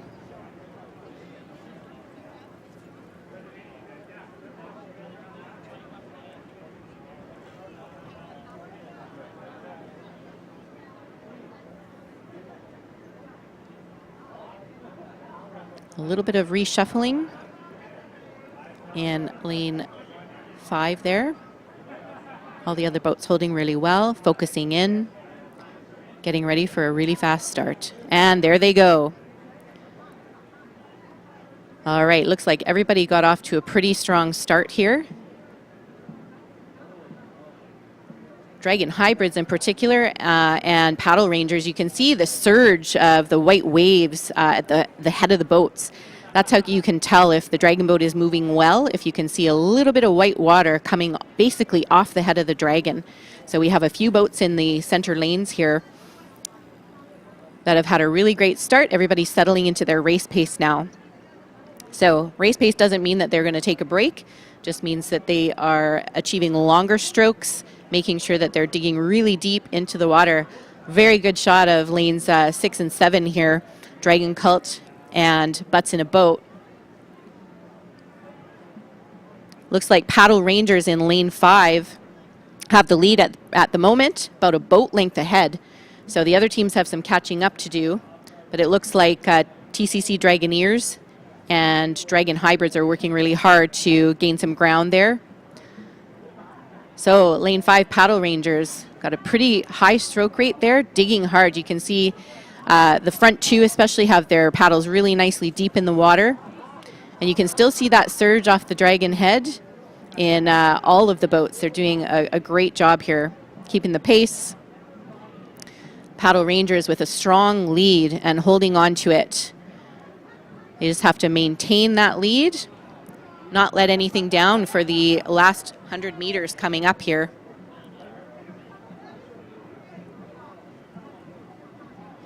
So lane 3, TCC Dragoneers has done a good job of gaining some ground, in second place at the moment. Lane 5 still leading Paddle Rangers. Looks like they're going to maintain that through the last bit. Now they've upped their pace a little bit more, working really hard, digging deep. Still to see that surge coming off of the Dragon's Head. They look a little tired, but they're holding on. And it looks like in lane 3, TCC Dragoneers are going to come through second. And unofficially in lane 4, Dragon Hybrids coming through third. Followed by lane 6, Dragon Cult. Lane 1, Otters. And in the far lane on the south side of the creek, Butts in a Boat. And here comes lane number 2, Conquering Waves. Give them all the spirit you have right now. They're working hard. They got to dig deep for this last 30 meters or so. Give them a huge cheer as they come through the finish line here. They paddle in support of mental health, and they need all your love right now. Here they come in boat number 2, Conquering Waves. Give them a hand.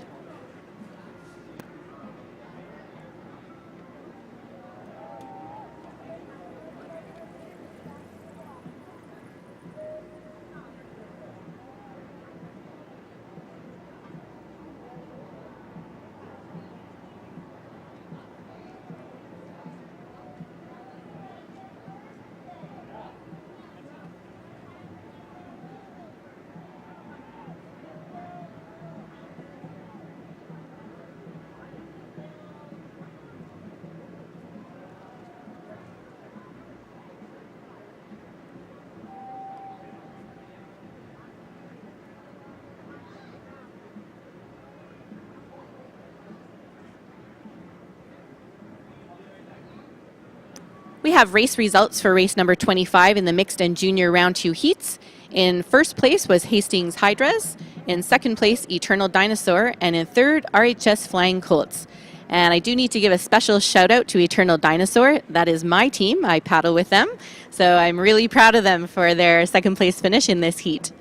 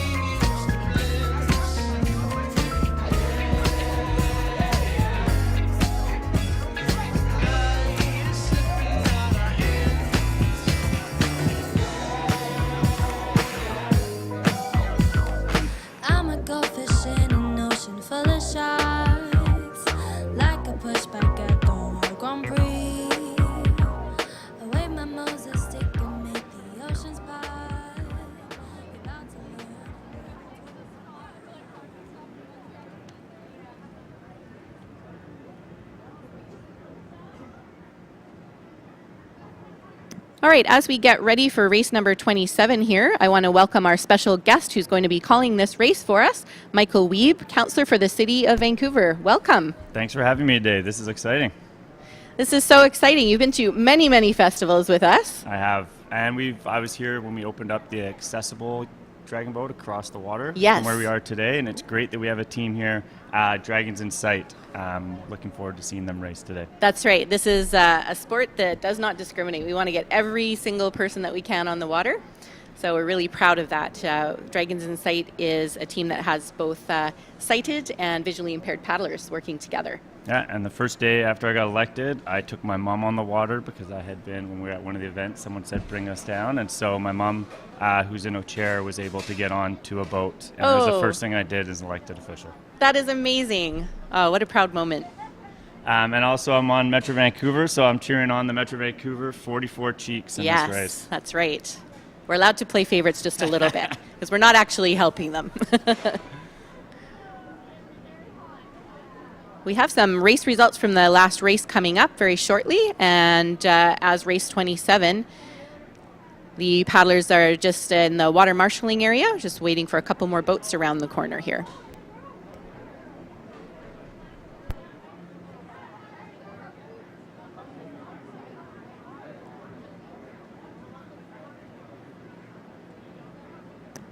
All right, we just have time to get the race results in for race 27 in the mixed junior round 2 heats. Oh, I'm sorry, this is the lineup for race 27.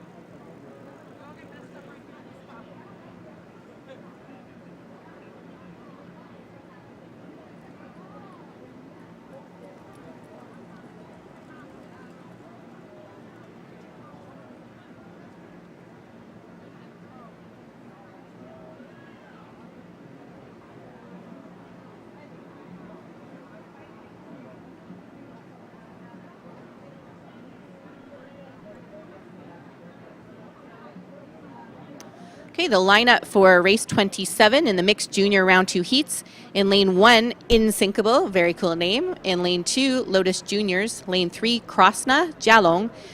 Lane 4, DH Velocity. Lane 5, Briar Fire. Lane 6, Metro Vancouver, 44 Cheeks. And lane 7, Dragons in Sight. So, Michael, they're just coming up to the start line, getting ready for their dead start here.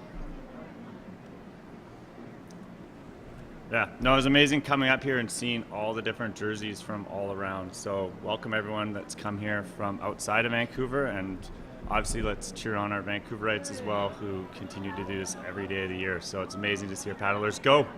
There they go. Looks like they're off to a really good start. Lane 4, Dragonheart's Velocity. Looks like they pulled out a little bit ahead of the pack there. We do have junior and adult teams in this race, so again, it's not going to be a very evenly matched race, but it's still very exciting racing. They're really competitive right now. They're all giving it. They sure are. Great shots of their tactics here now. They're settled into their race pace, so a little more relaxed.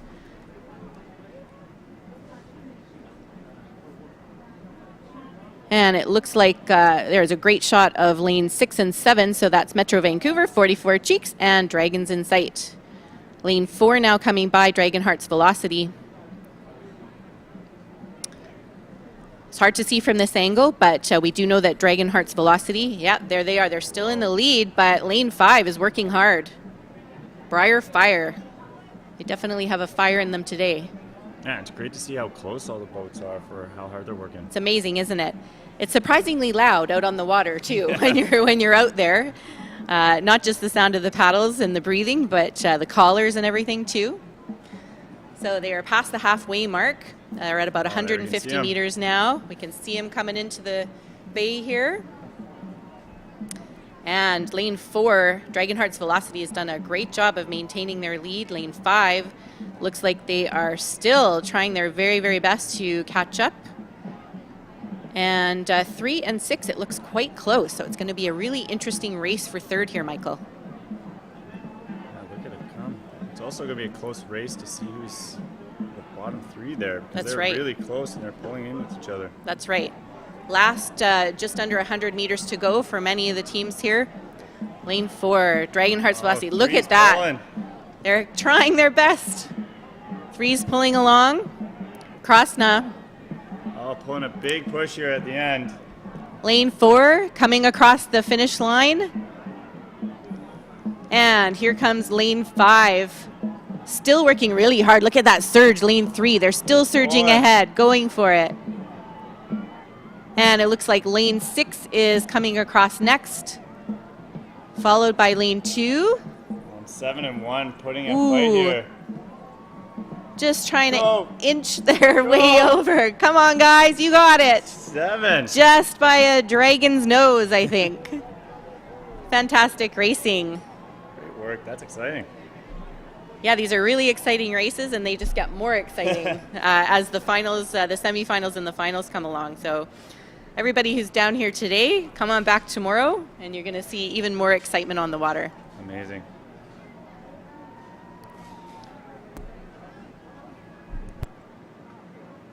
So we have some results from race 26 in the mixed and junior round 2 heats. In first place, Paddle Rangers.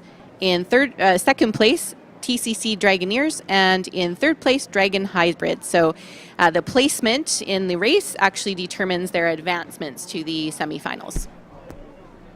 It's amazing.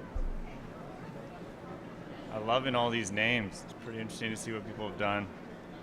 There's some very clever plays on words going on for sure. Yeah. How many ways to use dragon? So what countries do we have people from here today? So today we only have teams from the US other than Canadian teams.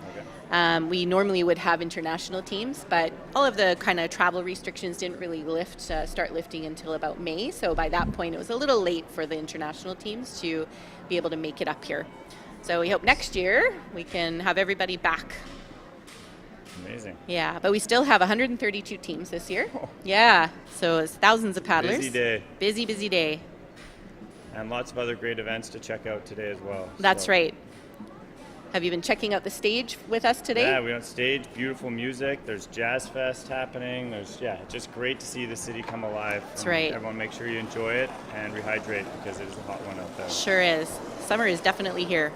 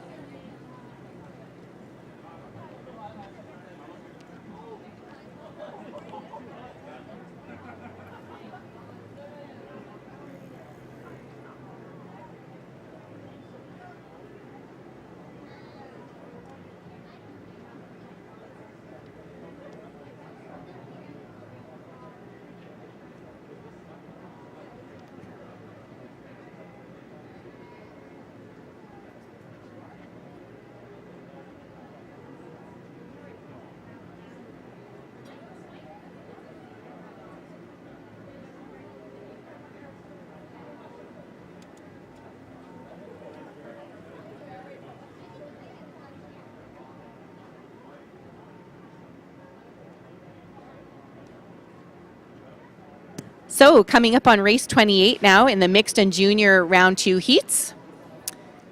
So we have 6 teams in this race. In lane 2, Raging Rebels. Lane 3, Fire Dragons. Lane 4, RGL United, built by Bird. Lane 5, SFU Shockwave.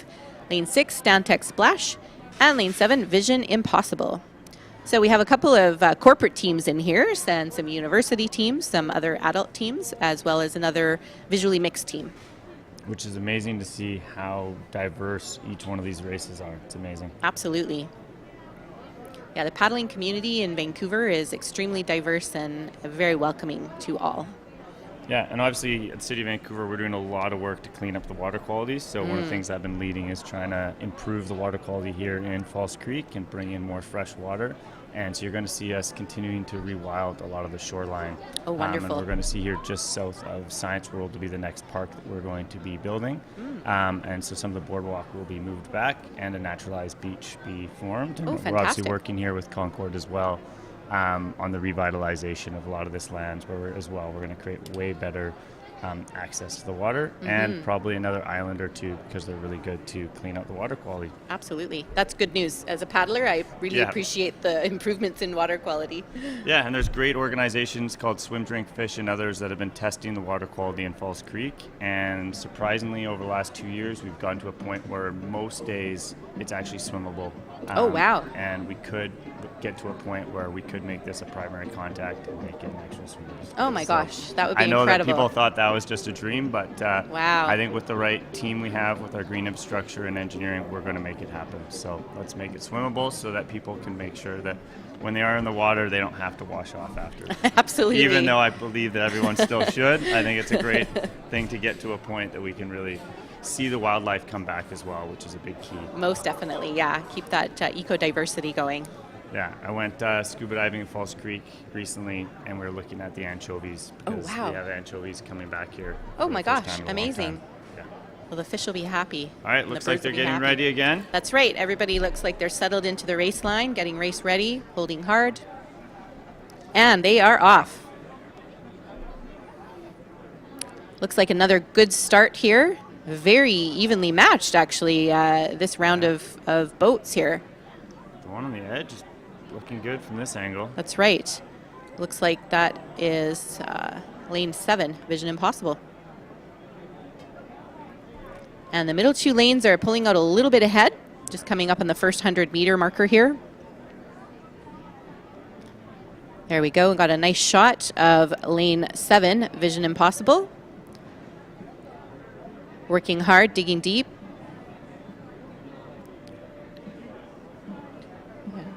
And 5 and 6 look like they're kind of neck and neck, fighting for first place at the moment.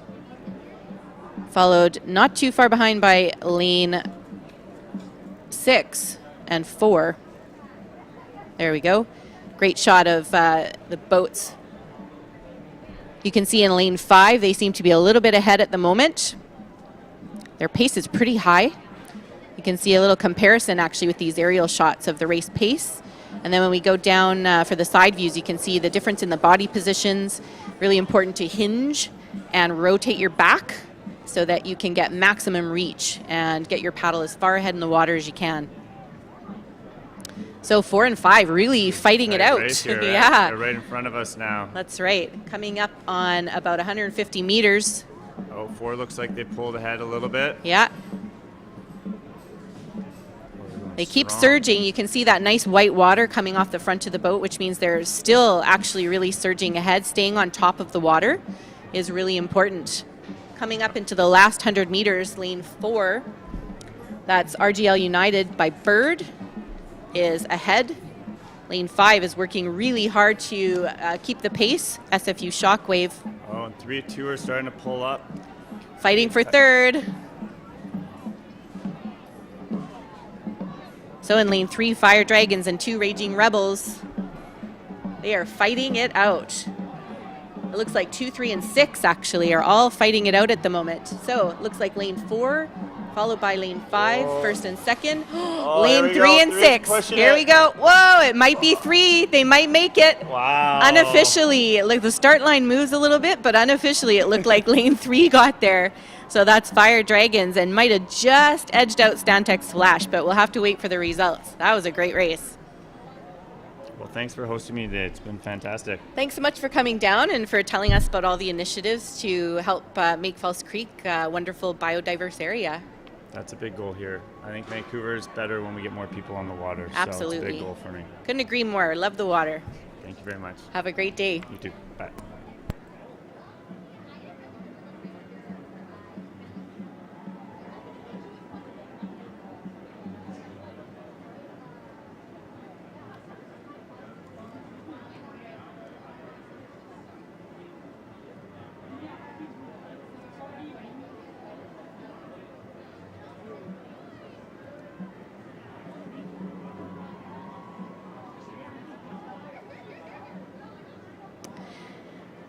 And we have results for race 27 in the mixed and junior round 2 heats. First place was Dragonheart's Velocity, followed by Briar Fire in second and Krasna Jialong in third.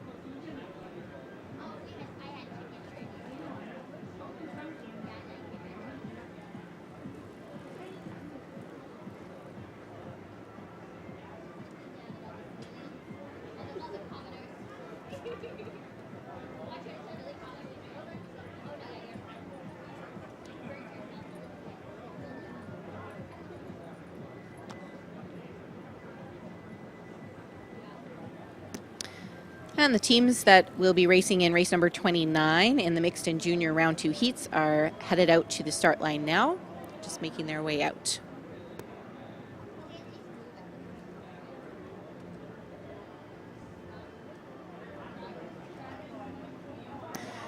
We have results for race 28 in the mixed and junior round 2 heats.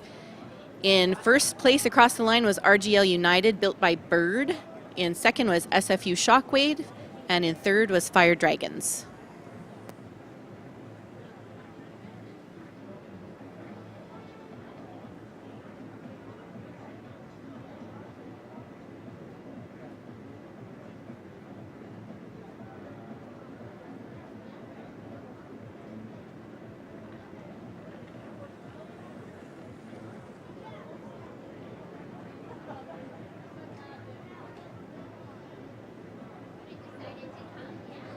So for race 28, the difference between the third across the line, the Fire Dragons, and the fourth place team, Stantec Splash, was not even 1/100th of a second. It was so close. That was an amazing race for third there.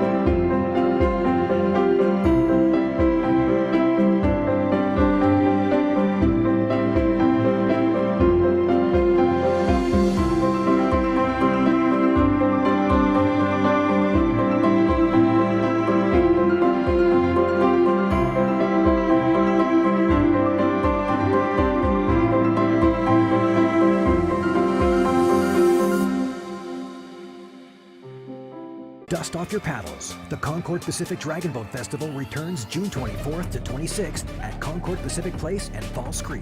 Experience the continent's best dragon boat racing, headliner music concerts, and cultural pavilion displays right in the heart of Vancouver. Meet us where culture and sport intersect at the Concord Pacific Dragon Boat Festival, June 24th to 26th at Falls Creek, with the support of Concord Pacific, the Government of Canada, and the Government of British Columbia. Visit concorddragonboatfestival.ca for more info.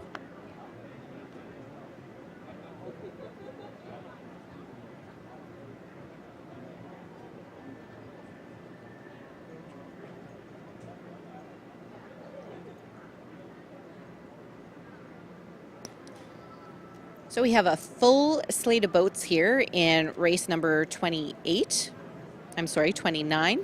in the mixed and junior round 2 heats.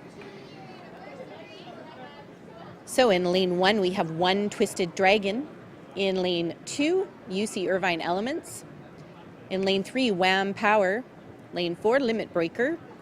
Lane 5, EDBRC Tsunami. Lane 6, Peakton High School. Lane 7, Orca. And lane 8, Eternal Dragon. So we have a couple of out-of-town teams here, UC Irvine Elements from California and EDBRC Tsunami from Edmonton.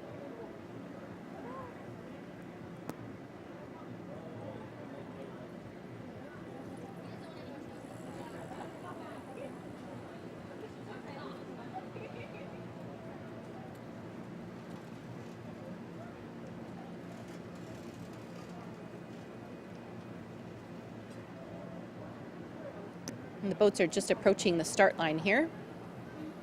This should be a more evenly matched race, actually. A lot of these teams are pretty experienced. Some of them have done a little rebuilding, but lots of experience amongst many of these teams.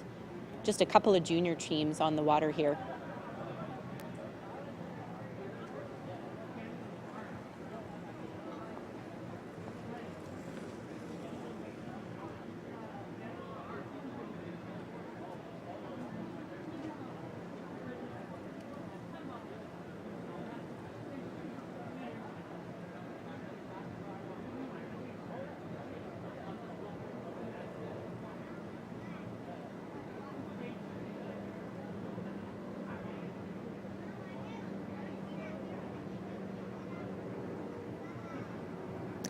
Looks like we just need Wham Power to come up to the start line. Otherwise, everybody seems to be loaded in, and they are off. Fast start. All right, everybody is off to a very quick start. Wham Power got left a little bit behind. I don't think they were quite at the start line when they should have been, but we will find out later. Right now, it looks like lane 4, Limit Breaker, might have a little bit of an edge coming through the first 100 meters here. And lane 6, Peakton High School, keeping up, followed by EDBRC Tsunami. We have a great shot of them coming up just past the first 100 meters, about 6, 7, and 8. They're all in their race pace. Oh, this is some beautiful body positioning, lots of great hip hinge. Oh, look at lane number 4, Limit Breaker. And their efforts are paying off here. You can see when we saw the close-up there, you could see their beautiful hip hinge and rotation digging really hard in the water, and it's paying off for them.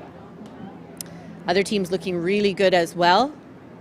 It's going to be a closer race, it looks like, for this heat here. And in lane 8, you can see Eternal Dragon. They are a junior team from Eric Hamber High School here in Vancouver. Fighting hard. Lane 4, still ahead, Limit Breaker.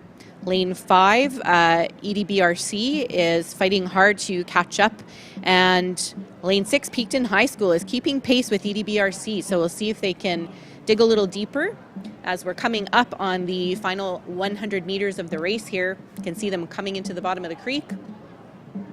Lane 4 still ahead as we go into the last 100 meters, followed by 5, EDBRC, and 6, Peakton High School. So this could be your 1, 2, 3 placement for this race, but there's still a little bit to go. So lanes 2nd and 3rd place are still up for grabs. Looks like Limit Breaker has first place in this race secure in hand. They're coming through the finish line pretty quickly here. And it looks like EDBRC has managed to hold on to second. And lane 6, Peakton High School, 3, 2, coming across the line now. Look at lane 1, really trying to surge. Lane 8 on the very far end, followed by 1 and 7. So they came in fast and furious towards the end here.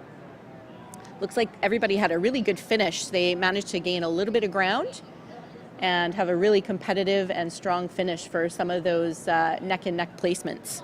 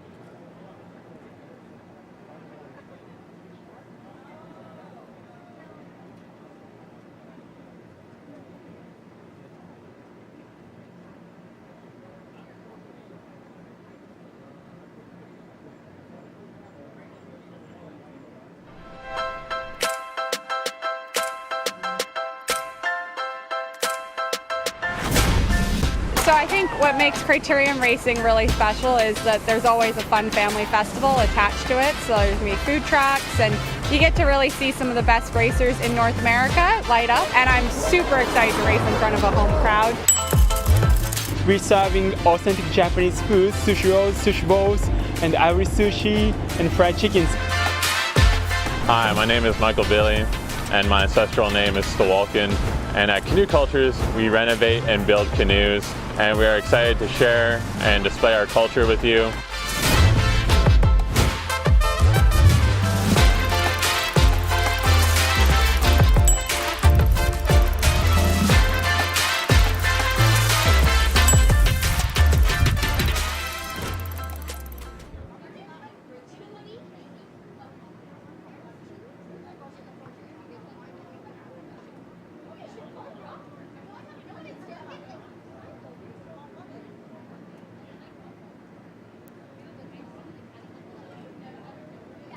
So race 30 is about to begin in the mixed and junior round 2 heats. And we have 8 boats, full slate of boats here in this race. In lane 1, Max Storm. Lane 2, UBC Current Blue. Lane 3, San Diego Dragon Boat Team 2. Lane 4, EDBRC Premier from Edmonton. Lane 5, Water Vipers. Lane 6, VIP Gorging Dragons Black from Victoria. Lane 7, FLCC Fortified. And Lane 8, Killarney Torpedo Turtles. And with me, announcing for this race, is Councillor Pete Fry from the City of Vancouver. Great to be here, and what a fantastic afternoon for race fans to be here on the water at beautiful False Creek here in downtown Vancouver. Yeah, gorgeous day. Fantastic day. Yeah. I feel like we deserve it. Right? It's been January, and now here we are, and finally a little glimmer of summer. That's right. It's finally begun. Yeah. It's absolutely. Great. And yeah. lots of happy, smiling people out there, lots of crowds. Yes. Big crowds this year, yeah? Yeah, definitely. Yeah, earlier than usual in the day as well. That's fantastic to see. I just came from Eastside Pride, which was also huge crowds up on Fantastic. Grandview, celebrating diversity in East Vancouver and really lovely kind of community vibes. So lots of stuff going on today. But this is Awesome. fantastic. I haven't seen this many people down here in a while. Yeah, it's true. Yeah, no, we feel like we're back to almost normal with our Dragon Boat races now. Yeah. And this is a pretty exciting race lineup. You got any favorites in here? Well, we have some really competitive teams. So Edmonton is going to give UBC a run for their money for sure. VIP Gorging Dragons always do really well. FLCC, our friends down at the creek, or down into Fort Langley, always do really well. Killarney Torpedo Turtles is a junior team. And I just love the name. Yeah. Torpedo Turtles sounds awesome to me. Right? Trust the juniors to have really creative names, eh? I mean, Max Storm also sounds pretty... They're good, yeah. This is actually going to be a really interesting race. We have some strong teams, a couple of junior teams mixed in there as well. Well, they're looking great out there on the water, like getting set up on... Looks like they're backing down a little bit, but almost ready to go. It looks like VIP Gorging Dragons just needs to reset a little bit over in lane 6. Right. But it should be quite tight. The races seem to be getting tighter as we move through the afternoon here. They're going to be even tighter tomorrow.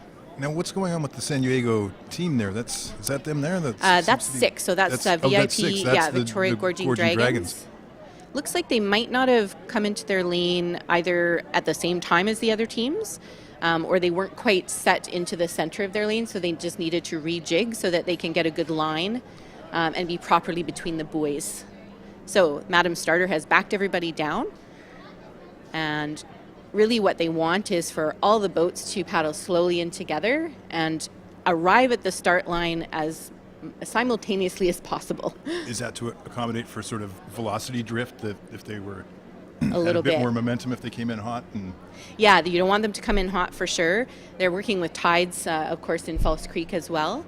And you want it to be as evenly and matched and fair as possible. So I didn't even think about the tides. Which way is the tide going here? Is it right tide? now, I'm having trouble telling. Actually, it looks like it's going down a little bit from the last hour or two. So heading out towards English Bay there. So they're working against the tide. They're working against the tide right now. And I guess at least there's not heavy wind conditions today, so they don't have to work against the wind. No, it's a nice gentle breeze. So not facing wind.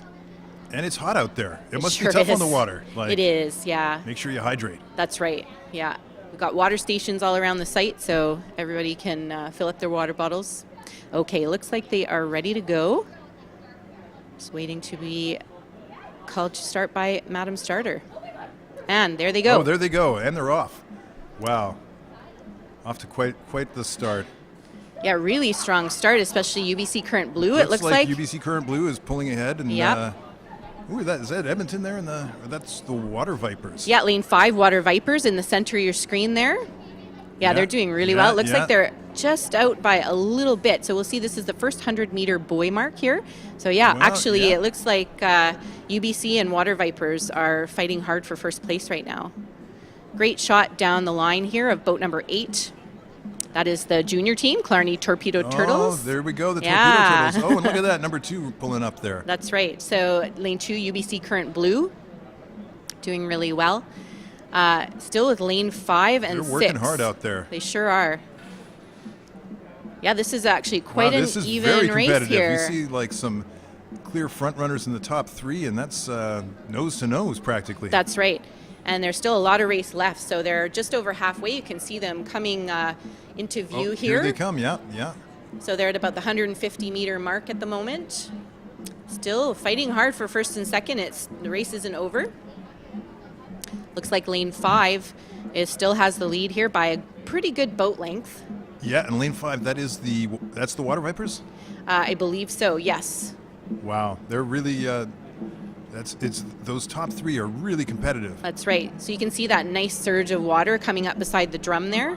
That means that they're still surging ahead and they're trying to stay on top of the water as best they can. So last 100 meters, you know what? It is tough to still could be neck and neck here with 4 and 5. So we're going to get our visual on here and see who makes it across the start line. It looks like boat 5 might just make it, but boat 4 is still gaining ground. Really down to oh my Edmonton goodness. And the Water Vipers. Wow, it looks like boat 5 maybe by a head and 4 followed by 2 unofficially. That is a photo finish to be sure. There comes boat 6 and 3 coming across the line. 1 and 7 fighting it out. Looks like 7 made it race. And 8. Wow, 7, 1, 8. Oh my goodness, that was a great race. Wow. You got an exciting one here. So now are we getting an official call from the judges, or were you able to call it there? So I can't call officially, but we will get the official race results in just a few minutes. But that was a hard-fought race. That looked pretty tight between Edmonton and the Vipers. Absolutely. Yeah, we've got some competitive teams out there today. Great racing. Yeah, fantastic. Yeah. And so what are folks racing for today, aside from the glory? The glory. The glory. The glory. Medals, too. So Yeah, medals will be handed out tomorrow after they get 2 more races each. So the teams basically do 4 races, 1 in the morning today, 1 in the afternoon today, and then semifinals and finals are tomorrow. So as I said, the competitiveness, it kind of evens out as we move towards the finals, and medals are up for grabs. Yeah. And bragging rights. And bragging rights, yeah. All right, so for race 29, that was the previous race. We have some results here. So in mixed junior round 2 heat for race 29, in first place was Limit Breaker. In second place, EDBRC Tsunami. And in third place, Peakton High School. Wow. Not doing too bad. Fantastic, yeah. Peakton High School, maybe peaking in adult life, too. They're doing pretty well. Yeah. So these are a group of former paddlers that paddled in high school.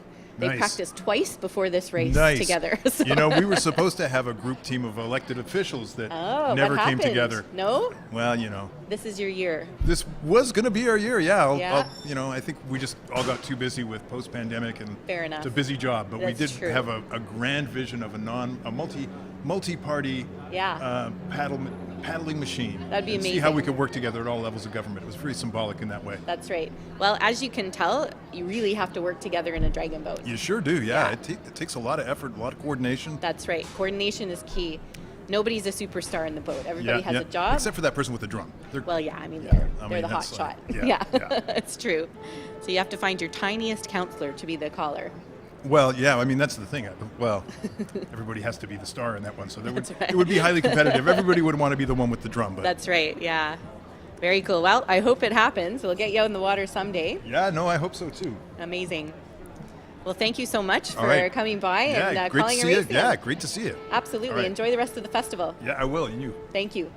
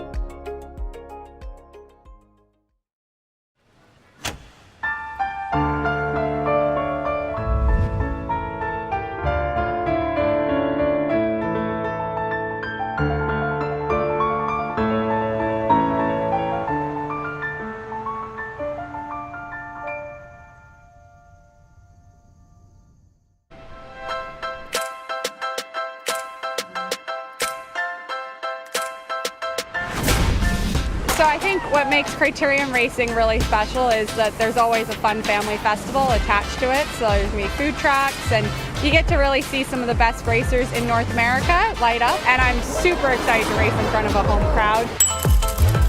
We're serving authentic Japanese food, sushi rolls, sushi bowls, and Irish sushi and fried chickens. Hi, my name is Michael Bailey, and my ancestral name is Stawalkin. And at Canoe Cultures, we renovate and build canoes, and we are excited to share and display our culture with you.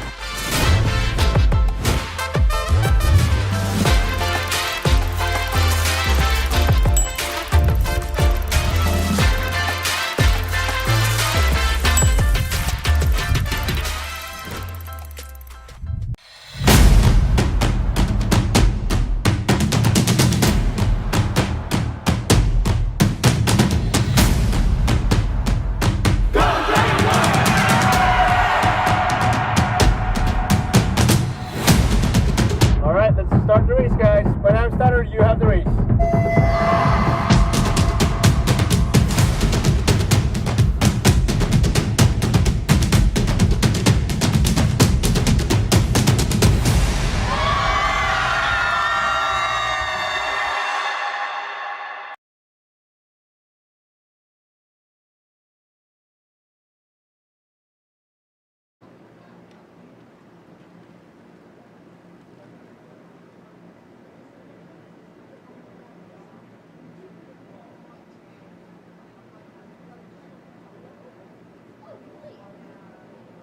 So as we're getting ready for race 31, we've got some beautiful aerial shots of the paddlers heading out to the start line. And you can really get a sense of the coordination that the paddlers have to move the boat. This is just a relaxed pace that you're seeing for the boat that's ahead there. And then the boats also take the opportunity when they're going out to the start line to do maybe some drills, maybe some just little practice pieces of part of their race. Or even just some focus and concentration. So this team is practicing a little bit of a start in boat 4 that you see just on the edge of the creek there. So they just did a few strokes, get race ready for their start. And we have the lineup for race number 31 in the mixed and junior round 2 heats. In lane 1, we have SD Zoo. Lane 2, UBC Current Orem. Lane 3, Pemberton Bald Eagle. Lane 4, Dragon's Own Fire Truck. Lane 5, Starbucks Wave Runners. Lane 6, UCLA Dragon Boat. In lane 7, Dragonheart's Zero. And in lane 8, Ouroboros Platinum.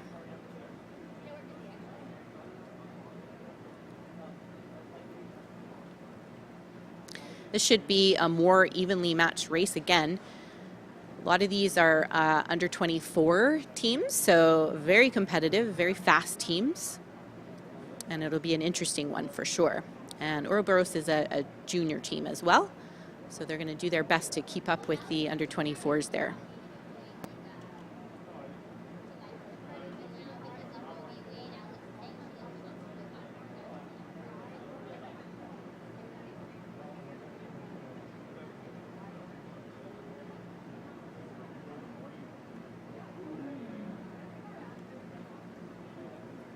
They are at the start line, and it looks like they are ready to go.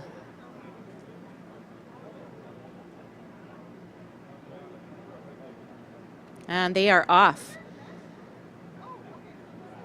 Pretty even start so far. You can see in lane 4, Dragon's Own Fire Truck. Looks like they might have a slight edge coming off the line here. In lane 5, Starbucks Wave Runners are very close, if not neck and neck. And it looks like Dragonheart Zero as well might be up there with the Wave Runners. We're going to go into the aerial shot so that we can see the spread of the boats. Oh, and here we get the close-ups of lanes 8 and 7. And here comes 6 and 5. Everybody's looking really good. Timing is amazing. These are all really competitive teams, so you're going to see some beautiful paddling here. So still with the lead, Dragon's Own Fire Truck.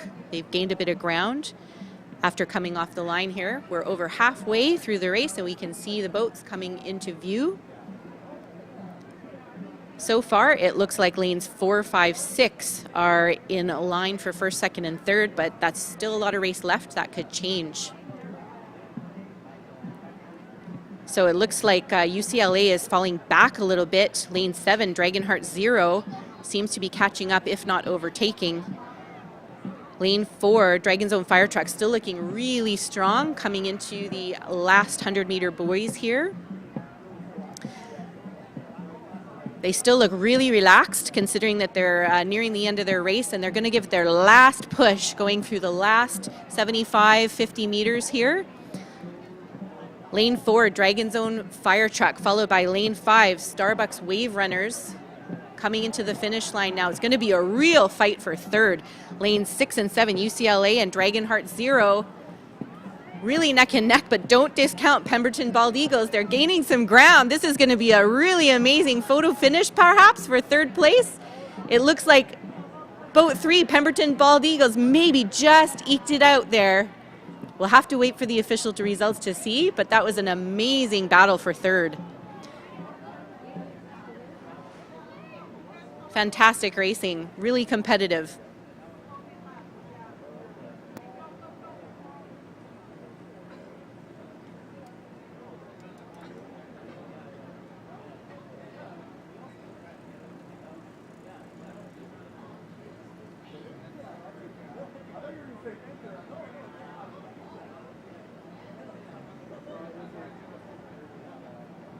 So we have the results for race number 30. In first place, we had the Water Vipers, and second place, EDBRC Premier. Third place, UBC Current Blue. And we'll have the results for race 31 very shortly.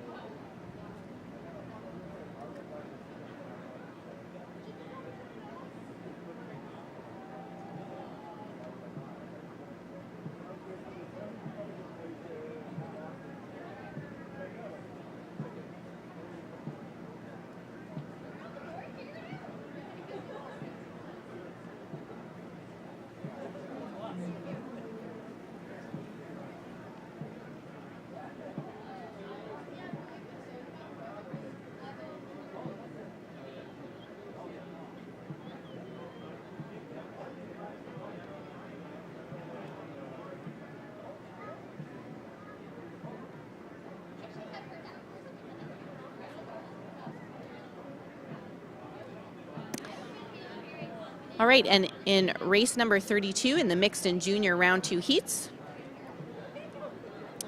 the boats are up in the marshalling area on the water near the start line.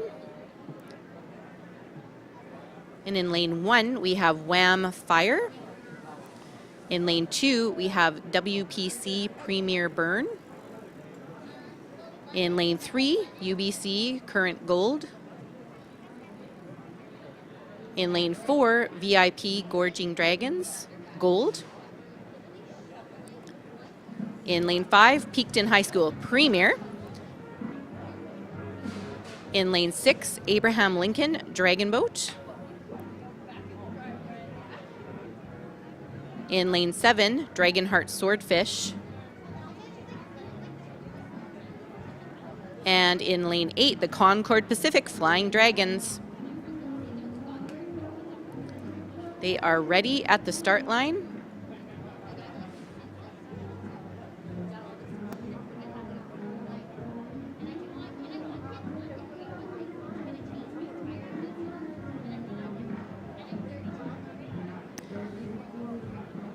We're just about ready to go. Looks like they have a little bit of movement there in lane number 6, Abraham Lincoln Dragon Boat.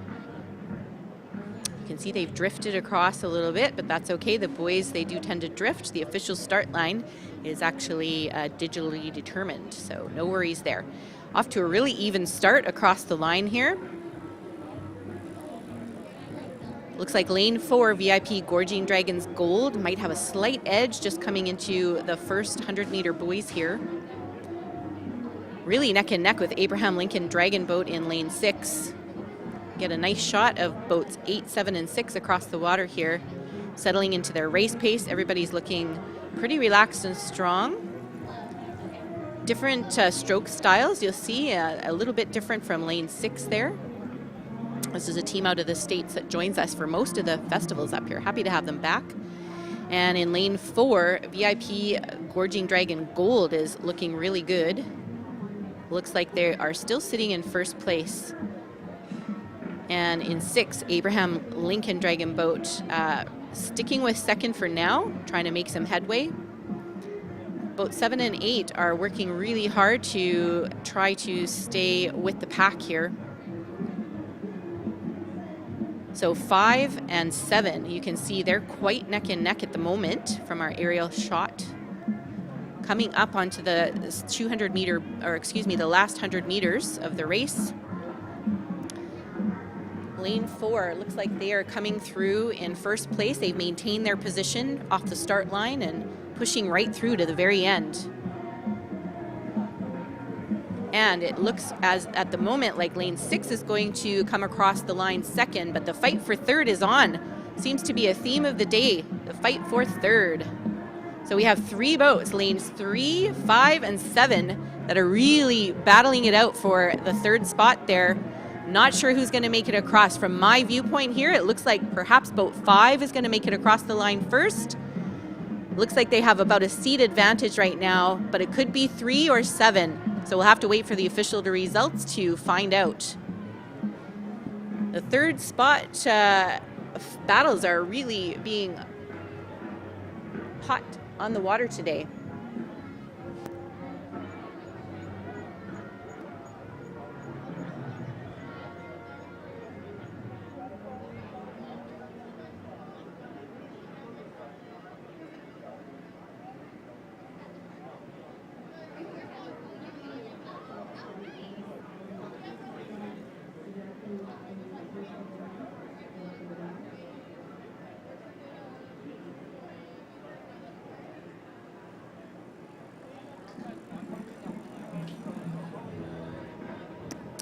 All right, so we have the official results for race 31 in the mixed and junior round 2 heats.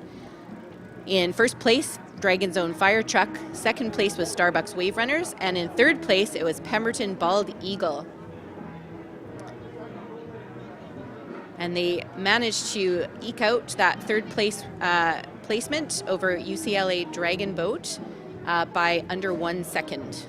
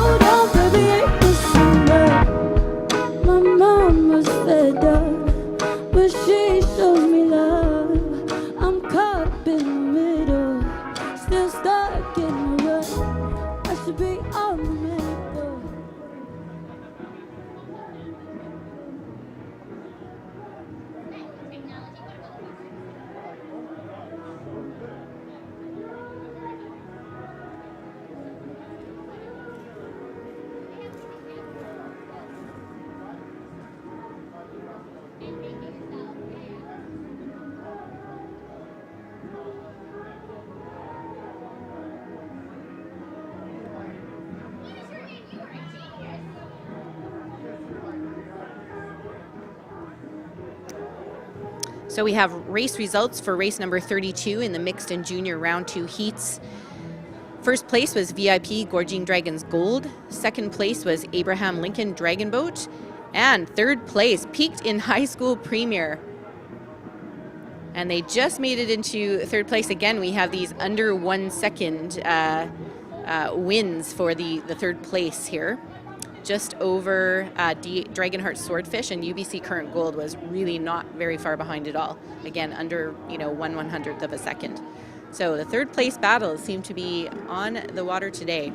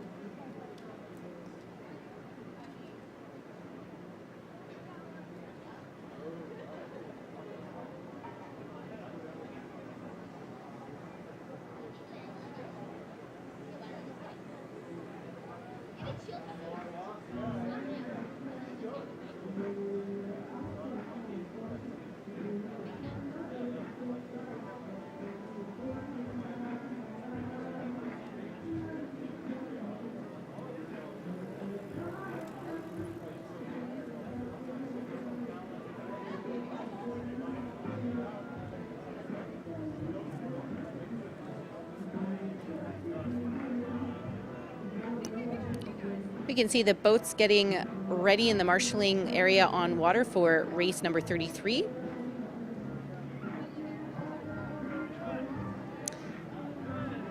And the teams in race number 33 in the mixed junior round 2 heats. In lane 1, Britannia Community Center Have a Nice Day. Lane 2, Dragonheart's Breaker. Lane 3, San Diego Dragon Boat Team. Lane number 4, Juice. Lane 5, Team Lifescan. Lane 6, San Francisco Bay Area Dragons. Lane 7, Creekside Dragons. And Lane 8, Bad Hearts.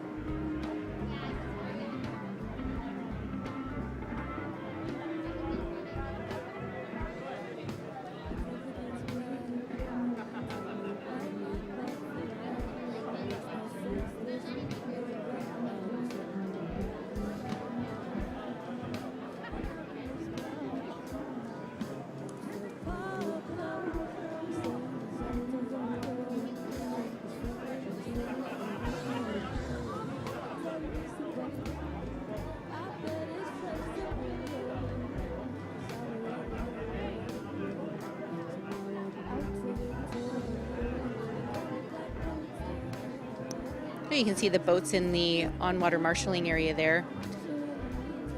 Strategies at play. You can see in lane number 4, Juice, they seem to want to hang back a little bit. It's okay in the marshalling area, but once the water marshal wants everybody to move up to the start line, everybody needs to try to get there as simultaneously as possible.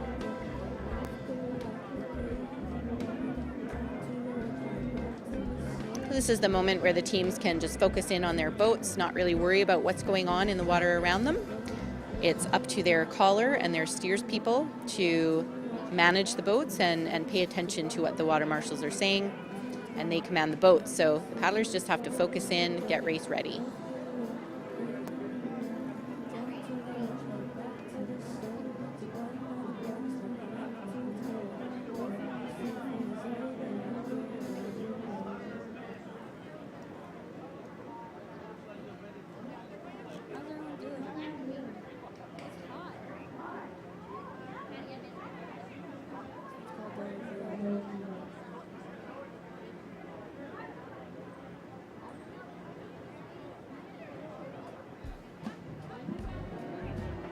And again, we have a mixed group of teams here. We have some junior teams, a couple of junior teams. We have some visiting teams, San Diego and San Francisco, and Bad Hearts, I think, are also from San Francisco.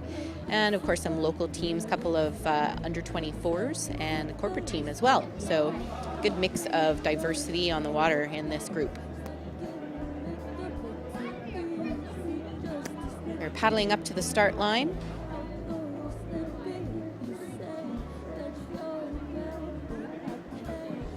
Getting race ready and holding hard, it looks like.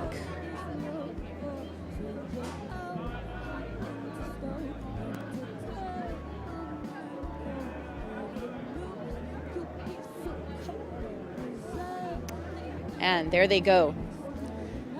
So it looks like Juice had the strongest start. It might seem like lane 4 seems to be a lucky lane, but that's actually the typical placement for the teams is by time. So although their advancements are based on their placement in the race, the lane assignments are also based on time. So typically the faster teams end up in the middle lanes, and you can see why we're usually talking about lanes 4 or 5, maybe 6 in there as the front runners in most of the races.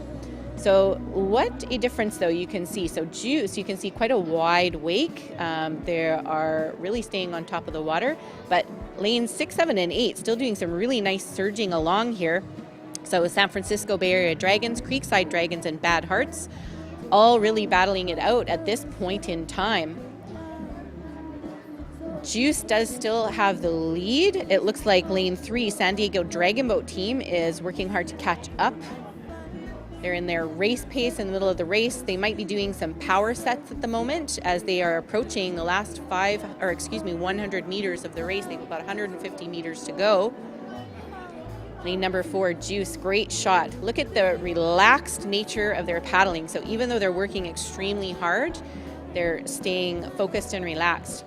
Lane number 3, actually catching up a little tiny bit, San Diego Dragon Boat team. And it looks like we're going to have another battle for third on our hands here. 1 and 2 seem to be pretty clear as we go into the last 100 meters of the race. But who is going to make it across the line in third? So Juice still surging ahead. Looks like they're having a really strong finish here. Lane 3 still gaining a little bit of ground. Looking like they're managing to stay on the tail of Juice there. So across the line unofficially in first is lane number 4, Juice, followed by lane number 3, San Diego Dragon Boat team. And here we go for third. So it looks like from our vantage point, lane number 5, Team Lifescan, but it could be 6 as well. There comes 2, 7, and bringing up the rest of the race here, it's a battle for final placement in lanes 1 and 8. It looks like lane number 8, Bad Hearts, followed by Britannia, CC, Have a Nice Day. So again, we're going to have to wait for the official race results to figure out who actually made it across the line in third position there. Fantastic racing, really competitive here today.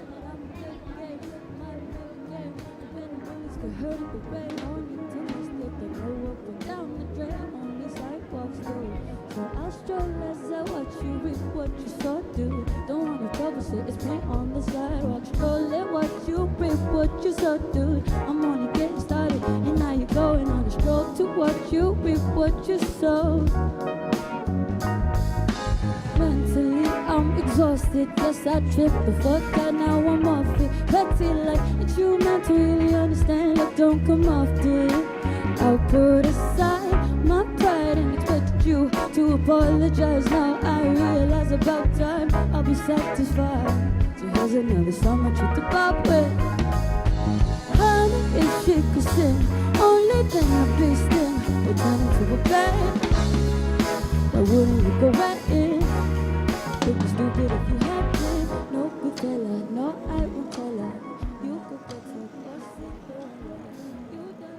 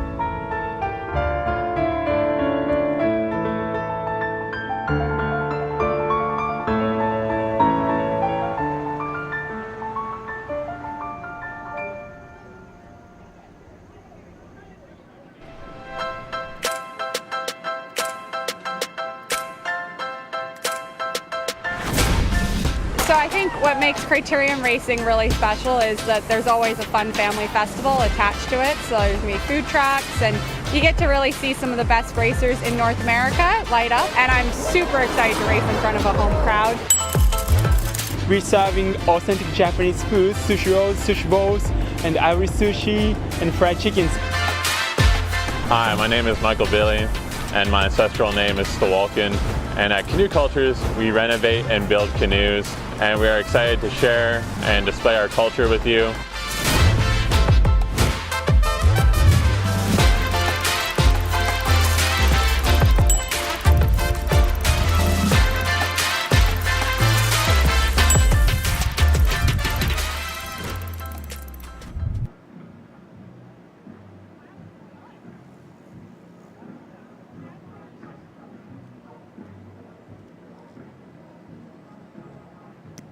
And we're setting up for race number 34 now in the mixed and junior round 2 heats.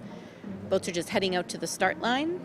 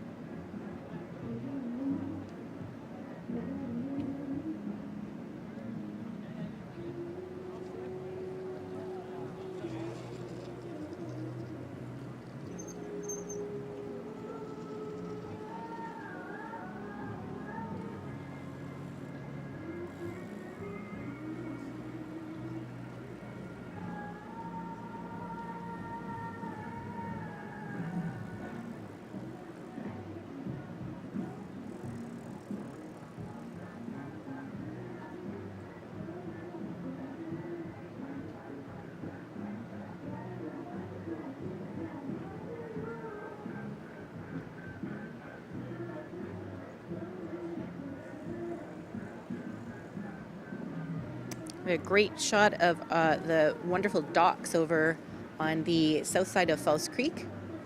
It's where the paddlers get in and out of the dragon boats, not just today, but most other days of the year. Huge shout out to the dock crew who's out there in the really, really hot sun today, helping the paddlers get in and out of the boats smoothly and safely, and keeping everybody organized.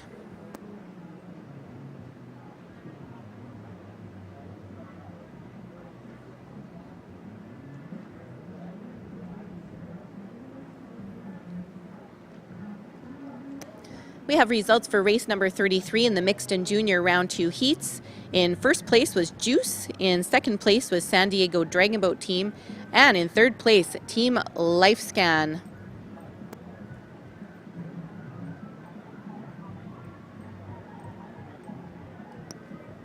We have another situation with that battle for third where the Team Lifescan third place team just beat the fourth place San Francisco Bay Area Dragons by under 1 second.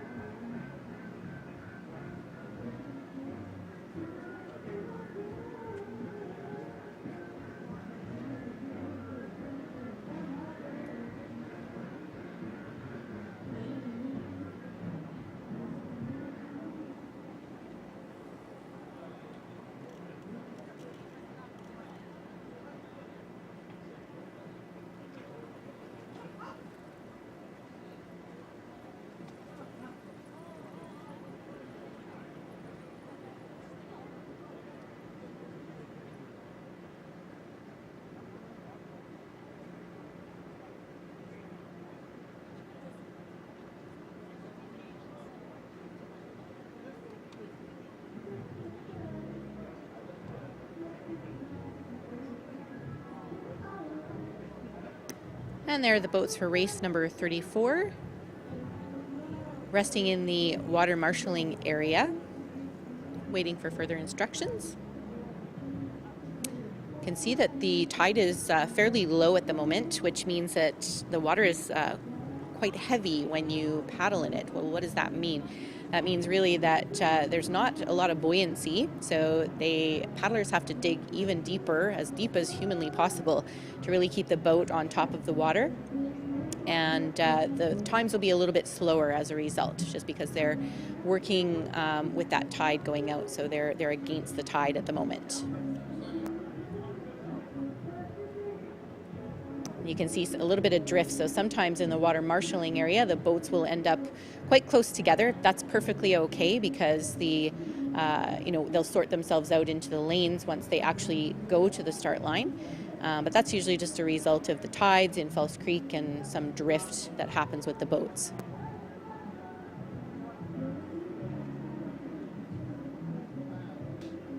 Looks like we have a few breast cancer teams in this division. You can usually spot them by their pink shirts. Many of the teams in the breast division do have pink shirts or pink on their uniforms.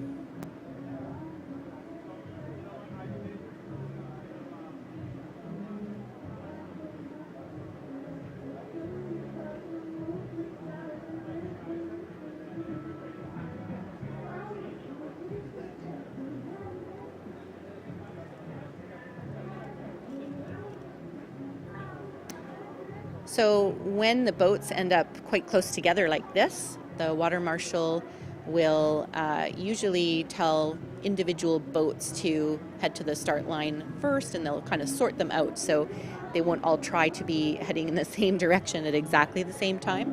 So this move towards the start line might look a little bit different than the ones we've seen so far this afternoon. So you can see the paddlers putting their hands up. That's usually the on-water marshal asking if the steers can hear them. And they just put their hand up as a signal that they can in fact hear them.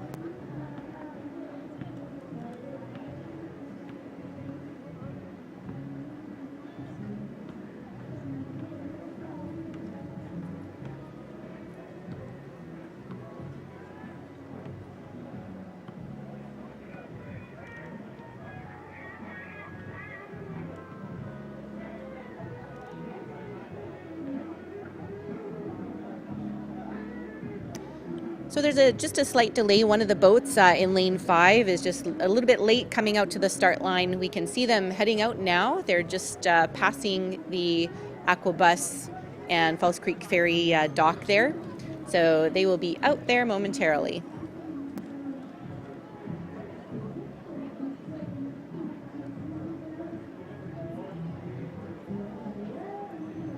So in the meantime, the other boats will just rest in the on-water marshalling area.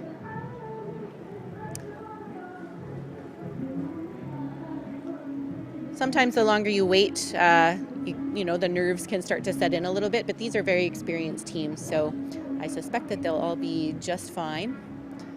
And these delays sometimes happen in dragon boat races, so everybody has experienced it at one time or another if they've been paddling for any length of time. So a lot of the time, might just be quiet on the boat. The coaches or the drummer, the caller, might be giving a few instructions. They might be doing some breathing exercises. Might just be focusing in, taking a moment in the boat, maybe having a little giggle. Depends on the team and their strategy for focus.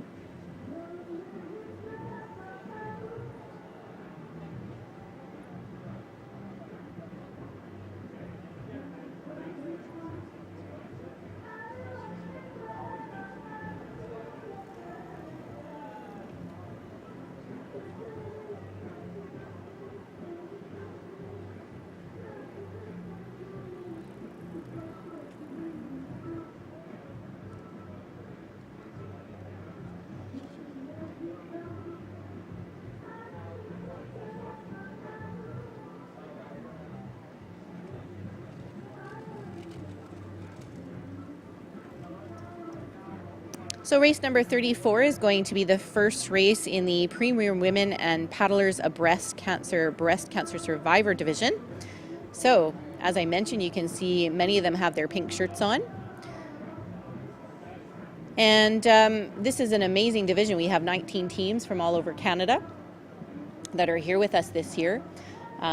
This is the first year that there's been a Canadian division. So the abreast paddling groups certainly do exist all over Canada, but now they have actually formed a Canadian division, which is an amazing win. They had a beautiful ceremony last night to recognize one of the founders of the Canadian division who recently passed away, and they had a party in her honor and to celebrate each other and to meet each other. Sometimes some of these teams have not met each other before, so we have teams from many of the provinces across Canada.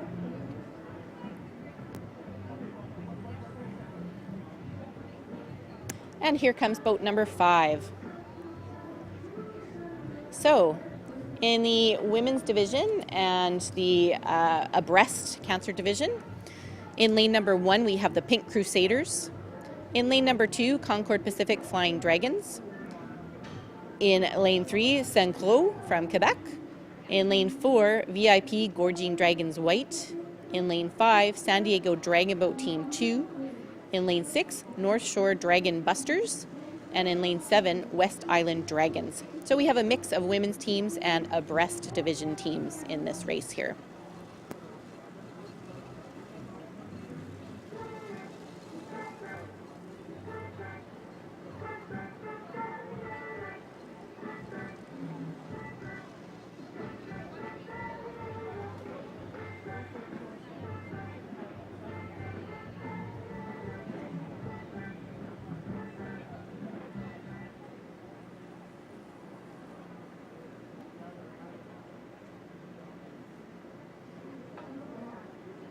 So now that everybody is assembled, they are heading into their lanes at the start line.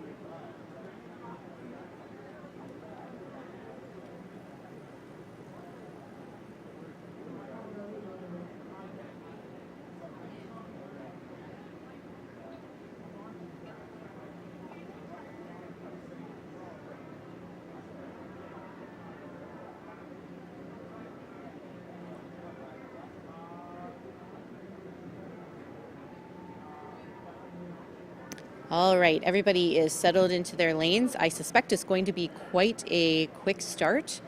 Looks like they all arrived at the start line pretty simultaneously. And they are off. So it looks like lane 4, VP Gorging Dragons White, might have had the advantage there. Very, very neck and neck with lane number 5, San Diego Dragon Boat Team number 2. But they're all pretty evenly matched. We're going to see the V formation of the dragon boats start to spread out a little bit, with the middle 2 lanes taking a bit of a lead. Looks like we're in for another battle for third place here. So as at the start, VIP Gorging Dragons White are in first, but followed very closely by San Diego Dragon Boat Team 2. And the race is far from over, so that could absolutely change through the race. Battling for second, it's lane number 3, Saint-Cloud, and lane number 6, North Shore Dragon Busters. Looking great. Wow, battle is on for both first and second and for third place, where we have 3 teams in contention for third place now as well. So they're coming into view on the race course here, heading up to about the 150-meter remaining mark. Everybody's looking quite relaxed. You can see their pacing is a little bit different. Women's dragon boats tend to be a little bit lighter, so they stay on top of the water a little bit better. So they might have a bit of a longer stroke and really beautiful glide. Boats number 3 and 4 are definitely battling, or excuse me, 4 and 5 are definitely battling for first place here. Coming up to the 100-meter buoys, lane 4, VIP Gorging White, and lane 5, San Diego Dragon Boat Team 2. It is anybody's race at this point. They are definitely neck and neck. VIP is still surging ahead, and it looks like they might still have a chance to take a seat. Just by a dragon's head. It may be number 5 coming over first, but they're actually just changing positions with every stroke. Too close to call. Total photo finish. Battling for third, we have 3 teams in contention. Looks like boat number 2, Concord Pacific Flying Dragons, have caught up, and they might be able to capture that third spot. Looks like they made it unofficially, followed by 3 and 6. I'm not sure in which order. And here comes boat number 7, West Island Dragons. And boat number 1, Pink Crusaders, bringing it home. Give them a big cheer as they come across the line. These ladies worked really hard. Pink Crusaders are a breast team as well. They need all your love. Well fought, ladies.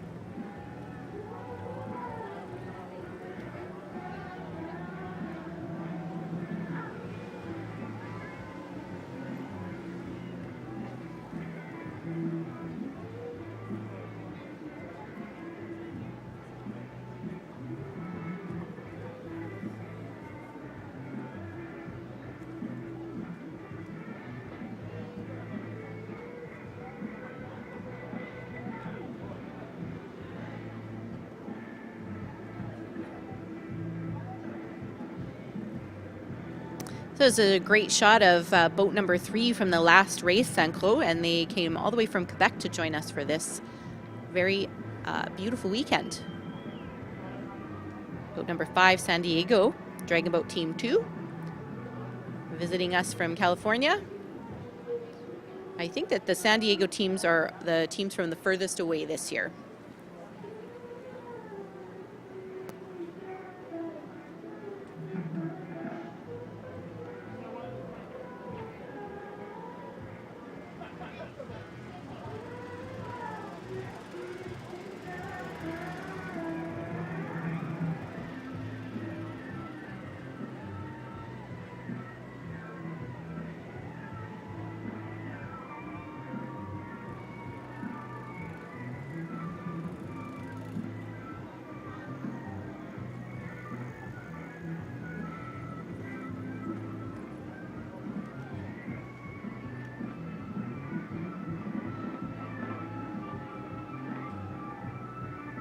Great shot of the boats heading back into the docks, getting ready for some well-deserved rest. So this would have been their second race for today for all of these teams. So they'll have a chance to rest up and get ready for the semifinals and finals tomorrow.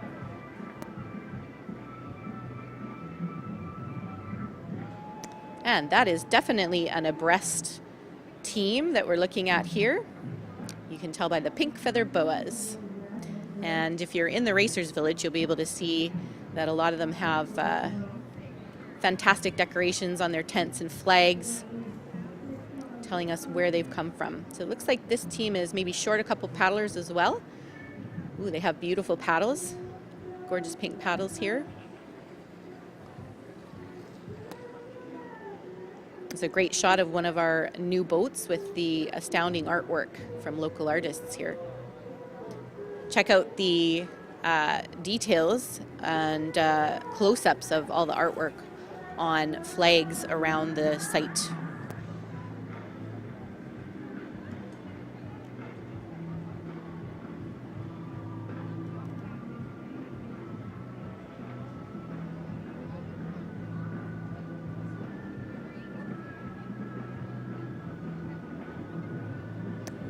All right, so the results for race number 34, which was a real nail biter. In first, it was VIP Gorging Dragons White. Second, San Diego Dragon Boat Team 2. And in third, Concord Pacific Flying Dragons. And in fourth place was Saint Croix. And the difference between third and fourth place, again, almost a nanosecond. So Concord Pacific Flying Dragons with 2 minutes 31.045 seconds. Saint Croix with 2 minutes 31.879 seconds. Amazing.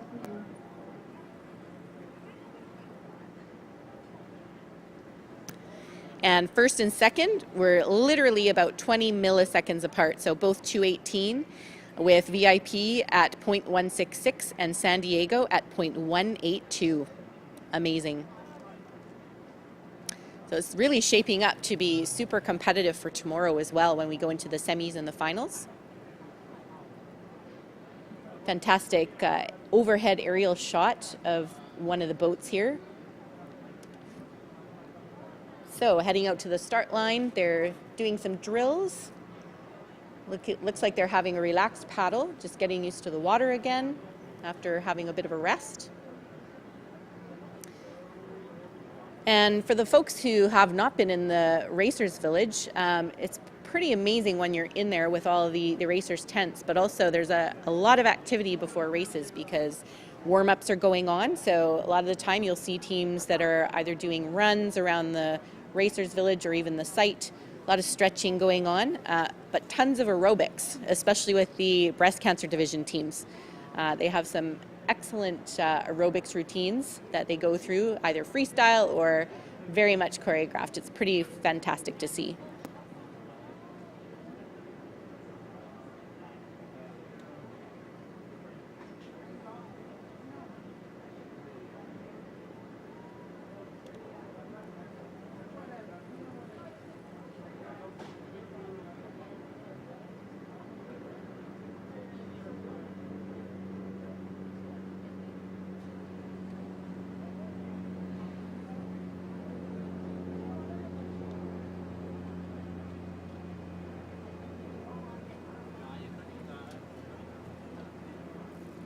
So as you can see, it's a hive of activity on the water today. Obviously a really gorgeous day. Beautiful day to take a aqua bus or a False Creek ferry ride. And of course, we have to give away, the recreational boats do give way to the commercial boats. So sometimes we just have to pause a moment, let them go by. And of course, our little feathered friends hanging out on the water too.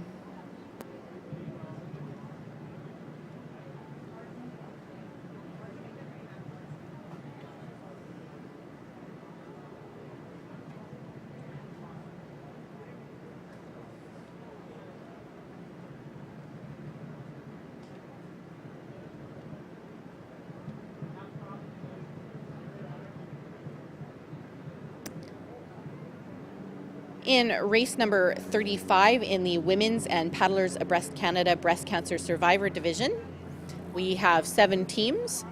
In lane 1, Waves of Hope. In lane 2, Wonder Broads BCS Windsor Essex. Lane 3, Wham Women. Lane 4, Dragon Zone Juice Truck. Lane 5, UC Irvine Elements. Lane 6, VIP Island Breaststrokers. And lane 7, Dragons of Hope.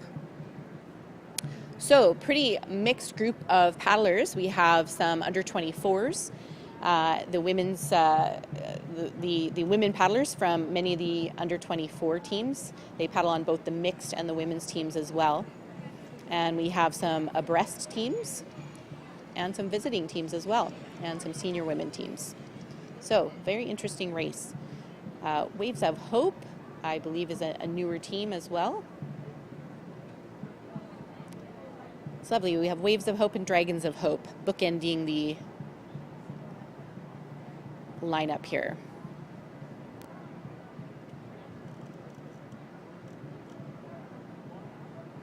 And there they go. Everybody got out smoothly off the start line. And in lane number 4, Dragon's Own Juice Truck pulled out ahead a little bit off the line. And in lane 3, Wham Women and lane 5, UC Irvine Elements so far in the contention for second place.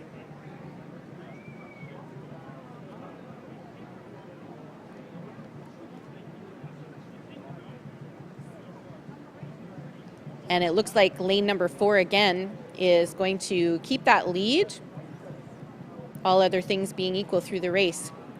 So you can see lane number 4, their race pace is pretty high, but looking very, very strong through here. Lane number 3, Wham, and lane number 5 are battling it out for second place.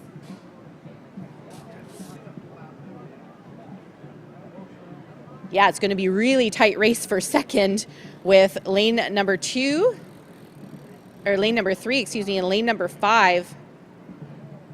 So we're going to have another nail biter on our hand between Wham and UC Irvine Elements.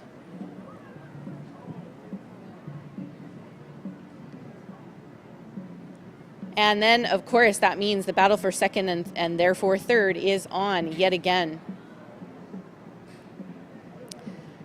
Boat number 4, Juice Truck, looking really strong, continuing on as we come up on the last 100 meters of the race here. It looks as though they're going to be able to hold on to their lead right through the end of the race. So here we have another battle between third and second position between boat 3, Wham, and boat 5, UC Irvine Elements. It's going to be a really close one here today. Clear lead for boat number 4, Juice Truck, pulling ahead through to the finish line. Looking strong the entire way through. And here we go. Race for second and third. It looks like 5 might edge out 3 just, but it's really too close to tell. Another photo finish in a very exciting division here. And here come boats number 2 and 6, battling it out for 4th place. It looks like boat number 6 has the edge here. Boat number 2 trying to just gain a little bit of time here, a little bit as they come across the line. And bringing it home, boat number 7 and boat number 1, who looks like 7 might have a slight lead. And boat number 1 finishing things off for us. Come on, folks, give them a huge round of applause and all your best cheers.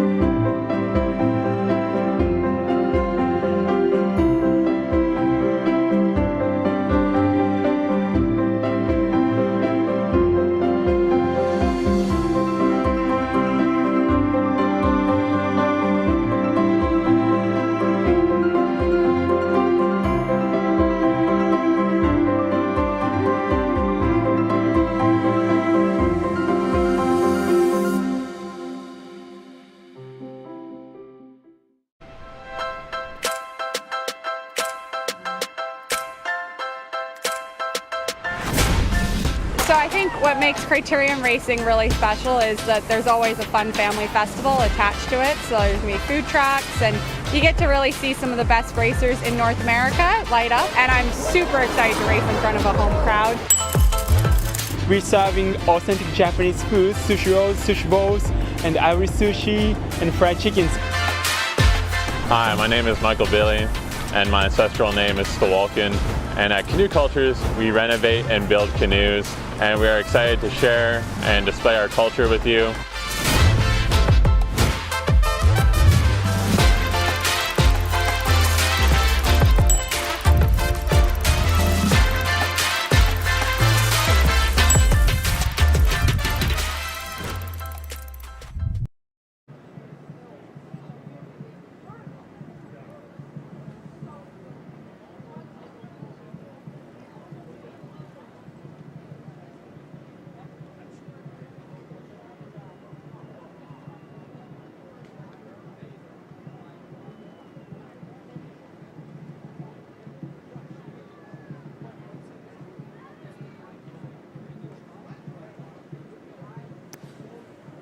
We have 3 more races left in the Women's and Paddlers Abreast Canada Breast Cancer Survivor Division for this grouping here.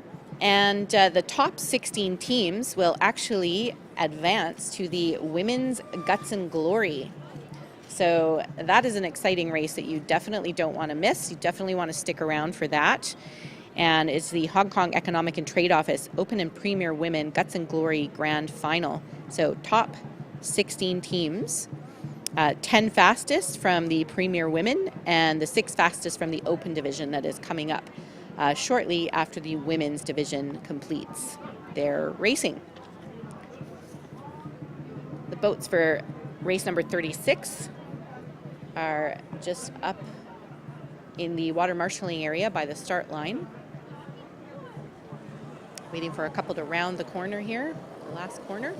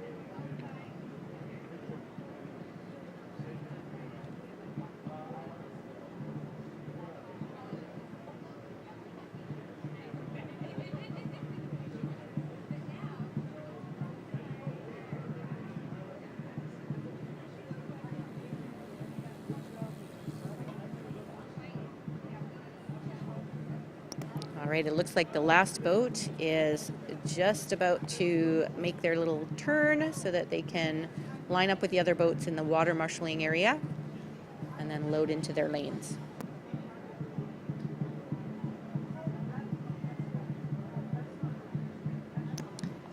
And the teams in race number 36 in the Women's and Paddlers Abreast Canada Breast Cancer Survivor Division are in lane 1, women alike abreast a river. In lane 2, Dragon Max.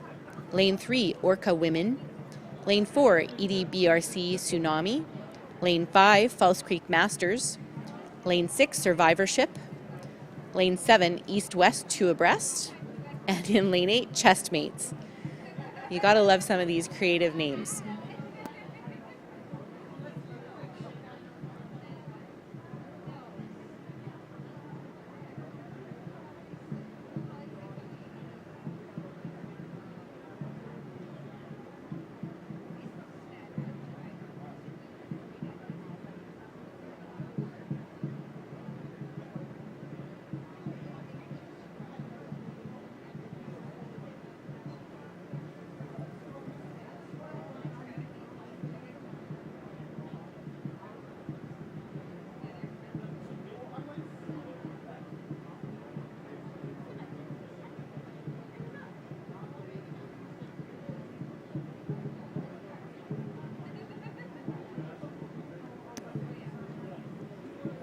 And the teams are loading into their lanes at the start line.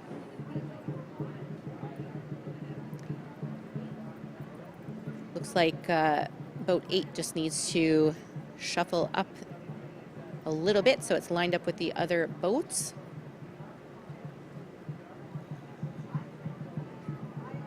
And nicely lined up.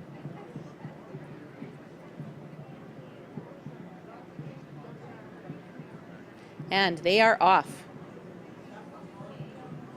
So again, you can see the paddle speed is, paddle rate is certainly much higher for the first 16 or so strokes.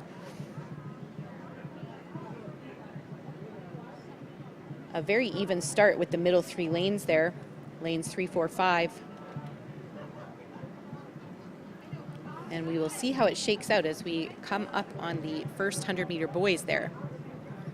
All right, we get a nice shot of chest mates in lane 8, east-west 2 abreast in lane 7 there. So far, it looks like lane 5, Falls Creek Masters, have a slight edge in the lead here. There they are in lane 5, looking really good and really strong.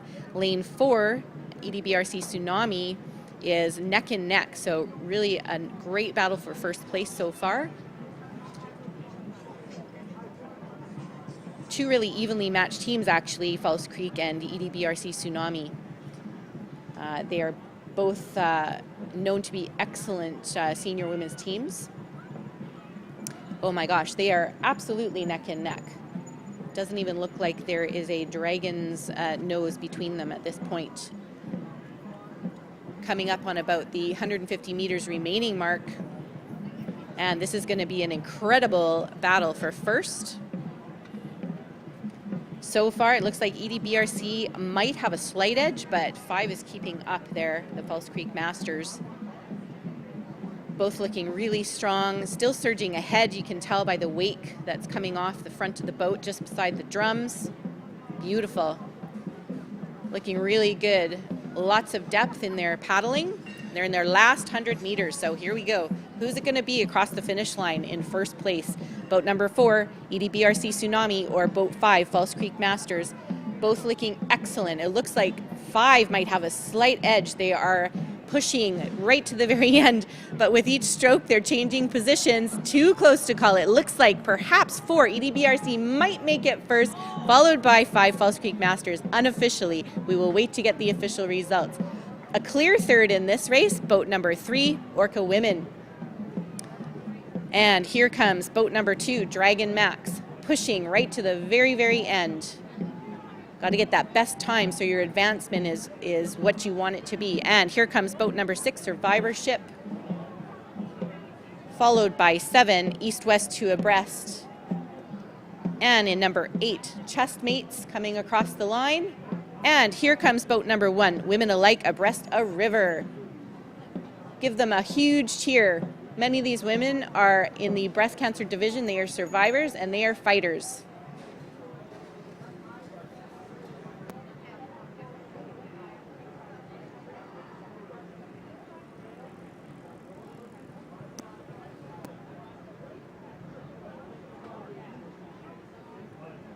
All right, so before we get to the results for race 36, we have results for race 35. Yet again, a very, very close race here. In first place, Dragon's Own Juice Truck. In second place, it was UC Irvine Elements with 221.350. And a very, very close third, Wham Women with 221.483. So again, the battles just keep happening on the water today.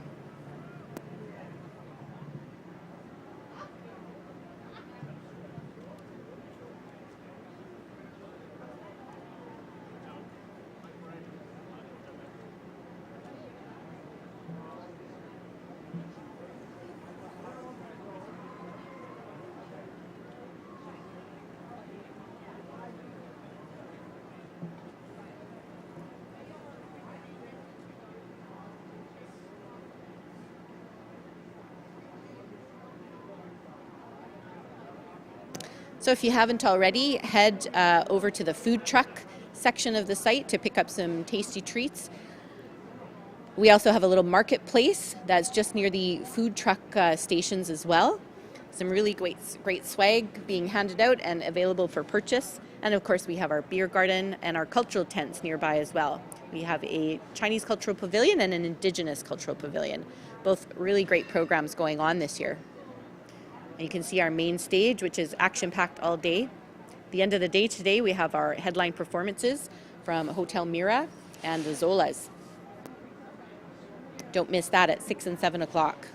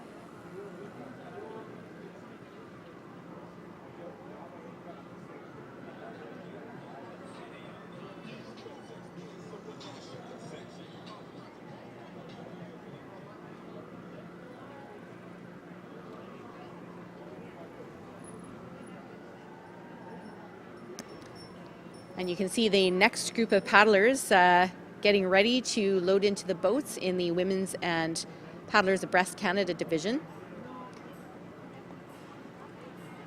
Parking a dragon boat is certainly a fine art, so hats off to those steers who managed to get in and out smoothly and without incident.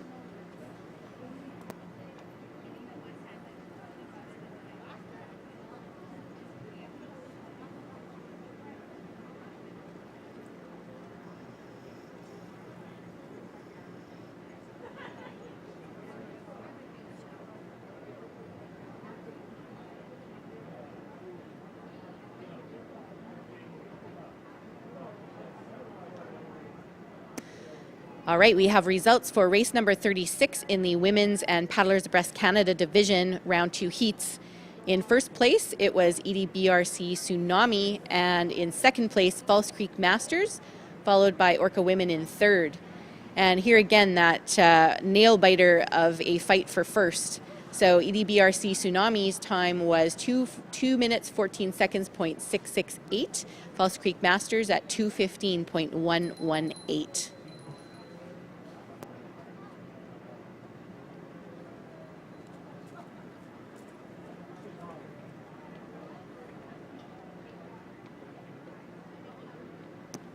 And the boats for race number 37 are assembled in the marshalling area on the water. In lane number 1 in race number 37 for the Women's and Paddlers Abreast Canada Breast Cancer Survivor Division. Lane 1 we have Saints Preserve Us. Lane 2 Breast Friends Edmonton. Lane 3 Warriors of Hope. Lane 4 Wasabi Force. Lane 5 FCRCC Senior C Women. Lane 6, Sisters in Sync. Lane 7, Nothin' Dragon Women. And in Lane 8, Chemo Savvy Pink Thunder.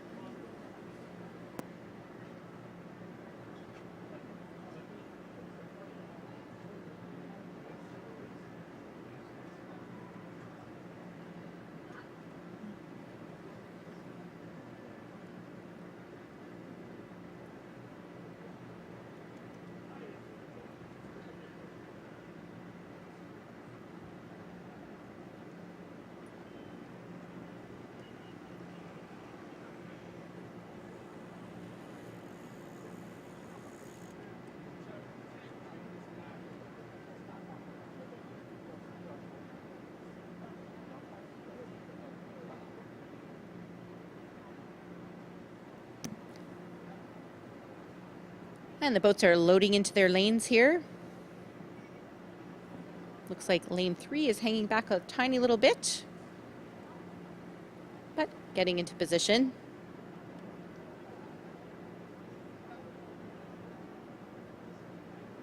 And they are off. Looks like a pretty even start so far, with lanes 4 and 5 pulling it out slightly ahead. At the moment, it looks like FCRCC Senior C is in the lead here. Wasabi Force in lane 4 is working very hard to catch up. Their their paddle rate is a little bit higher, so it looks like their strategy is to maybe keep going with the rate through the beginning of the race here. We can see a great shot of the boats now overhead. It's starting to spread out. So in lane 5, FCRCC Senior C has the lead at the moment. Wasabi Force working hard to catch up. You can see lane 5 there, FCRCC, looking very relaxed, very in sync. Paddles are buried deep, skimming along the water.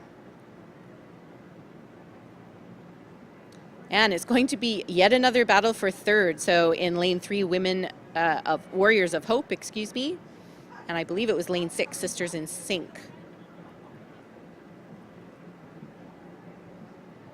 So FCRCC maintaining that lead. Beautiful coordination you can see in the boat right from the first seat all the way to the 10th seat. Great timing. Wasabi Force looking really strong as well. And you can see that beautiful body position. So they're hinging from the waist, rotating from their backs.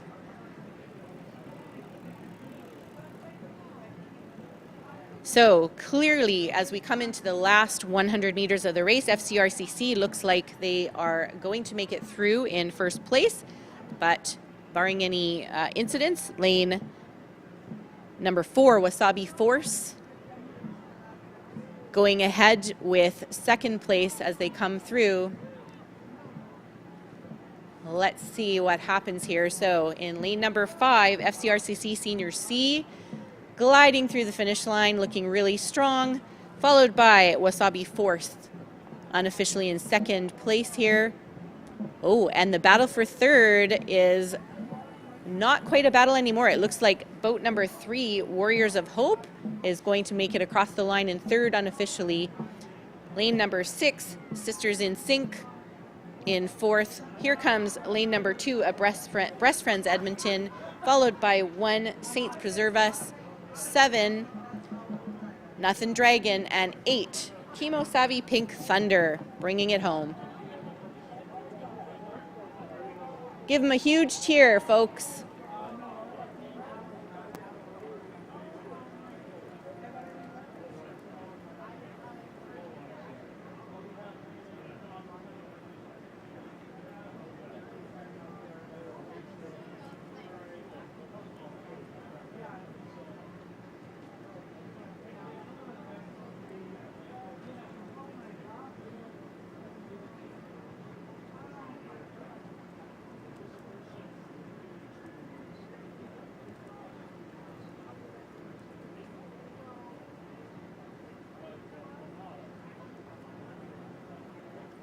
So the teams are heading back to the docks. After every race, each team will have a little debrief to talk about how the race went, what went well, what could have gone better, and to learn from that race for their next races, of course.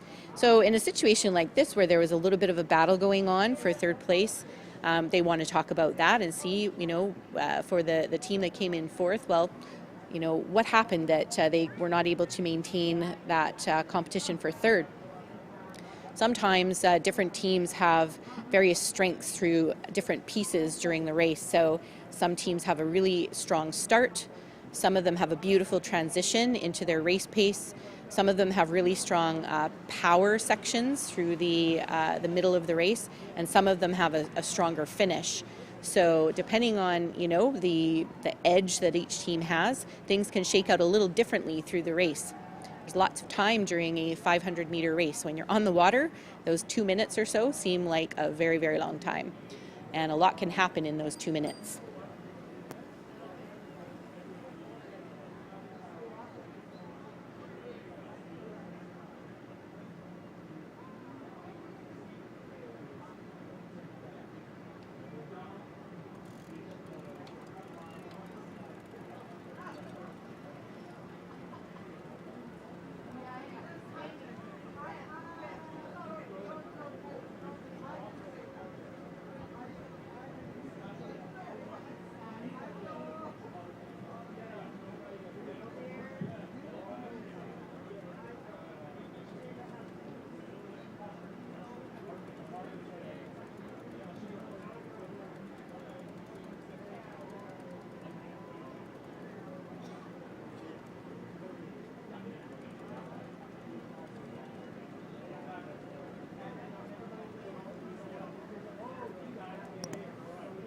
The teams for the last race in the Women's and Paddlers Abreast Canada division are just heading out to the start line.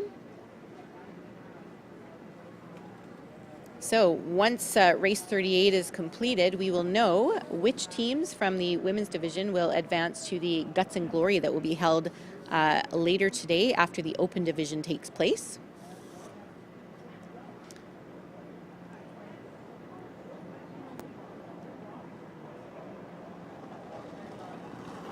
So it's the 10 fastest teams in this Women's and Paddlers Abreast division that will advance to the Premier Women's division for the Guts and Glory Grand Final, sponsored by the Hong Kong Economic and Trade Office.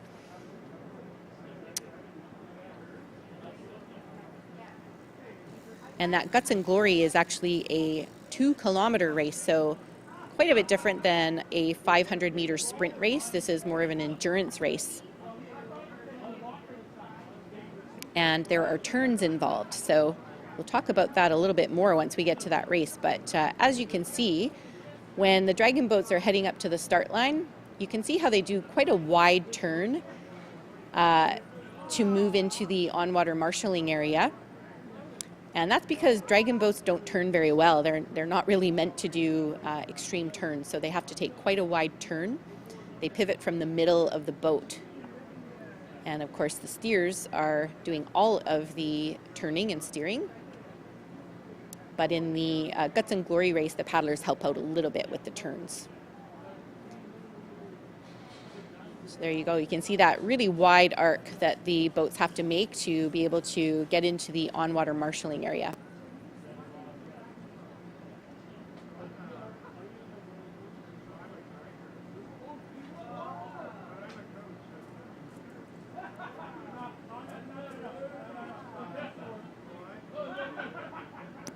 We have results from race 37 in the Women's and Paddlers Abreast Canada division, round 2 heats.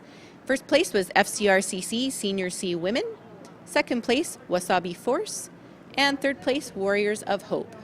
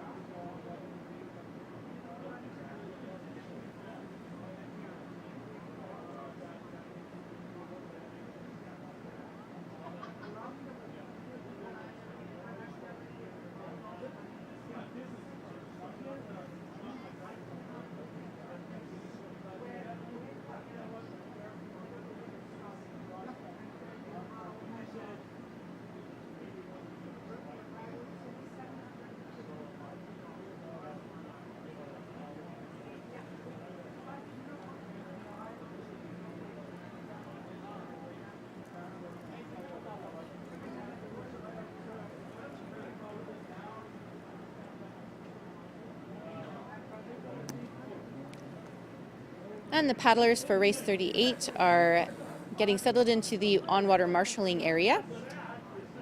In lane 1, we have Busting with Energy. Lane 2, Dragons Abreast, Toronto. Lane 3, Club Sake Women. Lane 4, VIP Gorging Dragons Red. Lane 5, Wasabi Impact. Lane 6, FCRCC Sagan Dragons. Lane 7, Abreast in a Boat. And in lane 8, Chemo Savvy Pink Lightning.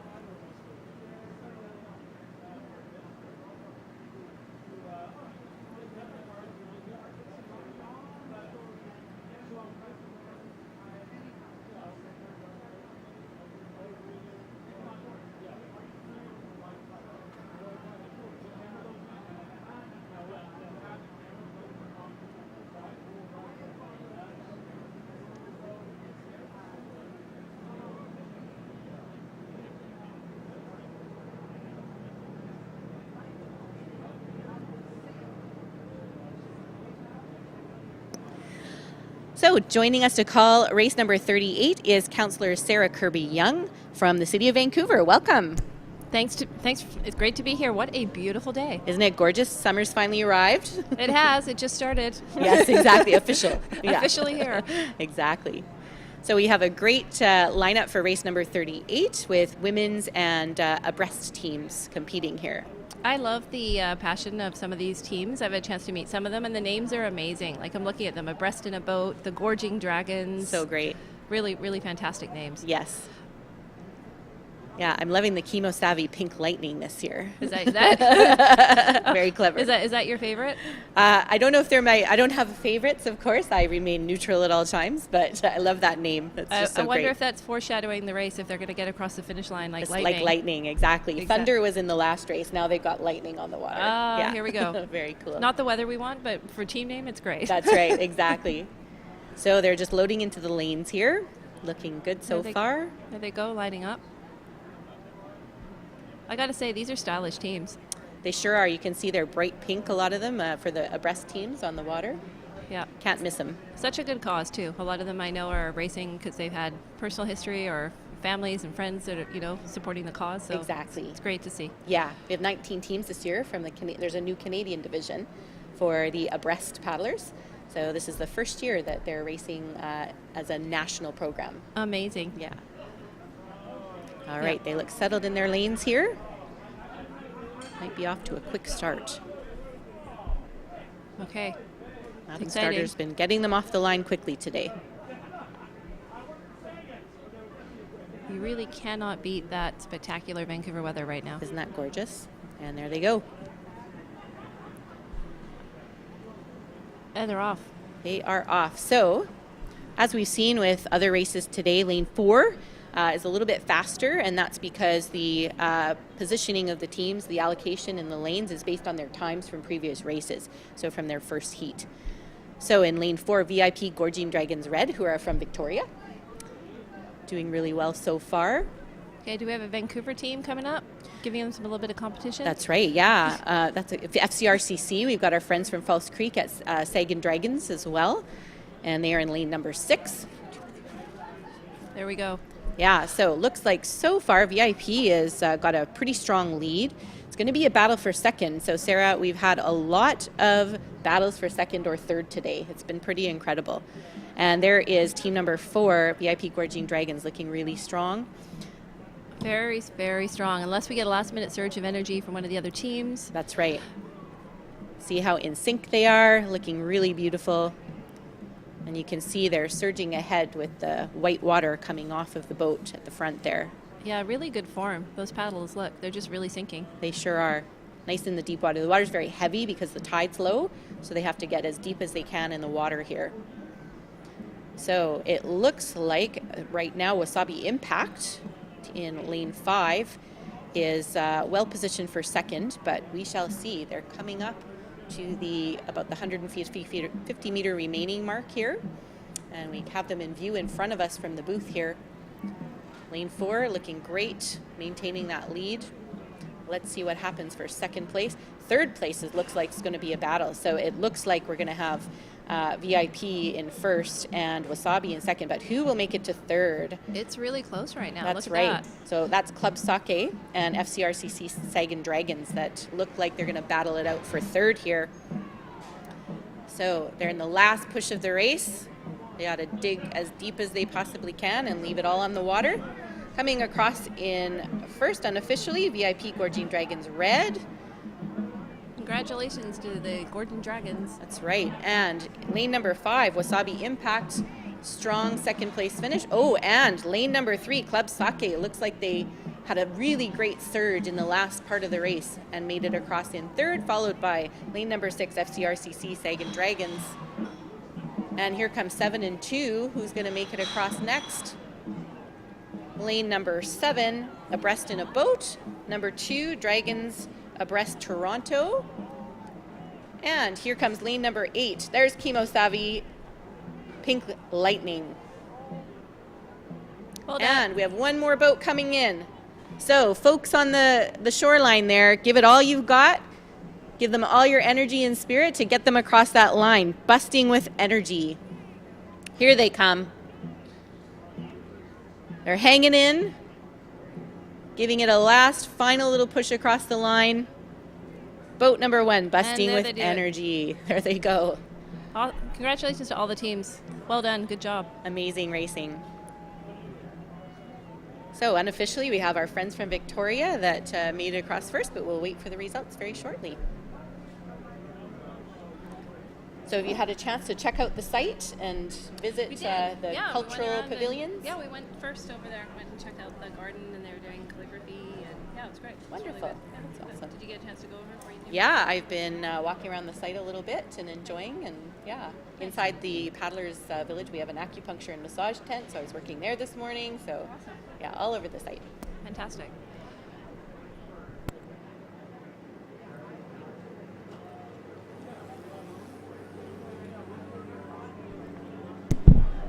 Well, thank you very much, Councillor Kirby-Young, for joining us today.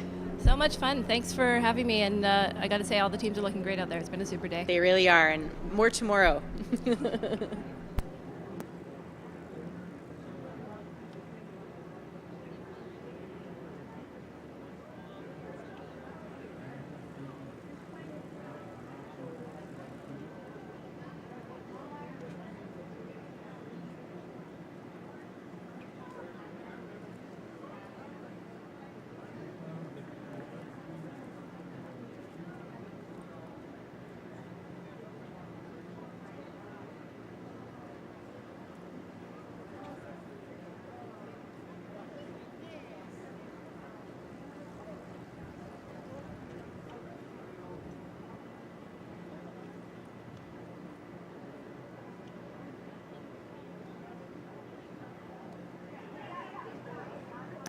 So coming up very quickly, race number 39, the Open Division, round 2. We have 4 teams in this race. In lane number 2, we have Dragon Max. Lane number 3, EDBRC Premier. Lane number 4, San Diego Dragon Boat Team. And in lane number 5, UCLA Dragon Boat. So open division means that the makeup of the paddlers can be any mix of men or women. So there are rules for mixed teams. You have to have a certain number of women to be eligible to compete in the mixed division. But in open, they can have any combination that they want. Typically, you'll see it's either all or almost entirely men in these races, in the open divisions.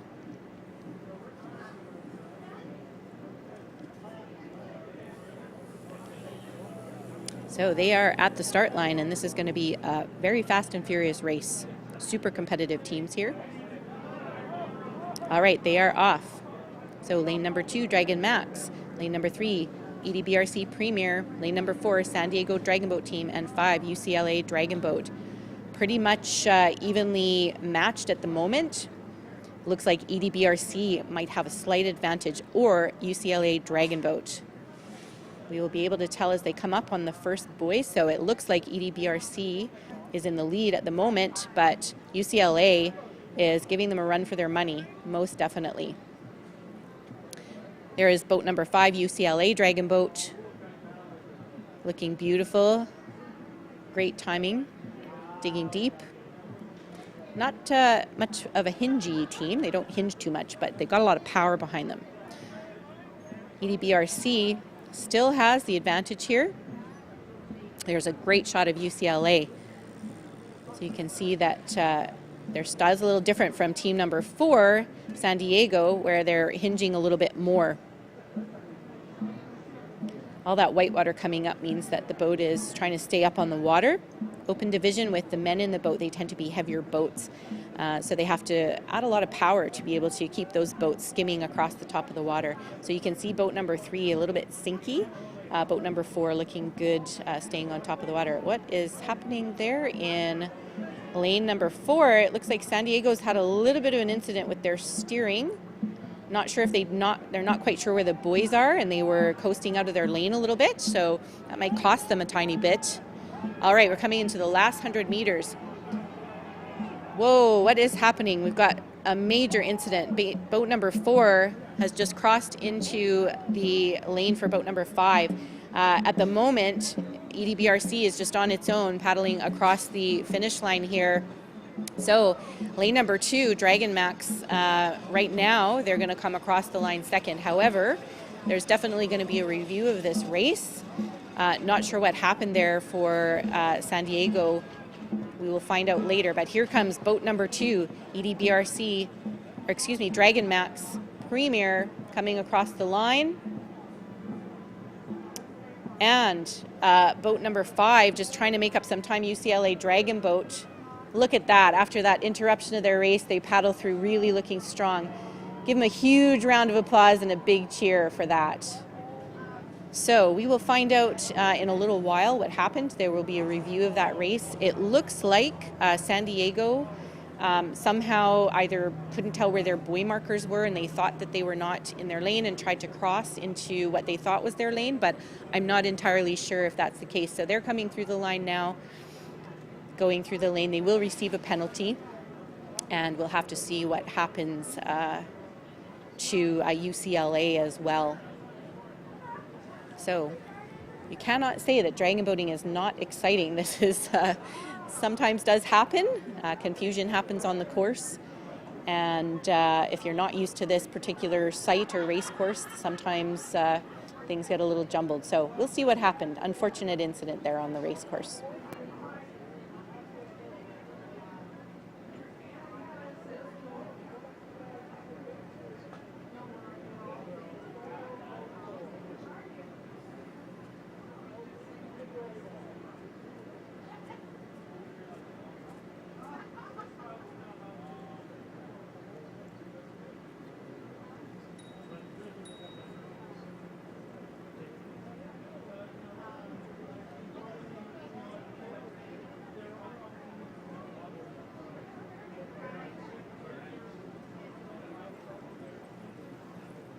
All right, so the teams are heading back to the docks. And there's definitely going to be a lot of debriefing going on, maybe some communication amongst the teams. Really unfortunate there. Nobody's going to feel good about that.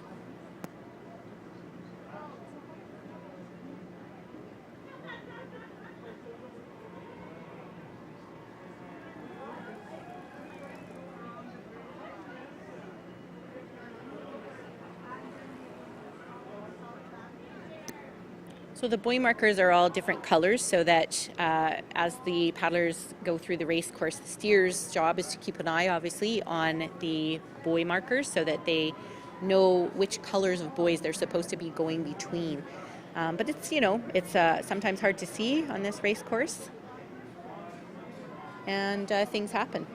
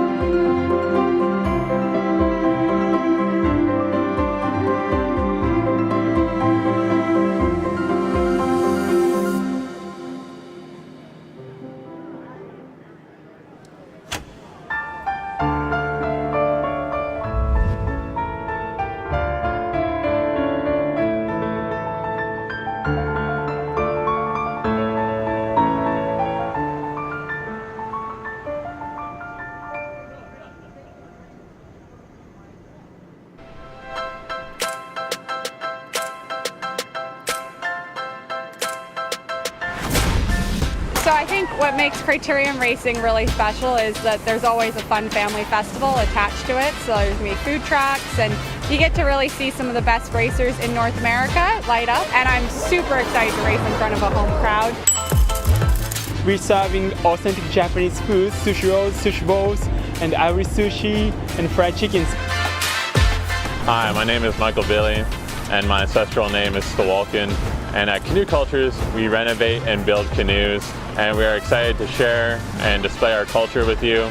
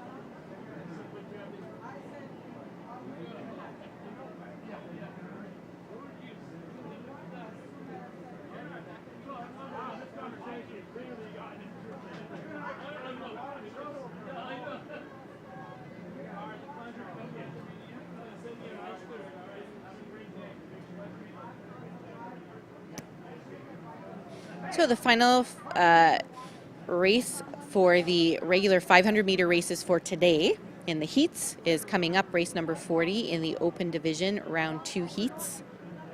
You can see the teams are heading up to the start line. So again, the open division means that the makeup of paddlers can be any mix of male or female paddlers or men or women paddlers.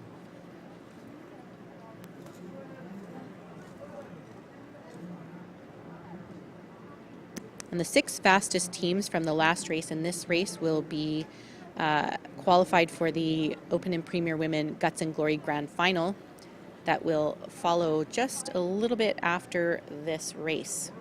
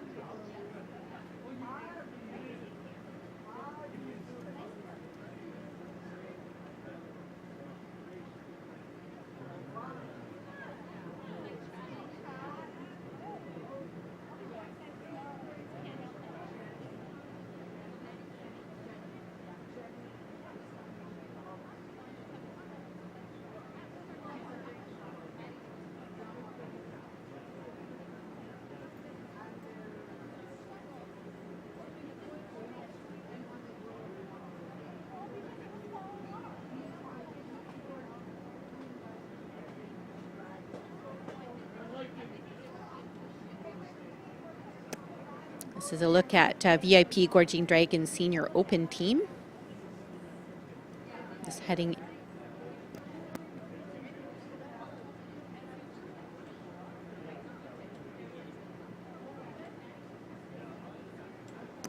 We have results for race number 38 in the Women and Paddlers of Breast Canada Breast Cancer Survivor Division.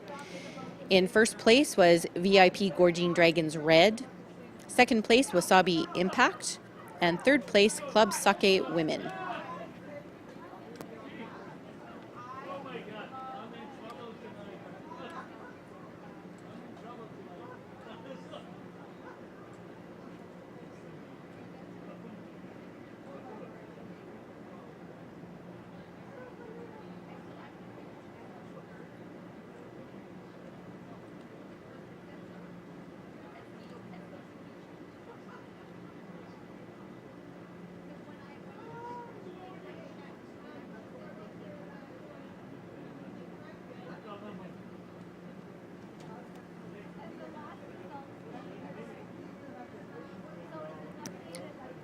So race number 40 is coming up. It is being held while a review of race number 39 takes place because the results for each of these races actually matters for the advancements, but also for the Guts and Glory Grand Final qualifications. So the race officials are working on reviewing race number 39. So race number 40 is being held for a moment.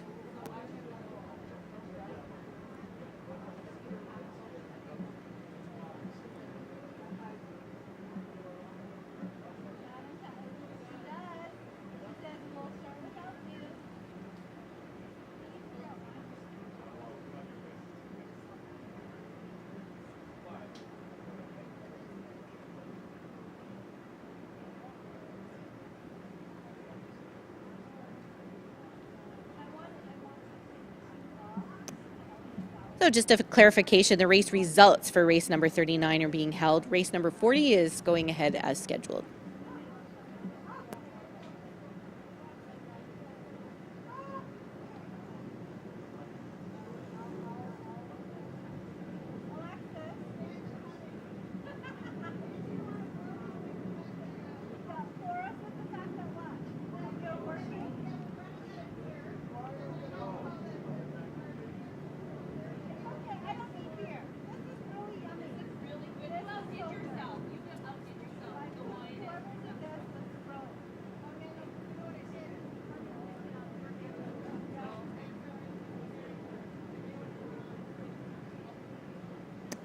So we have 4 teams just in the water marshalling area for race number 40. They're actually just waiting for at least one more team to head up to the start line.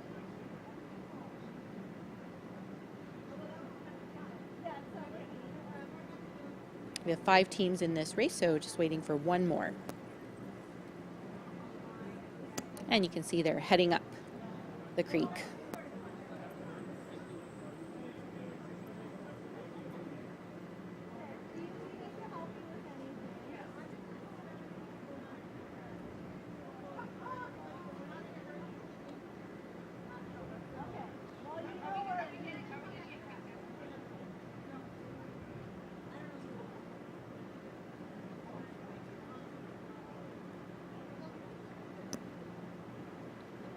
So this is Nothing Dragons Masters Black that's heading up to the start line.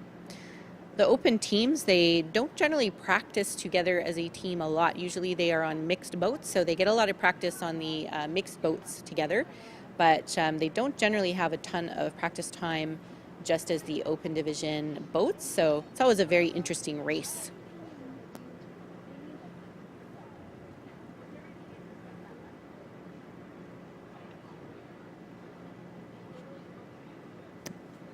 Okay, so race 40.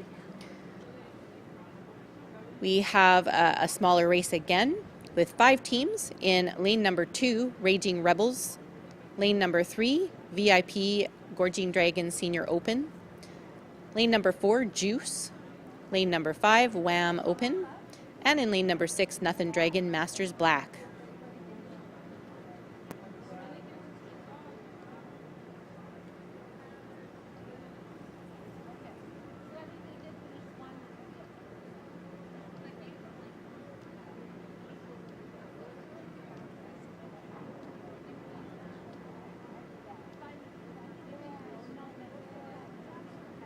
And the on-water race officials want to get this race started.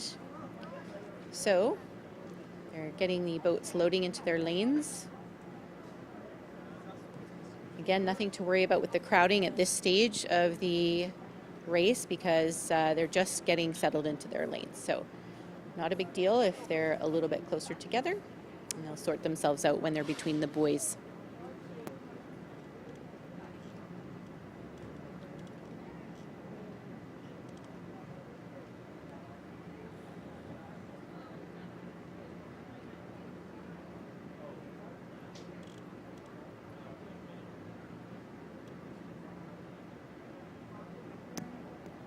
Right, they're loaded into their lanes. Waiting for the starter to tell them when she is ready for them to hold hard. Just a little bit of rejigging there. And they are off. So you can see Juice has a very fast start. Their rate is very high compared to the other boats, actually, if you look, even compared to lane number 5, Wham Open. And they're settling into their race pace now, doing their transition, looking really strong. They've pulled out ahead by almost a boat length already, and that is just the start. So this is going to, oh my goodness, we have another lane drift. So something's happening here with that lane. That is that lane number 5, Wham Open. For some reason, there's an issue perhaps with that lane. They've just crossed into lane 6. So this is a big issue here. My goodness. In the meantime, we have lane number 4, Juice, still ahead. In second position, VIP GD Senior Open. And it looks like, oh my gosh, the lane number 5 is having big issues today. I think they were trying to go back into lane number 4. So not a great race for them, but in the meantime, Juice not affected. None of the other teams in lanes 2, 3, or 4 were affected, but we'll see what happens with lane 6. So more than halfway finished the race here. So far, it looks like a clear positioning for first and second. The race for third might be on with at least 2 of the remaining teams. You can see a great shot of Juice here and how evenly matched they are in terms of their body positioning, the level and angle of the hinge, and their reach. And same with boat number 3 here, looking really good, VIP. This wonderful aerial shot. You can see the precision, the paddles are entering and exiting the water together. It's all very important in dragon boat racing. So pushing hard to the finish, here comes Juice in lane number 4, and in boat number 3, still pushing to the very, very end. Boat number 3, VIP GD Senior Open. Let's see what shakes out for third place. It looks like boat number 5, Wham Open, which is interesting, as I believe they had the lane violation perhaps, and followed by lane number 2, Raging Rebels, and in lane number 6, Nothing Dragon Masters Black. So this race is going to likely have to be reviewed as well, just because there was some lane issue, I believe, with lane number 5. So it'll be a little while before we get race results, and again, a lot of discussion is going to happen amongst the teams that were affected. A couple of the other teams might not even know that anything happened on the course because they were a little bit further ahead. And if you're, focusing in your boat, you shouldn't really be noticing what's going on in other lanes unless it's going to affect you. So stay tuned for the race reviews and race results for races number 39 and 40 in the open division, round 2 heats.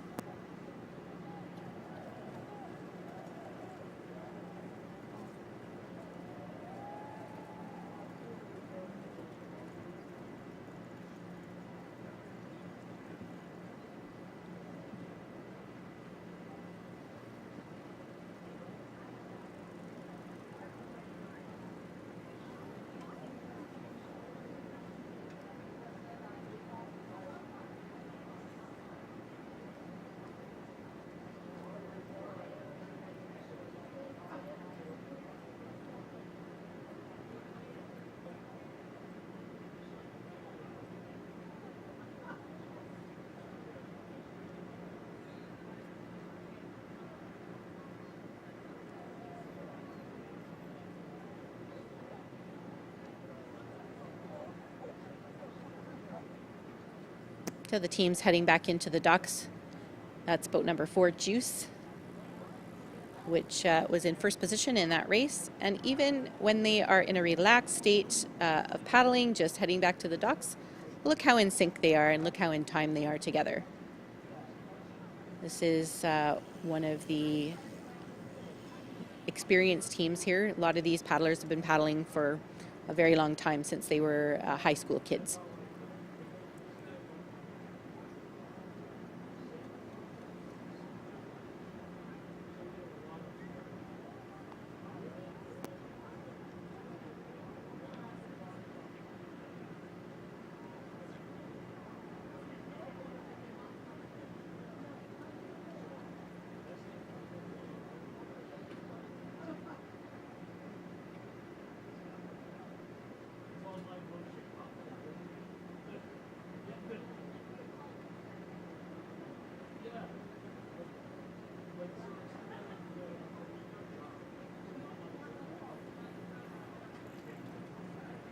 So the race officials will be reviewing both race 39 and 40 now.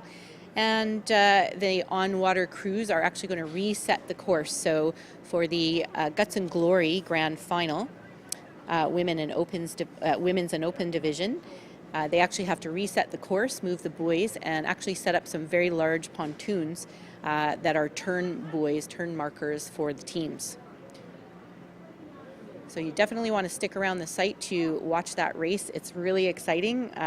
It's the one time where on the water, boats are actually meant to be a little bit closer together. There is a staggered start, but there often is a little bit of competition for positioning and jockeying around the turns especially. So there can be some contact actually between the boats, and it gets very exciting. So stick around for that. We'll update you with the race results for race number 39 and 40 as soon as we have it.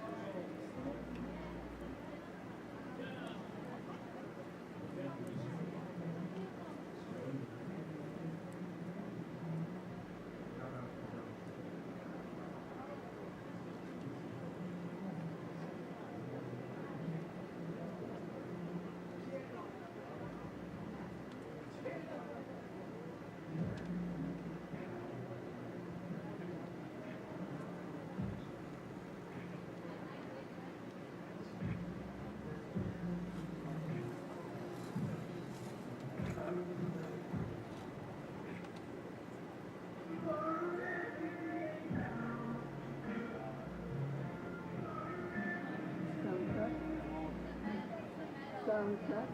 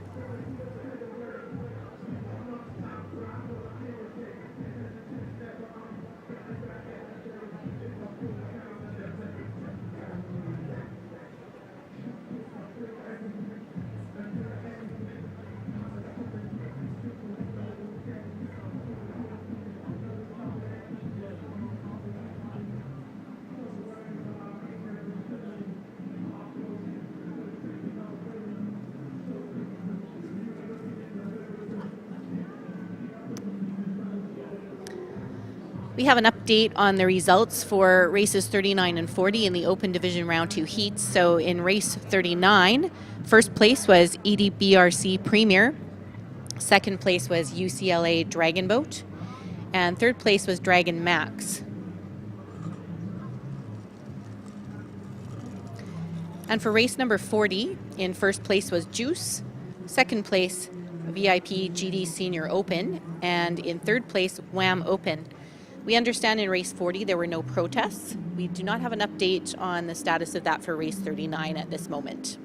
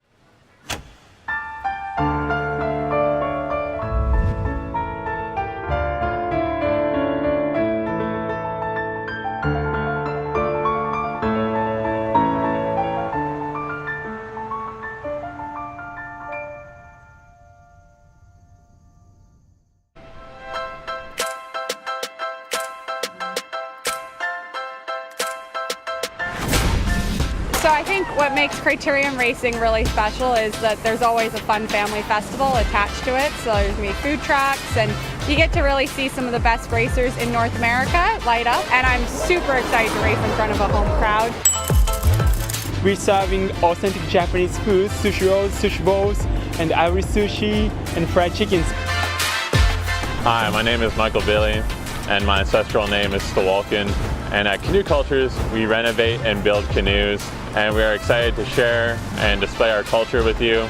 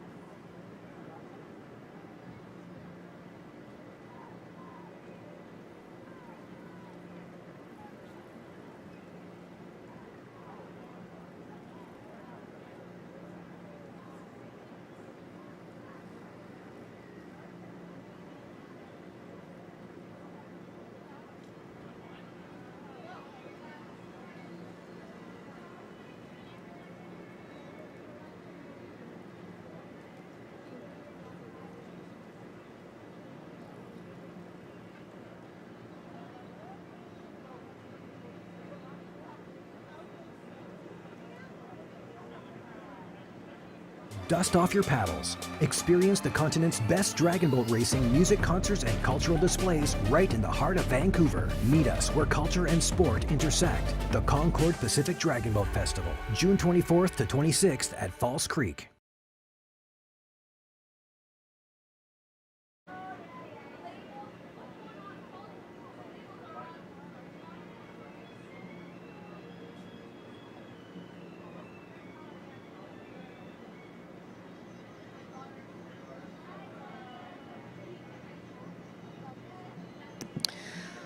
Welcome everyone to the Hong Kong Economic and Trade Office Open and Premier Women Guts and Glory Grand Final. We have 16 boats in this race. They will be covering 2,000 meters, and they actually have to do some turns, so you can see them on the course right now practicing their turns. This is not something that they normally do in dragon boats, so it's essential that they give it a little go before they get on the course. These teams are obviously all the best of the best. They are the 6 fastest from the Open Division and the 10 fastest from the Premier Women's Division. So they will have a staggered start, going from the fastest boats to the slowest boats of the bunch, rather than starting all at the same time. So you'll see at the beginning it's a little bit slower, paced, but once the boats start to catch up to each other, it gets very exciting. So there'll be a lot of action on the course. So you have to keep your eyes peeled for what's happening. This is obviously a test of endurance for these racers, and the times are usually somewhere between about 12 and 15 minutes, depending on how the water is out there, if it's feeling heavy with the lower tide that we have today, or if they're feeling a little faster.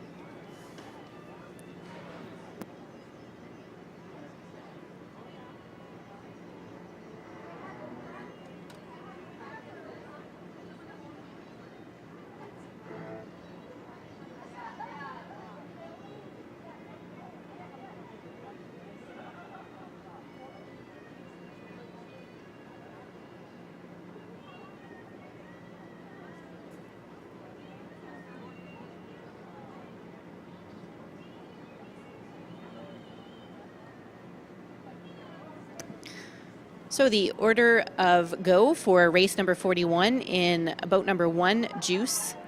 Second to go will be EDBRC Premier. Third will be VIP GD Senior Open. Fourth will be WAM Open. Fifth will be Dragon Max. Sixth, San Diego Dragon Boat Team. And those are all open teams. Starting with the women's teams, VIP Gorging Dragons Red, followed by San Diego Dragon Boat Team. VIP Gorging Dragons Red for the women, EDBRC Tsunami, Dragon Zone Juice Truck, followed by FCRCC Senior C Women, False Creek Masters. They will be followed by San Diego Dragon Boat Team 2. Then VIP Gorging Dragons White will go, followed by WAM Women, then Wasabi Force, and finally Orca Women.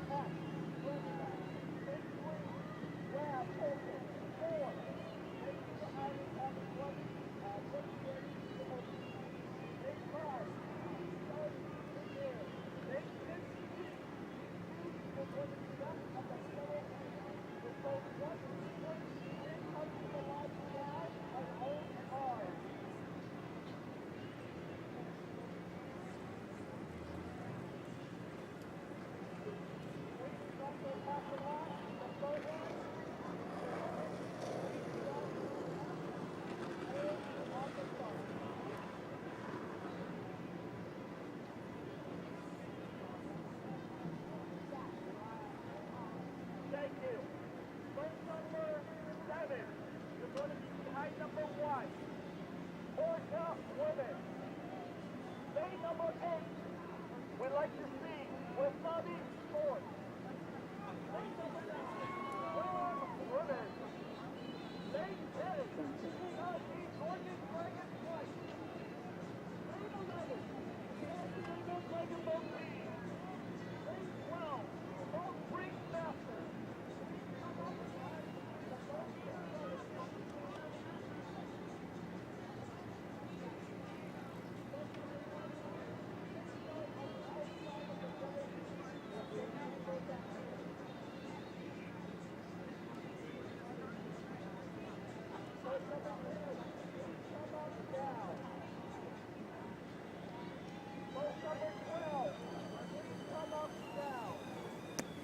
So it looks like the blue boats are lined up.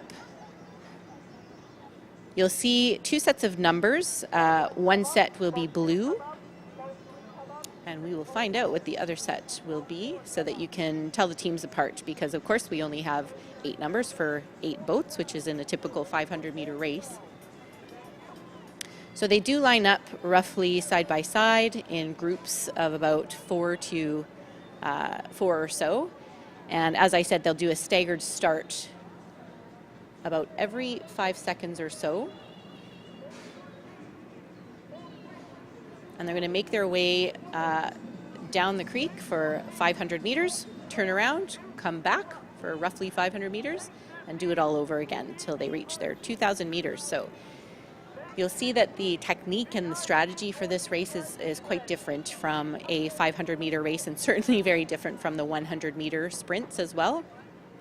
You will see them do a pretty quick start with some ups, maybe a 6:16 start, depending on the strategy of the team. But then they go into a race pace, and they might have some power pieces in the mix there. So getting nicely lined up between these starting buoys. Okay, we have all blue numbers, 1 through 16 this year. So it'll be easier to tell them all apart.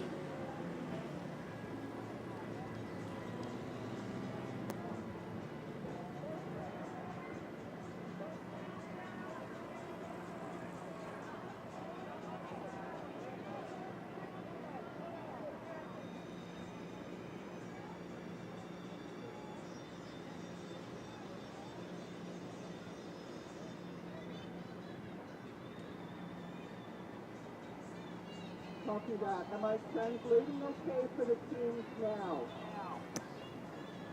So once again, the first 6 teams are the open division, and teams 7 through 16 are the women's division. And these are the best of the best, so you're going to see some beautiful paddling out there today. All you will hear is me calling you up to the line, and the board will go every 10 seconds.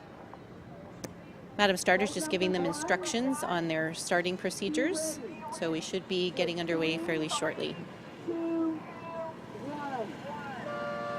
There's the first go. So that is boat number 1, Juice. Off to a very nice start. They've had a great day. And this is their open team. Boat number 2, EDBRC Premier, is off. They've also had a great day, the Edmonton teams. Boat number 3, VIP GD Senior Open. Off to a nice looking start there as well. And there's the horn for boat number 4, WAM Open. You can hear some drumming going on early on here. Horn just went for boat number 5, Dragon Max. And boat number 6, San Diego Dragon Boat Team. So that is the group for the open division. Wow, they're off to a very, very quick start. Interesting strategy there. The first boat in the women's division, number 7, VIP Gorging Dragon Red, is off. There's the horn for boat number 8, EDBRC Tsunami.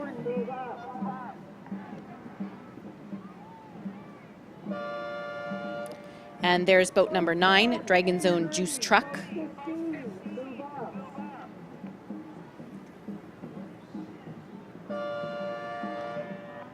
Boat number 10, FCRCC Senior C Women.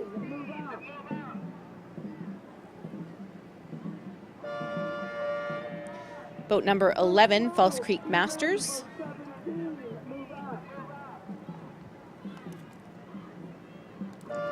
There's the horn for boat number 12, San Diego Dragon Boat Team 2.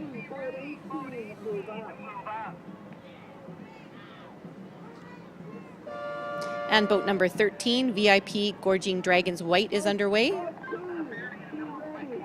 Nice looking start. Boat number 14, Wham Women.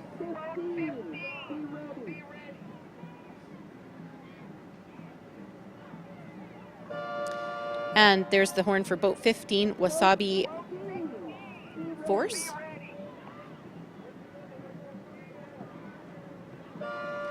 And last boat to go, boat number 16, Orca Women. All right, so as you can see, as the last team is getting started, the first team is well down the first part of the race course. There's good look at boat number 16, Orca Women. All right, so that's a beautiful shot of the line of dragon boats making their way down 500 meters. And the first boats are already in the turn, so they've already completed their first left-hand turn, and they're making their way around the second bend at the top of the course there. You can see there's actually some passing or attempted passing happening already. We can't quite see who that is yet, but once we get a close-up and see when they're coming back down the course, we'll be able to tell you the jockeying for position there.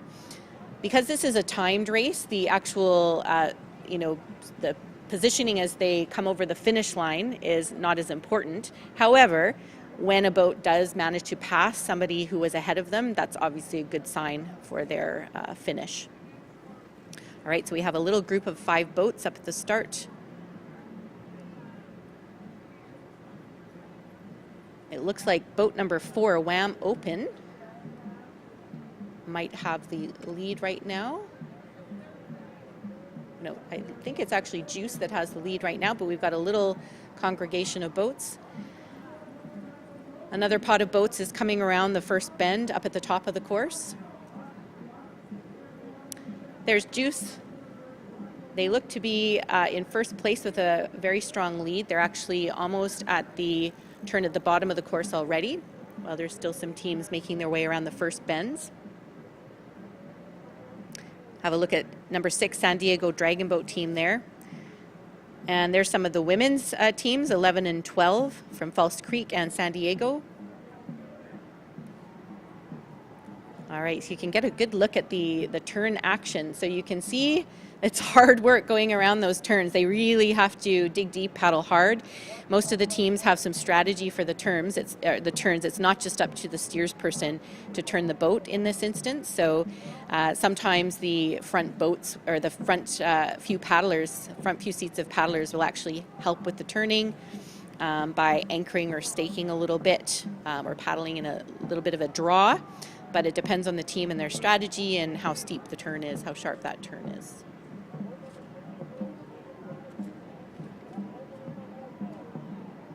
There's a lot of jockeying for position that's going to happen very, very soon.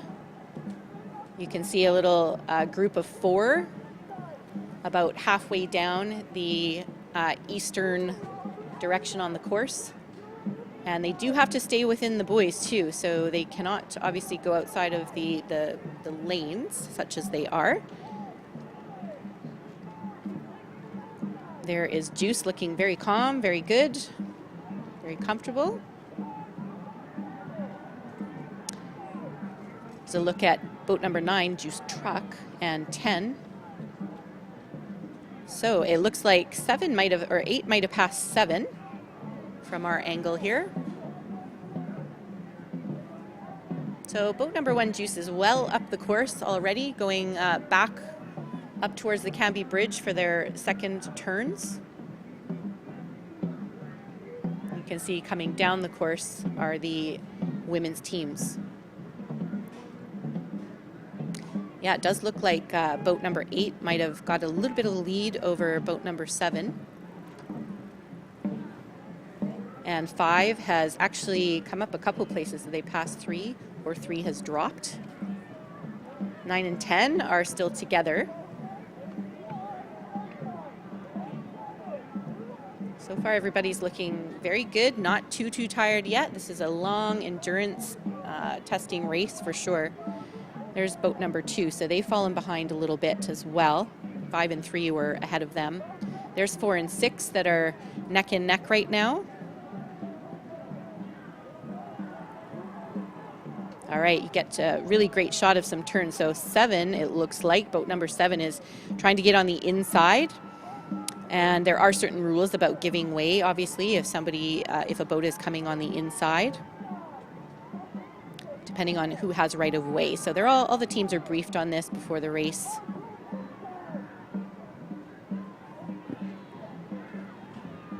And 7 and 8 still together. Behind them is boat number 10. 9 looks like it's fallen behind number 10 a little bit.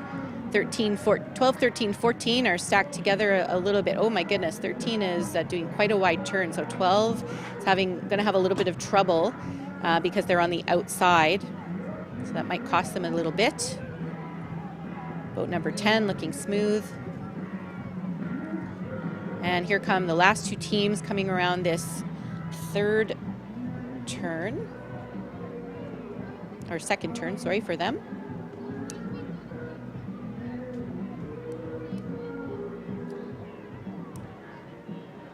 All right, boat 9 and 14 are together here.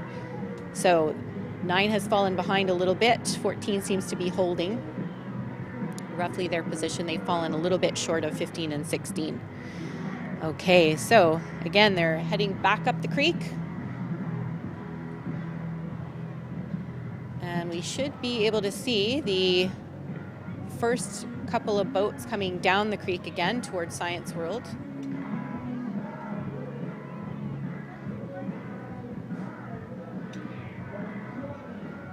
So they're going to pass each other here. There's a little bit of jockeying, but they look quite comfortable. Not a lot of contact so far in this race. Sometimes there is a bit of contact around the turns, but everybody's doing a great job of steering clear of each other and giving way. 9 and 13, jockeying for position a little bit, but looking smooth, looking strong. The timing's still really good for all of these teams. Nobody seems overly tired. There is Juice in boat number 1 coming back down the creek. So it looks as though they are going to finish first. Now they did start first and they are finishing first, so that bodes well, obviously for their positioning, but this is not a race of position, this is a race of time. So very interesting to see what their time was. They have quite a great lead here. And the next group of boats, 6, 4, and 5, are coming down the creek as well. There they are all together. So boat number 6 has done a great job of passing and gaining some ground. Looks like these 3 boats will really be working hard to make some headway here. And here is Juice coming towards the finish line, paddling straight through to the end. Very well done. Still looking very strong, very relaxed, even through the finish. All right, boat number 6 has gained a little bit of ground as well, a good boat length and a half or so ahead of the next boat behind them, number 4. And they're about to head into their last little stretch, pushing through to try and get the best time they possibly can, but they certainly did a great job of passing other boats and gaining a lot of time there. Followed by boat number 4 and then boat number 5. So there is 6, San Diego Dragon Boat Team, boat number 4, Wham Open, and boat number 5, Dragon Max. Fantastic. I'm sure they're all thoroughly exhausted. All right, so we can see a couple more teams that are making their way towards the finish line. There's boat number 3, VIP GD Senior Open. Ooh, looking a little tired, but pushing through.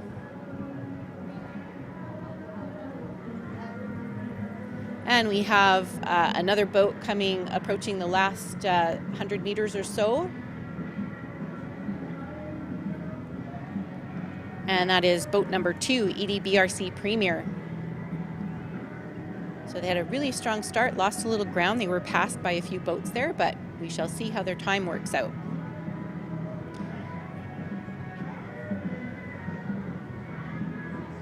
So that is all of the open teams that are just about to finish here once boat number 2 crosses the finish line. Looking a little tired. They're breaking down the body positions a little bit, but pushing through to the very, very end. This is such a tough race. Well done, Open Division. All right, now we'll get set for the first of the women's division teams to come through. Pushing hard and looking strong as they approach their last 100-meter buoys. And that is boat number 14, Wham Women. My goodness, they really gained some ground. I believe it's boat number 8. That is just to their south. So boat number 14, what a great showing, Wham Women. Still surging even to the end. Fantastic job.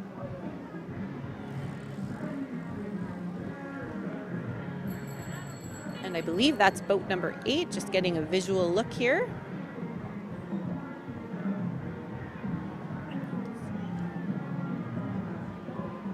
And I believe that's boat number 12 coming through, San Diego Dragon Boat Team 2.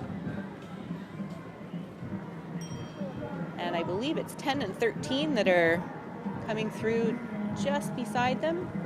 Here comes boat number 9, Dragon's Own Juice Truck. And that looks like 16 perhaps. And I believe that's boat number 7 crossing the line.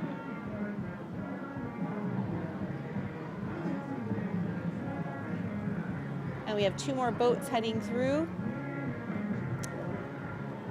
There's boat number 15, Wasabi, and 11, Falls Creek Masters. Wow, what a race. No incidents on the course, which is a wonderful thing. Really smooth racing, nice turns. Well done giving way when they had to give way, and a great effort by all of them. They've definitely earned their beer in the beer garden tonight. And that is our last race for today. Join us tomorrow for the semi-final and final races for the Concord Pacific Dragon Boat Festival. For now, you can head on over to the beer garden and the main stage. We have a couple more performances. Hotel Mira is on right now, and the Zolas will be on at 7 o'clock. So enjoy the sunshine, have a great evening, and we'll see you tomorrow.